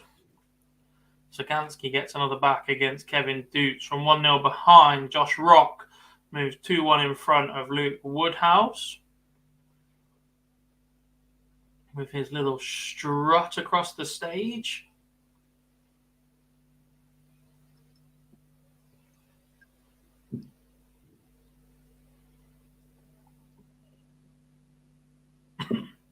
Dylan Slevin 2-0 up. Only averaging 77, but it's the lead that counts. Thomas Banks 1-0 up against Conor Heenan. He's having a good day so far. He's just gone 2-0 up. 16 years. I think he's 16 years old.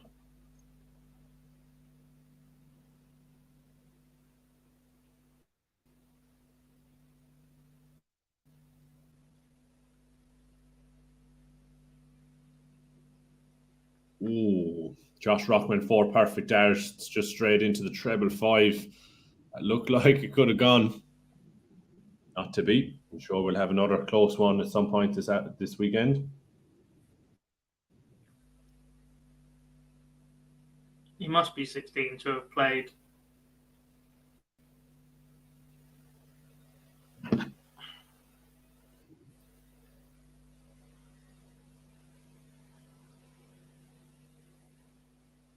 To have played the qualifier, yeah.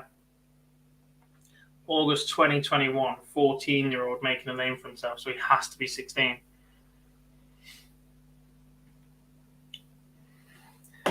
Labanauskas, 6-3 winner over Niels Zonneveld.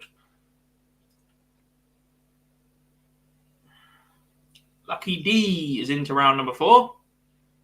Get his name in the hat. I've lost track of what ball number it was, though. We were going so well at 33 and 34, and then we sort of gave up.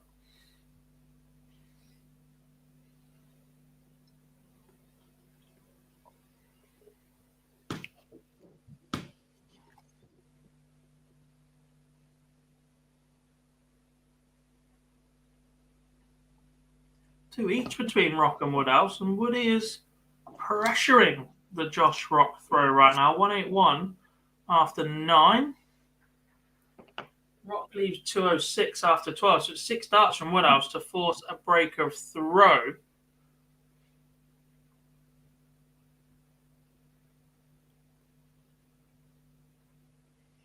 Sedlacek moves 5-1 up on Lewis Gurney.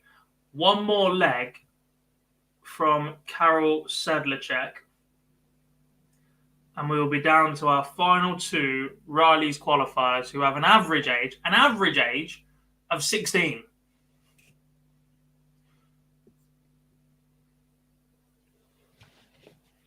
Dylan Slevin now 3-0 up against Robbie Knops. Talking of average age of 16, our colleague's mental age has arrived. Hello, Charlie. Hello. Right. Hi, Jar. I thought we needed some sanity to come to this show, and we've got Luke Littler's brother currently on the stream, so needed some sanity to come back. Good afternoon, everyone. How are we, buddy? As you could probably hear, this is actually, to be fair, the best I've felt all week. To be brutally honest, Just in time to be fair, mate. You teed it up a bit worse than you sound, to be fair. Did you have man flu? Is that what it was? Are you giving the rest of us a bad name? Last 3 days, honestly, I haven't got out of bed. But, you know, it's Neither all have fine. I, but that's just good job. I'm still not great. I can't do it. You can tweet in my pants. That's what you've been wanting to do all your life, to be fair to you. Congrats. Steve beating 4-3 up against Connor Scott. Going along that street. Yeah, no, I mean, to be fair, obviously been watching most of the day. Good afternoon, everyone in the chat room. By the way, if you don't know who I am, I used to work here and I'm back because Gob's got to do a proper job later on today. So, yeah, I've been watching most of the day. There's been some stories, but there always is. Do you remember? Do you know what I was listening to the other day, Gob? Purely out of interest and because of it being this weekend, I listened back to our A1 and 2 UK Open pods that we did on our previous show back in 2020. And we record them in Minehead. We did. Recorded them. Record them next to the interview dartboard, shall we say, that they stick up in a random spot at the back of the practice room that is not actually a dartboard, but they just have it in the background with some lights on in the corner. Yep, exactly that. Great. So yeah, so it was. What year did we go? 2020, literally about 6 days before the world. Yeah, 6 days before the world shut down. That was our last real big thing together. Yes, And, I remember the signs now at Exeter. And do you remember that it was unbelievable how unbelievable that final was? We were like, right, well, at least we get Gezi and MVG providing an absolute thriller 6 days, and then they met each other again in the Premier League 4 days later in Liverpool. That was my last darts event for a while. Yeah, we did actually. To be fair, different darts. We did actually share a room that night, and then that weekend down in Minehead. It was good fun. Enjoyed it. Dave Allen's Barmy Army.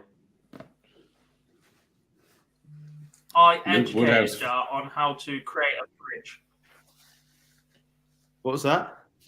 I educated Jar on how to secure alcohol in your hotel room. You run the cold tap in the bath and turn it into a fridge. Yes. Yes, you did actually. Yeah, I do remember that. Yes. Yeah, sorry, Liam. You're actually trying to do the job that we're supposed to do rather than. Sorry, mate. Carry on. No, just Luke Woodhouse took out 80 to go 4-2 up against Josh Rock, and he's going along quite nicely at the moment. Just a 140 in there from him.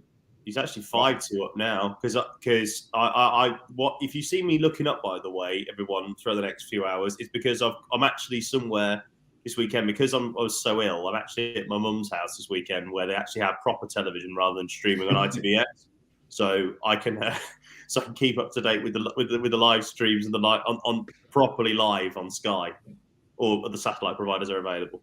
Yeah, mine is a little bit behind for legal reasons or illegal reasons, maybe. Are you allowed to have ITV in your part of the world? Yeah, we actually do, but you have to go into options on extra and the back end of Sky to try and find it. So it's just a little bit of a headache instead of just switching something else on and getting it that way. Well, we do have a result, and that is that Kevin Dotes has just beaten Radek Zagansky 6-3 and yet another one into the draw for the UK Open. So here are your boards then. Here are your names that are going to be joining the top 32 so far. Adrian Lewis, Florian Hempel, William O'Connor, Danny Janssen, Mike De Decker, Ian White, Jim Williams, Martin Kleermacher, Martin Lukeman, George Killington, Mensur Sudovic, Barry Keane, Matt Campbell, Carol Sedlacek, Nathan Rafferty, Andrew Gilding, Darius Labanauskas, Robbie John Rodriguez, Ricky Evans, and Jeffrey Desvard have all booked their spot in the UK Open last 64, as has Jermaine Wattamina. And just as I say that, Luke Woodhouse has just taken out Josh Rock 6-2. And that's a bit of a surprise, if I'm being brutally honest, because we remember actually we were there 2019 when he beat Daryl Gurney at the Players' Championships. And so Luke knows what it's like to do well in Minehead. He can do well in Minehead there. So that's another one for him. So there we go. Very visibly frustrated with himself on the stage there in that last leg as well. A lot of shaking the head. Couldn't quite understand how the darts weren't going where he wanted them to go. I did a no-look 180 in that last leg as well, and it comes to absolutely nothing. Is this year the year of the youngster? Is this the year where we finally see the change in the guard? Look, darts has been for a long, long time not an old man sport, and we are fully aware of the talent and youngsters that are coming through. But still, there has always been that element of experience, and you have absolutely no substitute for that. I mean, Thomas Banks is 2 legs away from a spot in round 4. We've got Luke Littler still to come. Owen Roloffs and Ted Evitts are both under the age of 30. Jurgen van der Velde still in play. Dylan Slevin. You're looking around, and there are just players after players that are very, very good.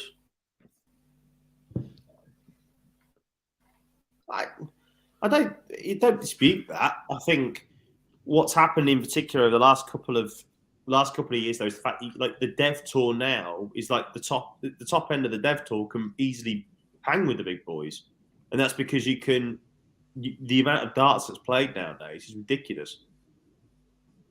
The amount of darts nowadays, like, every weekend there's either a Challenge Dev Women's or Pro Tour event, and the Pro Tour events, most of them, some of them can play in the Dev Tour as well. So you're getting that experience, But here's the big question: is Josh Rock developed now, Gob? What do you think? Piss off. Look, okay. I'm not saying that just means that anybody over the age of 30 is done for this tournament at all. Steve Beaton just been magnificent against Connor Scott. Richie Burnett currently 4-1 up on Jurgen van der Velde. Like, there are older players in this draw, but you look at the UK Open players that went the furthest. The last 4, the oldest of them was 24 years old.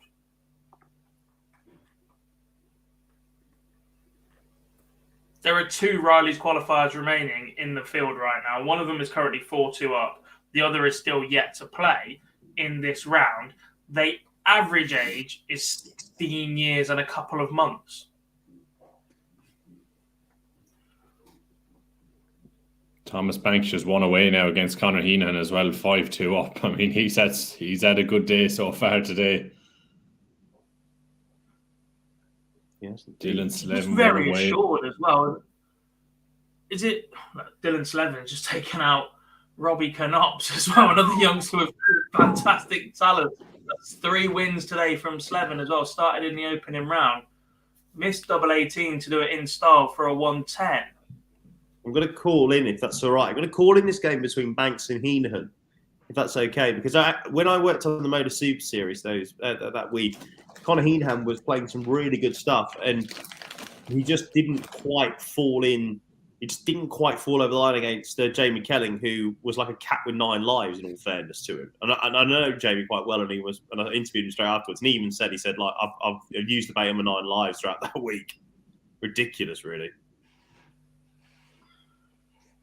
So, Conor Heenan is now needing the biggest fish of the lot to try and keep himself in the UK Open. Otherwise, and he doesn't get it, he hits a 1-2-5. So Thomas Banks is going to come back here for a 1-10. And if he hits this, he's another Riley's UK qualifier. Oh, and I think he's missed double 18 inside. I think he missed double 18 inside. Conor Heenan wants 45, doesn't get it. Leaves himself on top. So Thomas Banks needs 18. Will he split? Is the big question. Big chance. He didn't. He went 3 at 8 for double 9 and missed. Oh dear. He will have a chance to. He will have at least one more chance, probably even 2 if he needs them to dead it. And Heenan's missed inside 10s and also inside on top. So Banks is back again for double 9 to get himself a spot, and he doesn't get it. This time he did split and went for double 4, didn't get that. Feels like it is Riley's UK Open qualifier pub darts coming up. Richie Burnett looks on the verge of completing the win over Jurgen van der Velde at the moment. He has 1-6-1 left after 9. Yeah, Heenan misses 6 starts. Yeah, Heenan missed inside on 5s and then missed inside on 2s as well. So he's left himself on double 1. Here's Banks back for the chance at the match. Double 4. Suspense on Dart Connect. I haven't missed this. And he gets it out. Second dart. And Thomas Banks is through. So proving your point, Gob. The youngsters are coming. They are indeed, one of which is underway right now. It says board 3 on Dart Connect, but they have moved Luke Little and Richie Edhouse to board number 6. So that is live right now. Adam Gavlas has just started against Mario van der Bohada. On streaming board 2, a fantastic game in prospect. Scott Williams against the WDF number 1, Jelle Klaassen. Mario van der Bohada. Appreciation for him on the stream on board 8. Roloffs and Evitts just trying to get on with their game just alongside that. And Burnett has completed the job against Van der Velde. Yeah, 16 dart finish or 16 dart leg from him in the end there from Richie. Very solid 93 average from him. Van der Velde didn't really turn up in that one, only 66 from him, but Richie Burnett is still in this tournament. A couple of good wins from him today. Mario van den Boogaard against Adam Gavlas. Christ. I thought I was going to get a chance to get some dinner between the two streams. On the main board coming up very, very shortly will be Simon Whitlock against Ross Montgomery is on stage board 1 for you guys. I really hope, you know something, I really hope Banks, because he's such a nice lad, in particular on Facebook, messaged him a couple of times, really, really good kid. I hope for him he gets a massive draw round 4 and gets himself to be able to play on the big stages, because he deserves it. If you come through, in particular from round 1, you deserve a big draw. Yeah, but you do and you don't, because respectfully, this isn't the FA Cup. You don't get a share of the gate money. You want to go as deep as possible in this tournament. You want somebody crap. There's no extra money for playing Van Gogh on TV. A little bit more exposure, granted, but you want somebody that's just scraped through a third round game, averaging 80 something, and going, "Go on, I'm going to have a crack at you."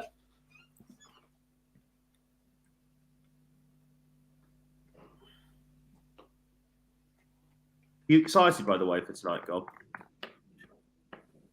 I am. I even ironed a shirt this morning. Did you? Yes. Boys, you didn't come up. Wow. No, he's in Minehead. He's even further away. For Littler for the first leg. It was straight out of the packet. I couldn't just throw it on. Yeah, I get that. Do you think you'll? Do you think? Well, I appreciate you have to be impartial, but do you think Trent will win tonight? Walk it. Shoes off. Was that Tom Birmingham that year? Yeah. Yeah. Excuse me. Him and Rob Lilly. I did varsity ice hockey this year. That was mint.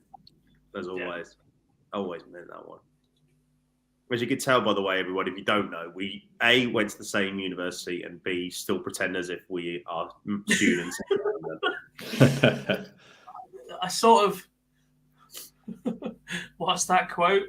Leave before you live long enough to see yourself become the enemy. I spent years ripping you after we left uni saying, just let go, mate, stop coming back. 10 years since my first appearance, I'm now back to MC an event. Mate, it always happens. It always does. No, but on a serious, I like the fact that they've offered and that. They liked what I did last year. On a serious note, mate, I hope it all goes well for you tonight. It's one of the best gigs ever. I've done it twice. I've been very fortunate to do that gig twice. It's one of the best. So if you are in the Nottingham area tonight, don't. Yeah, actually, I was going to say go and watch it, but don't stay home and watch us. Actually.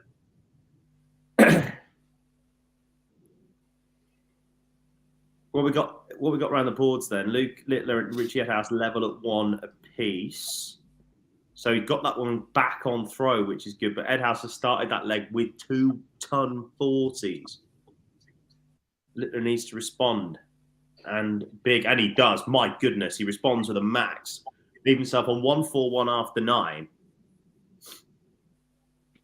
Montgomery Whitlock just about to get underway on board 1 as well. That's the final match of this afternoon on board 1.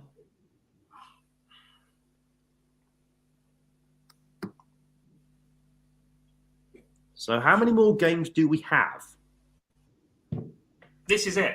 Everything that is on now is the final board. That's why they've moved Littler versus House. Good. So realistically, we could have the draw done by. Is everything. We could then have the draw done by about 4:30. Quite reasonable, yeah. I think it says they're going to do the draw after this stage match, no matter what. And it'll just be all war while they're still playing. So, Classic leading Scott Williams 2-0. To be fair, I think they'll wait because even if they don't get these 3 done before the games are out, then I suspect they will excuse me, they'll just go for it anyway. They'll wait until the game's done. I suspect. Potentially. And They'll feel for a bit. We'll get Chris Mason's rascal clobber on screen. Yellow Klassen missed ball for a 170 for a 3-0 lead against Scott Williams. Scott Williams has missed 3 in the bottom left-hand corner. Klassen returned for 25, went 17 double 4, missed 2 darts of double 4, and Williams hits double 8 to get 1 back on the board. That would have been for 3-0 for Yellow and a double break of throw.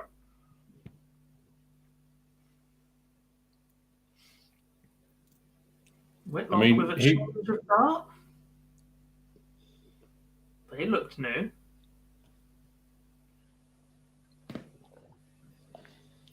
Yellow Klassen is someone that could really maybe have a run this weekend, depending on how the draw opens up from him. I mean, we know they won the Super Series last week.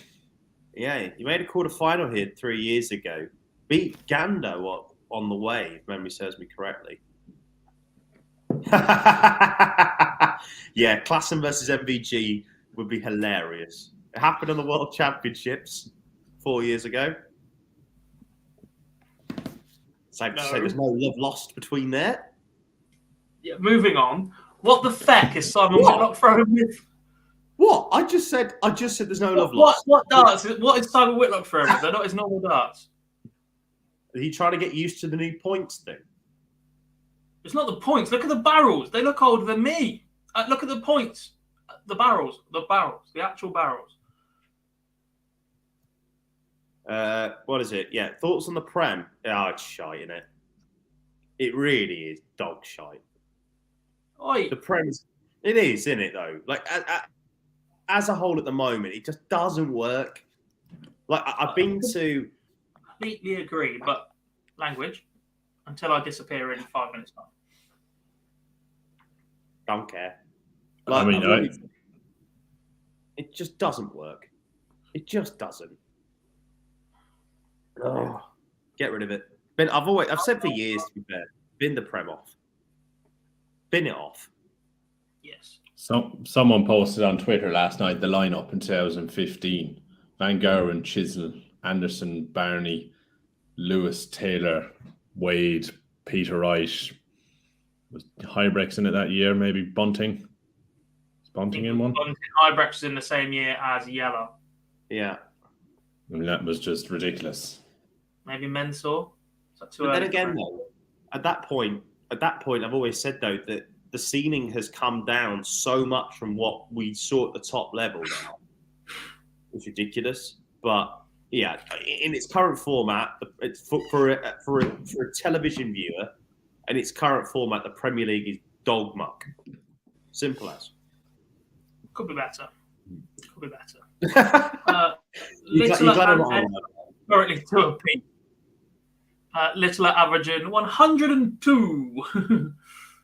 Whitlock has taken the first leg against Montgomery's then. Some strange barrels.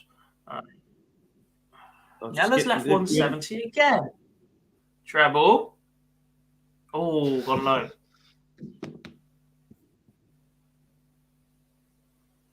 Yeah. Just keep an eye on that one. He did actually eventually win the leg. No, he didn't actually. That's a massive lie. Scott Williams has got the leg back, so 3-2 it is. And Klassen is now trying to keep that break of throw ahead as things stand. Yes. So we've got 5 spaces. That's all left. 5 spaces left in the draw. Dave Allen and the PDC media team must be very happy with how quick this day's gone.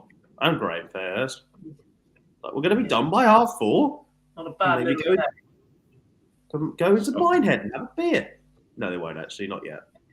There's nothing in Minehead. There isn't actually.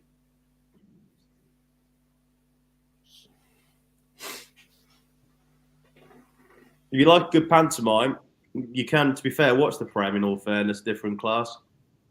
It's it's Barry Hearn's glorious circus. Oh no, you can't. Yeah, I'm not doing that. I'm not doing the what's a major thing this weekend, but this is one of them. As we all know, there are 4 majors. Well, I'm not doing it, but yeah, we'll do it. Yeah. There's 4 of them, and that's it. World Match Play UK Grand Prix. Simon Whitlock opens up a 2-0 lead over Ross Montgomery. When's Bardi played? Hopefully he has to withdraw. Not for anything life-threatening or anything, but Oi! what? BA, I've said this before. as the leader of the Gianniani fan club, I expect better from you. It's why I can't watch him. It's why I can't watch him because I get too nervous. Nervous, you'll have to be nice. Correct. Luke Littler goes 3-2 up on Richie Edhouse. That wasn't where Scott Williams intended that second dart. From 70, he's gone 18 tops instead of single 20 for double 16. And it opens a door for Klassen to hit double 10. He's had darts to win the last 2 legs. This one does go in his favour and he leads 4-2. Yella's playing some really good stuff here. I mean, his average is now, he's just hit, wow, okay. I know, appreciate you're watching it on the stream, Gob, and I'm sorry, but he's just hit a 174 to leave a ton, and Scott Williams has just hit a 121 to leave 80, and Tups is taken out by Yella Klassen. 5-2 ahead, a double break, and Scott Williams is in a bit of trouble. Yella moves his average close to the ton. This is really good stuff here from the Cobra. Good stuff from Richie Edhouse to get level once again with Luke Littler, despite being 6 points lower in the averages. Healthy crowd on board 3 as well. Well, he's actually on what? What board is he on? 6. Board 6? Yeah. There aren't many at the end of the room watching Mario van den Berhade against Adam Gaulas. However, there's a pretty decent crowd between Ted Evans and Owen Roloffs and Luke Littler and Richie Edhouse. People have been neatly placed so they can keep their eyes on both of those. Nico, hi guys, has Dan Reed played? He has. He made it through the first round after being 5-0 down.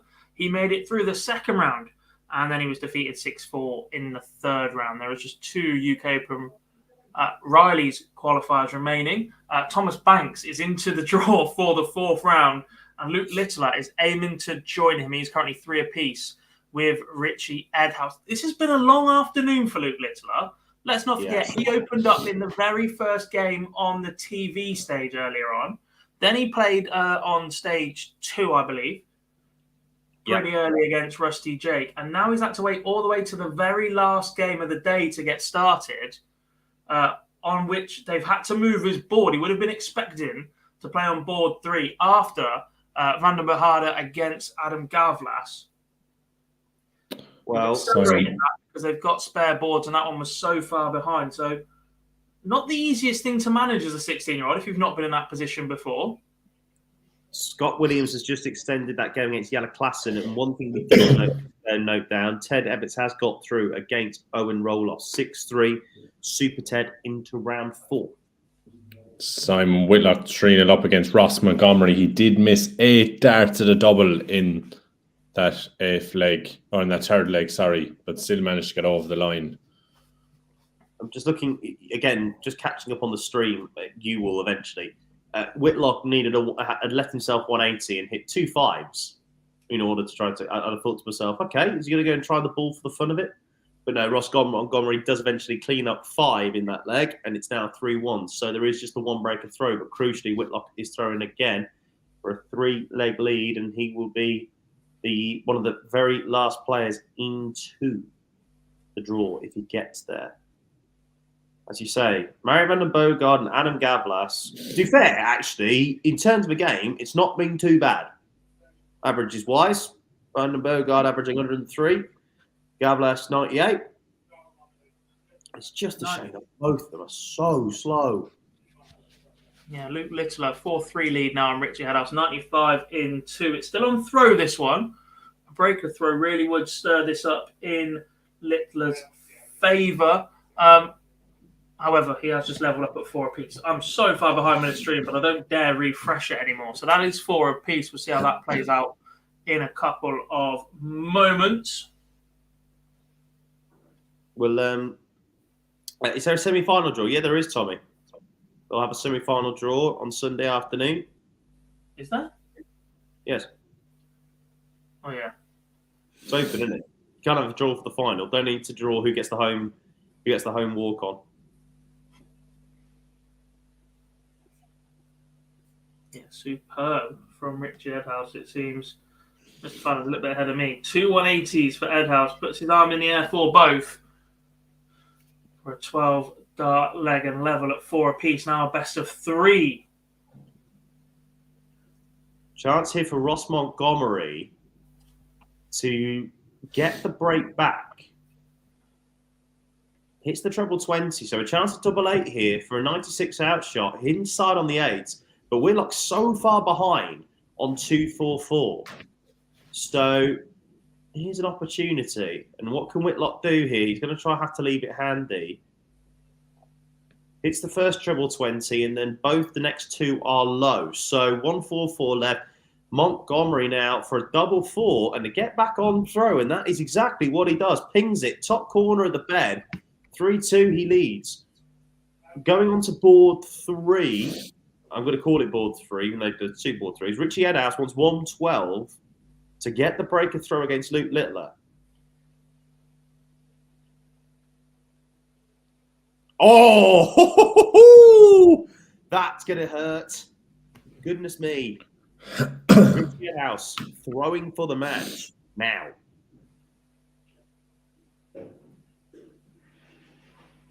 Sheesh. 12 darter, followed by a 15 darter for Madhouse. It was a big dart the visit before as well. He'd gone treble 5, single 20, ping the treble 19 to give him the darts at the 1-1-2. And Scott Williams and Yella Clarkson have got into a last leg decider. And he lets the crowd know about it as well. And he missed darts. No, he didn't. Sorry, excuse me. He didn't. I thought he'd missed a match dart, Yella, but he hasn't. Scott Williams is throwing first. However, Yella Clarkson's just hit a 180 to lead 2-2-8. Scott Williams on 2-6-3. Luke Litter has only fired in a 49 on his second visit in this leg. So Richie Edhouse in command if he can find a big score here. And he does a massive 1-3-2 to leave the big fish. Good counting, that. Scott Williams left himself on the fish himself, but he's absolutely made a complete mess of it and only scored 30. So Yellow now wanting 1-2-8 to win the match.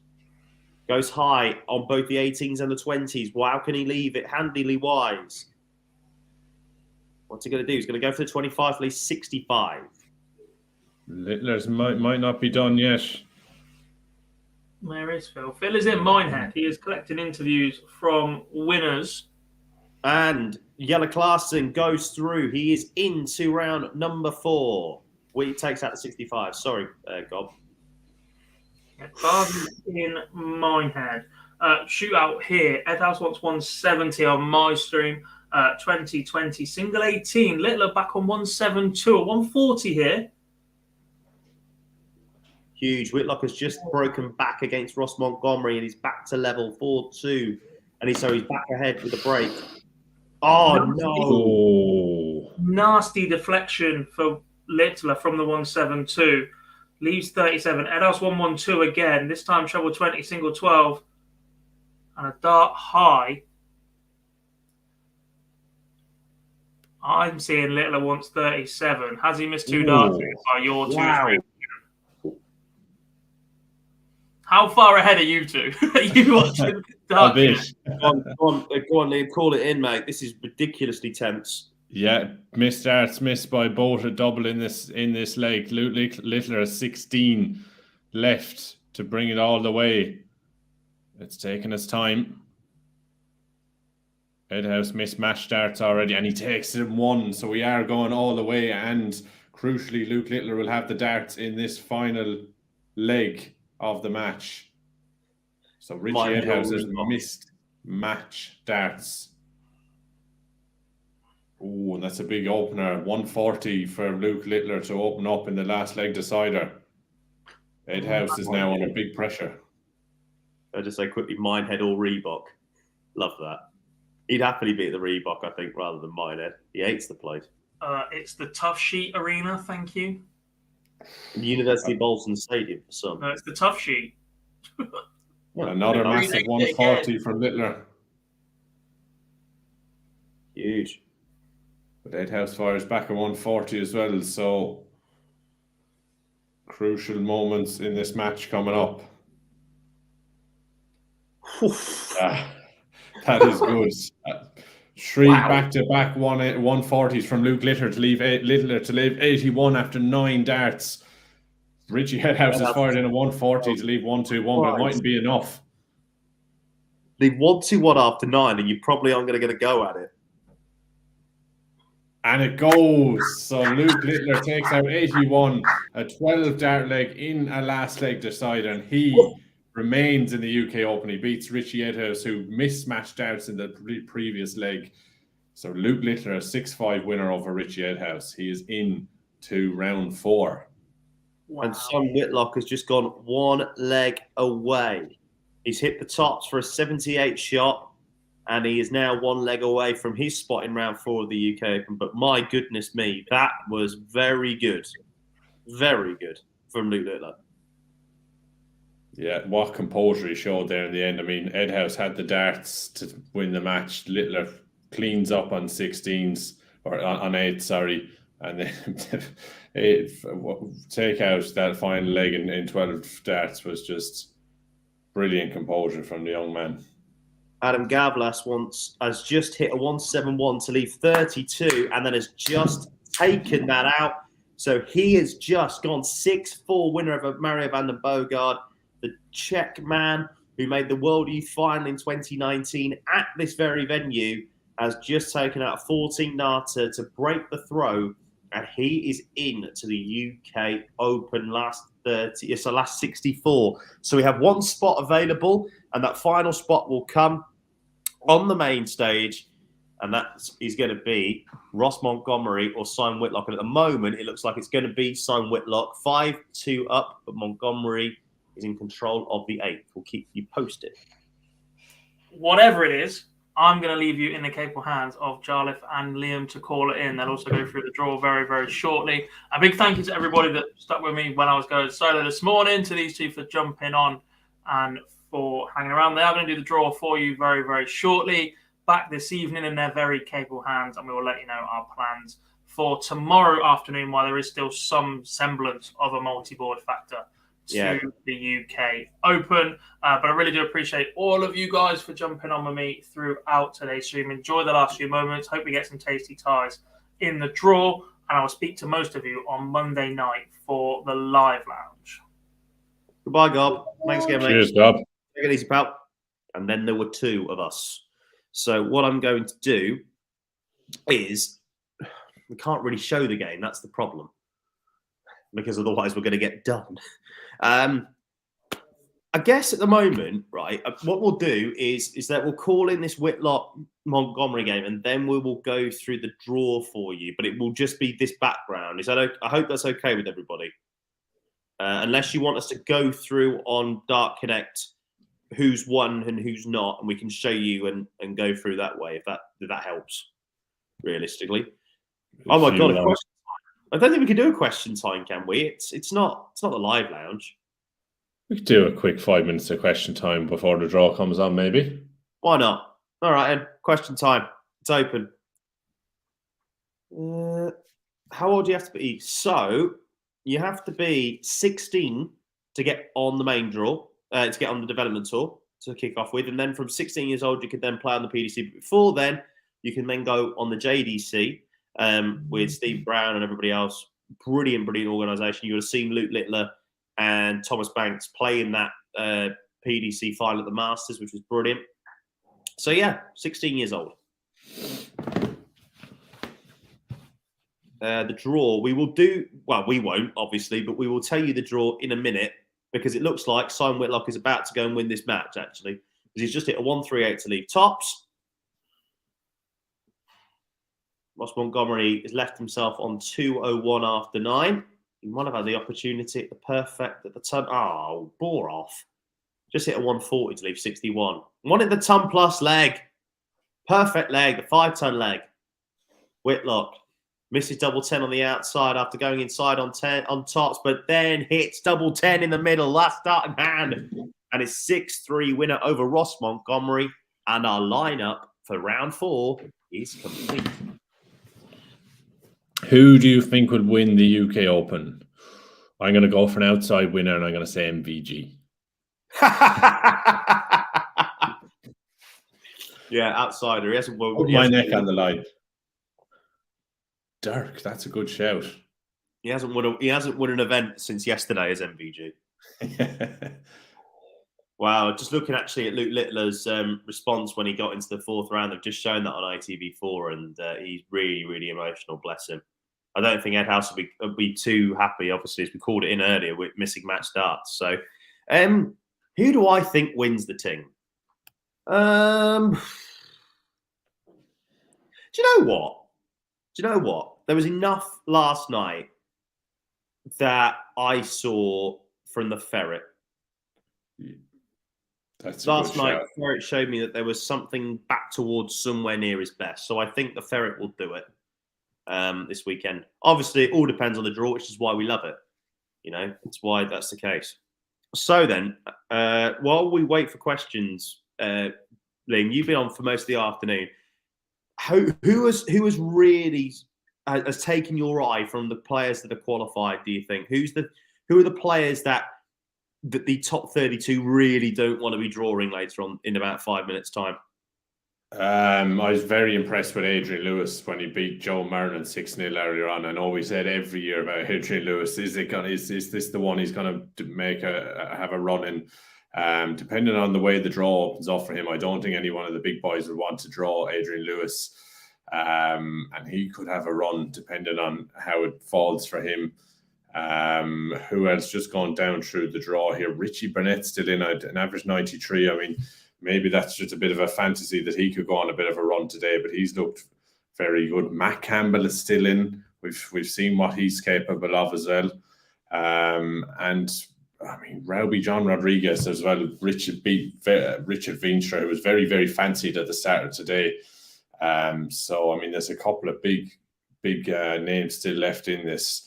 But Adrian Lewis, for me, I think, even Andrew Gilding, I mean, averaged 95 in the last round, and Gilding's had a good couple of years recently. Has Goldfinger, so get him in the Prem. Get him in the Premier League. Does Jada think where he's qualified should be called amateur? James Richardson is a pro. Once pro was pro. No, because I disagree slightly there. Purely because if you don't call it an amateur qualification, then you won't get the sorts of Rob Crosses before he became Rob Cross that comes through, and it doesn't encourage those players who. I'll give you a classic example, a different class actually on this. That I only realised this until I wouldn't have anyone that entered Q school at the Rileys, but then again, that means then people won't go to Q school if you don't think you're going to win an event, and that's the thing. So I'll give you a classic story on this one, actually, a different class. And that is that Richie Parkin, a man who I met at the Super Series, really humble guy, a lot of time for him. He couldn't afford really to go to Q school unless he'd done what he did in the MODUS Super Series. And that's what the Super Series is starting to do with the ADC and everything like that. So, you know, the Super Series, so players like that aren't professionals. I don't think Richie Parkin, personally, I don't think Richie Parkin is a professional darts player because because I don't think that he plays the game enough to then be classed as a professional darts player. But would you class him as an amateur because he's already played in the MODUS Super Series? So the lines are blurred a little bit. So I think that they are still technically amateurs. Any fecker can enter them if they want to, but normally you're going to get the quality and the cream rise to the top. It's just how it works. Yeah, this is something that's come up quite a bit out of the side of the 1-2-8, whether someone is professional or they're not professional, they're semi-professional. I mean, it's hard to define, but I suppose someone who makes their main income is from darts, not their only income, but most of their income comes from darts. The likes of John Lowe, yes, he's not an active professional on the tour, but still makes a living from darts. Martin Adams is another one. Definitely isn't an amateur, makes his profession is darts. He makes most of his money from Super Series and WDF events in the past and BDO. So it's very difficult to just say there's 128 professional players in the world and that's it. So just a quick one, not that one. Question just moved up. Why can't I see listed in the live order of merit? The simple reason for that, because he's not an official player on the PDC. Not yet, at least, anyway. Because, if memory serves correctly, he hasn't, because we haven't had the first dev tour yet, have we? No, I don't believe so. Let me have a quick look. Because he didn't qualify through Q School. Oh, we've got a shot of the back of the stage, and there's a draw, and there are balls on the stage, everybody. I think we might be getting a draw. Do you want to call it in, Jar? Because you're a little bit ahead of me. The draw for the 4th round of the UK Open. Oh, no, we have. Okay. Did he play in the first? Did he play in the first Dev Tour? Surely he did.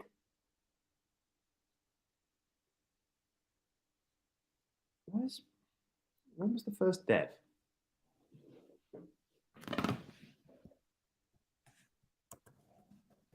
No, the first development tour isn't until the 31st. Darius Abanauskas is the first name out of the hat, by the way, and he plays Jose de Sousa. That's going on the outside boards. Both players to be happy with that one, I reckon. Luke Woodhouse is next out, and he will play number 61, which is Jelle Klaassen, another one on the outside boards. Good chance for both of them. Stage 4 game, if I've ever seen one. George Killington next out. And he plays Martijn Kleermaker again. That is going nowhere near a stage. That will probably be first on. That'll open up a little. Studlich coming on next. I'm just trying to write this down as well at the same time. Against Karol Sedlacek. So none of the big boys have really been drawn out yet. 63, that's Adam Gavlas. And he will play Luke Littler. That is a Dev Tour's dream if ever I've seen one. That might actually get on stage 2, to be fair. Right, James Wade, one of the first big guns to be brought out. He plays number 23, Gary Anderson. Oh, that's the first big one. That's going on the main stage, one suspects. Huge. Wow. Who's he going to get? Number 45, that's Adrian Lewis. Rematch of the World Champs game, if memory serves me correctly before. That's good. Right. Good try. MBG next out, and he plays number 16, which is Dave Chisnell. Oh, that's a tough draw. Euro Tour winner last week. Yeah. William O'Connor next out, and he plays number 46, which is Jermaine Watamina. Going upstairs. Number 4, Gezi Price next out, and he plays number 58, which is Thomas Banks. Ooh, what a draw. I love that. Great stuff. Humphreys out next. Luke Humphreys. He plays number 17, which is Damon Hetter. That's either stage 2 or maybe one of the outside boards, I suspect. Polish Eagle next, Christoph Ratajski, and he plays Dirk van Dijvenbode. Ooh, that's a good tie. Right, next out, Raymond van Barneveld. Who's he got? He's got number 6, which is Rob Cross. Ties it here. Love it. Jeffrey de Zwaan. Jeffrey the Swan is out next. He plays Danny Jansen in an all-Dutch tie. That's going to the outside boards. For 29, Merv King. Unless he pulls out the world champ, which he doesn't. Barry Keane. Ooh. Good luck, boys. You're going on the outside stages for that. Nathan Rafferty out next, and he will play number 60, which is Ted Everts. Rematch of a World Team final from 2021. Yeah. Good chance for both of them. Wool, Martin Schindler out next.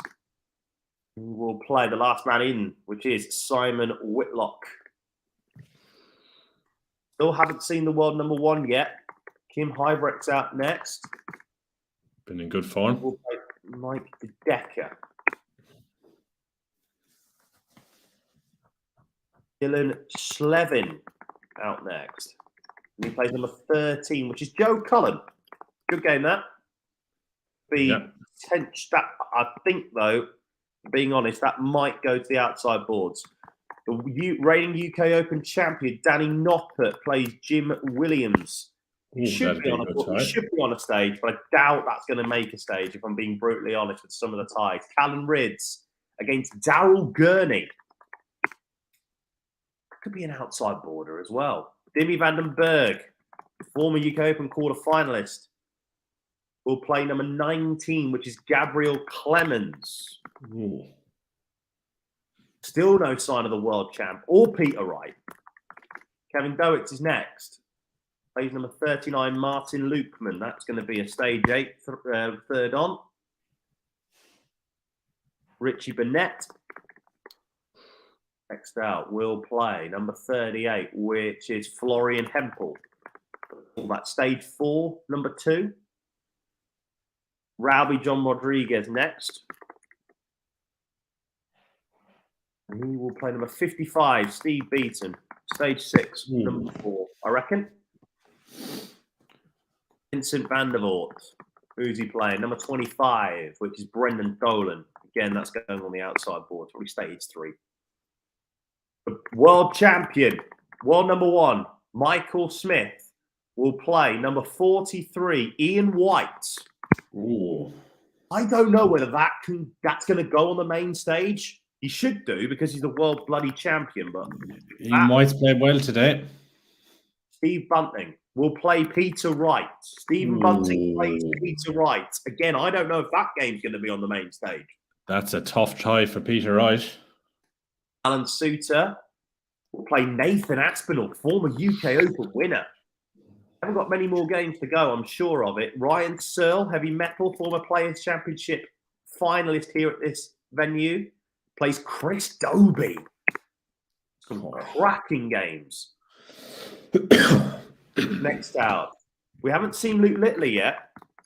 Ricky Evans will play Andrew Gilding. There can't be many more games left to call.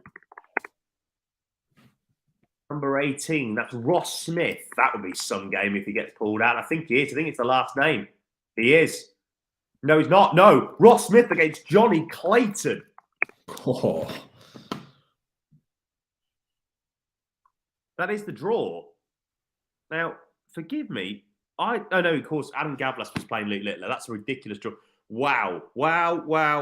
So I'm going to see if I can pop this in the chat room just for a minute. So do bear with me. But my goodness, there's some draws in that, isn't there? Simon Wade v. Anderson will be on the main stage. That is guaranteed. I'd like to think it would be. I'd like to think it would be. Surely. Barney Cross has to be on there as well. I'll tell you what, actually, there's one game that we're missing on this ticker here. Hang on, UK Open draw. Right, there we go. We can then put this across as the banner. There's one game missing on this, which is Ross Smith against Johnny Clayton. That's the only game I couldn't fit on this. So there you go. You can see the draw. I appreciate it's not great in terms of checking when the players are there, but let's just go through it one final time. Darius Labanauskas against Jose de Sousa. Luke Woodhouse against Jelle Klaassen. George Kinnington against Martijn Kleermaker. Mensur Suljovic against Karol Sedlacek. Adam Gavlas against Luke Littler. Excuse me, as you say, James Wade against Gary Anderson. Matt Campbell versus Adrian Lewis. Michael Van Gerwen against Dave Chisnell. William O'Connor versus Jermaine Watamina. Gerwin Price versus Thomas Banks. What a draw, by the way. We'll come back to that in a minute. Luke Humphreys against Damon Hetta.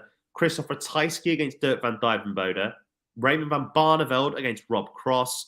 Jeffrey Desvan against Danny Jansen, Mervyn King against Keane Barry, Nathan Rafferty against Ted Everts, Martin Schindler against Simon Whitlock, Kim Hybrex versus Mike Decker, Dylan Slevin against Joe Cullen, Danny Noppert versus Jim Williams, Callum Ridds against Daryl Gurney, Dimitri Vandenberg against Gabriel Clements, Kevin Dowitz against Martin Lukeman, Richie Burnett against Florian Hempel, Rami John Rodriguez against Steve Beaton, Vincent van der Voort against Brendan Dolan, Michael Smith against Ian White, Stephen Bunting versus Peter Wright, Alan Sousa versus Nathan Aspinall, Ryan Searle versus Chris Dobie, Ricky Evans versus Andrew Gilding, and Ross Smith against Johnny Clayton.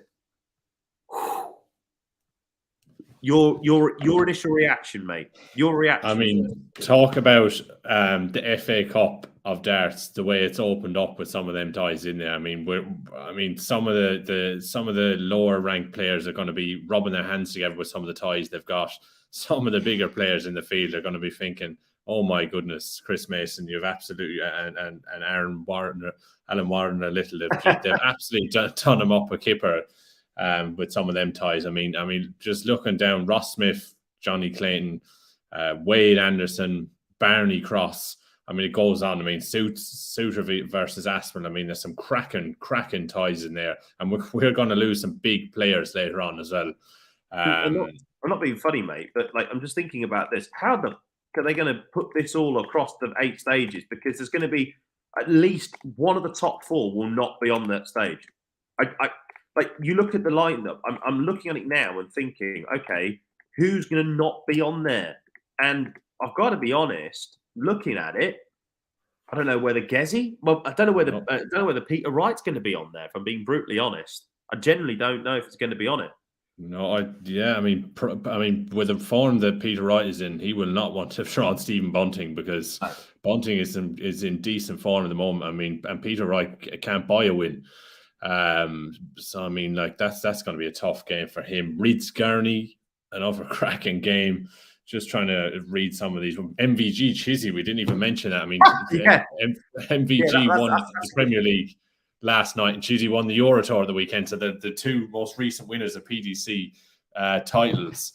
I can guarantee you this, though. I can guarantee you this. Sorry to interrupt. I can guarantee you this: that game will be third on stage 1. Okay. Let's have it right there, okay? Good shout. Yeah. So I mean, yeah.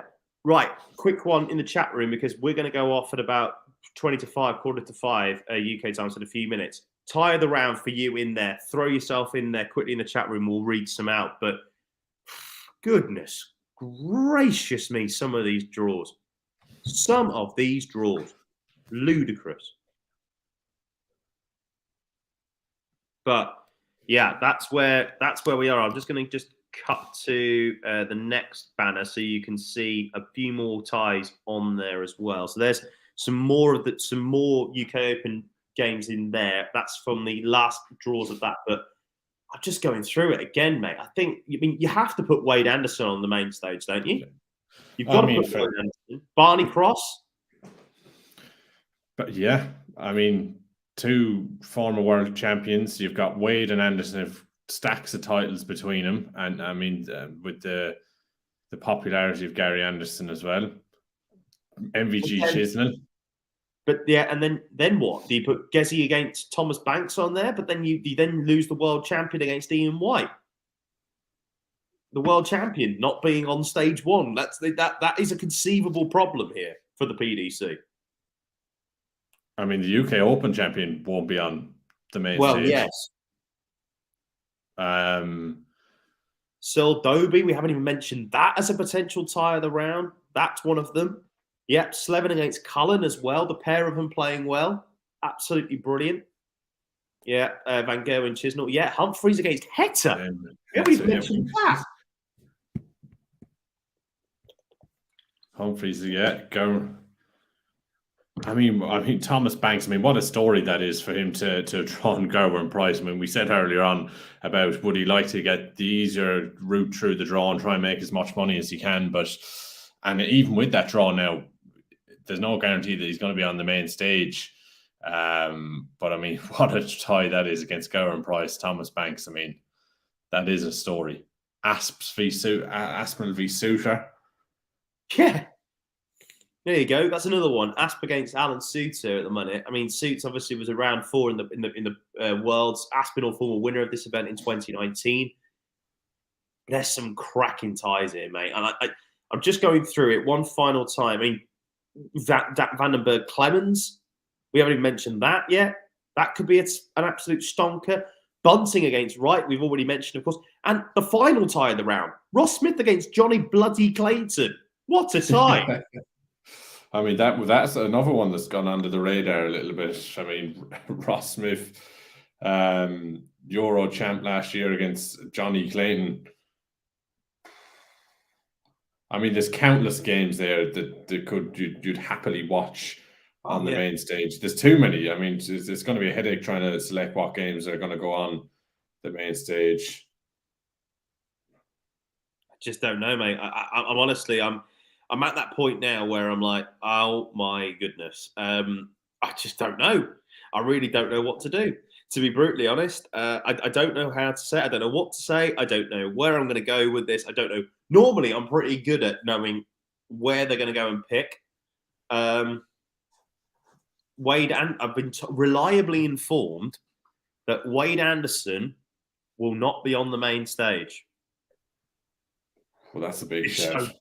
Which shows you just how far down the pecking order those two have fallen. But I've just been reliably informed that Wade Anderson will be on board too, which is bonkers. When will we find out the schedule? I think in the next few minutes. So I'd suspect ITV will tell us when they're coming out. So will they tell it before? Will they say before they go off the air who they're having? I'm just going to ask a couple of people who are at Minehead. I mean, Darts Oracle has come out with a good suggestion. Please, PDC, just put 8 games on the main stage. I've got until 6 a.m. No problem. It's a good point, actually. That makes it. I think realistically, Barney Cross, Price Banks, MVG Chizzy, Smith White. That will probably be the 4, won't it? I imagine Barney Cross probably will be last, I suspect, with Price Banks probably first. I think. I mean, yeah. I mean, you'd have to have your world champion on the main stage. I mean, your guess is probably better than mine. I mean, Ross Smith, Johnny Clayton. I mean, that won't even make the main stage. I don't think. That could just about make stage 2. And I mean, you could be genuinely seeing the UK Open champion on the outside boards, and that just shows you what a disgrace that is. By the way, let me just get that out there now. The reigning champion of your event should be on the main stage, regardless of what tie it is. But then that is my biggest bugbear of the whole lot. I appreciate Jim Williams and all that, but your UK Open champion should be on the main stage to open up your Friday night. How it works. Yeah, and I mean, even when they announce the 4 ties that are going to be on the main stage, I mean, it's just as difficult to name who's going to be on board 2 then, or the second board. So I mean, I don't know. It's too difficult to call. I'm just getting something here. Bear with. Right, we've got the stages. Here we go. Gerwin Price against Thomas Banks is on the main stage. Michael Van Gerwen against Dave Chisnell, also on the main stage. The world champion, Michael Smith, is number 3 against Ian White. Michael Van Gerwen's been bumped out. Wow. Oh, my goodness. And Wade against Anderson is on the main stage. Wow. James Wade against Anderson is on the main stage. So on stage 2, Dimitri van den Berg against Gabriel Clements. Raymond van Barneveld against Rob Cross. Ross Smith against Johnny Clayton. And then Stephen Bunting against Peter Wright. So you have 3 former world champions in the PDC, plus the Bunting as a BDO world champion. Christ. Where is the UK Open champion? I'm just trying to work out where he is. He's not even Wow. Where is he? He's on stage 5. Good God. Right. So stage 3 says this. Darius Labanauskas against Jose de Sousa. Luke Woodhouse against Jelle Klaassen. George Kiddington against Martijn Kleermaker. And then Mensel Sulovic against Karol Sedlacek. Stage 4, Adam Gavlas against Luke Littler. Matt Campbell against Adrian Lewis. We haven't even mentioned that one. What a tie that could be. William O'Connor against Jermaine Wattimena. And Christoph Ratajski against Dirk van Dijvenbode. What a way to end that night on stage 4. Excuse me, stage 5. Jeffrey Desvine against Danny Jansen. Mervyn King against Keane Barry. Nathan Rafferty against Ted Everts. And Danny Noppert against Jim Williams, UK Open champion, starting his defence on stage 5. Hideous. Stage 6. Dylan Slevin against Joe Cullen. Martin Schindler against Simon Whitlock. Again, we haven't even mentioned that. Callum Ridds against Daryl Gurney. And Kim Hybrex against Mike De Decker. Stage 7, Kevin Dowitz against Martin Lukeman, Richie Burnett against Florian Hempel, Robbie John Rodriguez against Steve Beaton, and Vincent van der Voort against Brendan Dolan. Stage 8 is where you'll find one of the Premier League picks. If actually, one of the Premier League picks, 2 of the Premier League picks are on stage 8. That just shows you what the ridiculousness of this draw is. Ryan Searle against Chris Dobie, Ricky Evans against Andrew Gilding, Alan Suter against Nathan Aspinall, and Luke Humphreys against Damon Hetter. Those are the stages. Yeah, Dobie versus as someone just told me actually in Minehead, Dobie and Searle on 8 and the world number 2 on stage 2, just ridiculous. Where is this? Someone says here, I think Price Banks is a waste of a pick. Could be 10-2. Yeah, but first of all, it's Gezi Price, which is one of the most marketable names in darts, and you've got Thomas Banks, who's been playing ridiculously well. So he kind of deserves it, if I'm being brutally honest.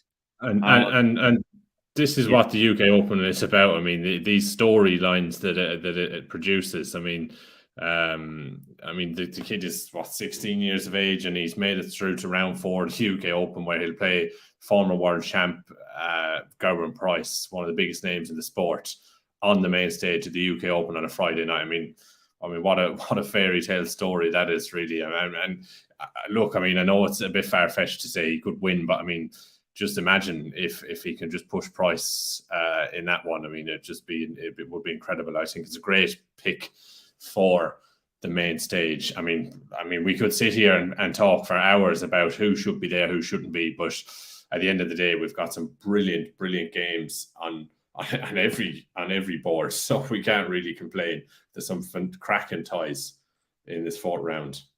Indeed, there is. Right, what we're going to do is we're going to head off. We're going to go and grab some food, and we'll be back at 6:50. I don't know whether Liam, you will be. Will you? I'm not sure if I can do the whole lot, but I'll definitely try and pop on for some of it anyway, Jar. No problem, mate. It'd be great to have your company. If not, then it is what it is. But thanks very much for all your hard work this afternoon. Thank you very, very much indeed to everybody else that has been with us throughout the day. Like I say, we are going to go and head off and grab some food. Well, I certainly am. And we'll be back at 10 to 7 this evening, and UK time, so in about 2 hours' time. So join us for that then.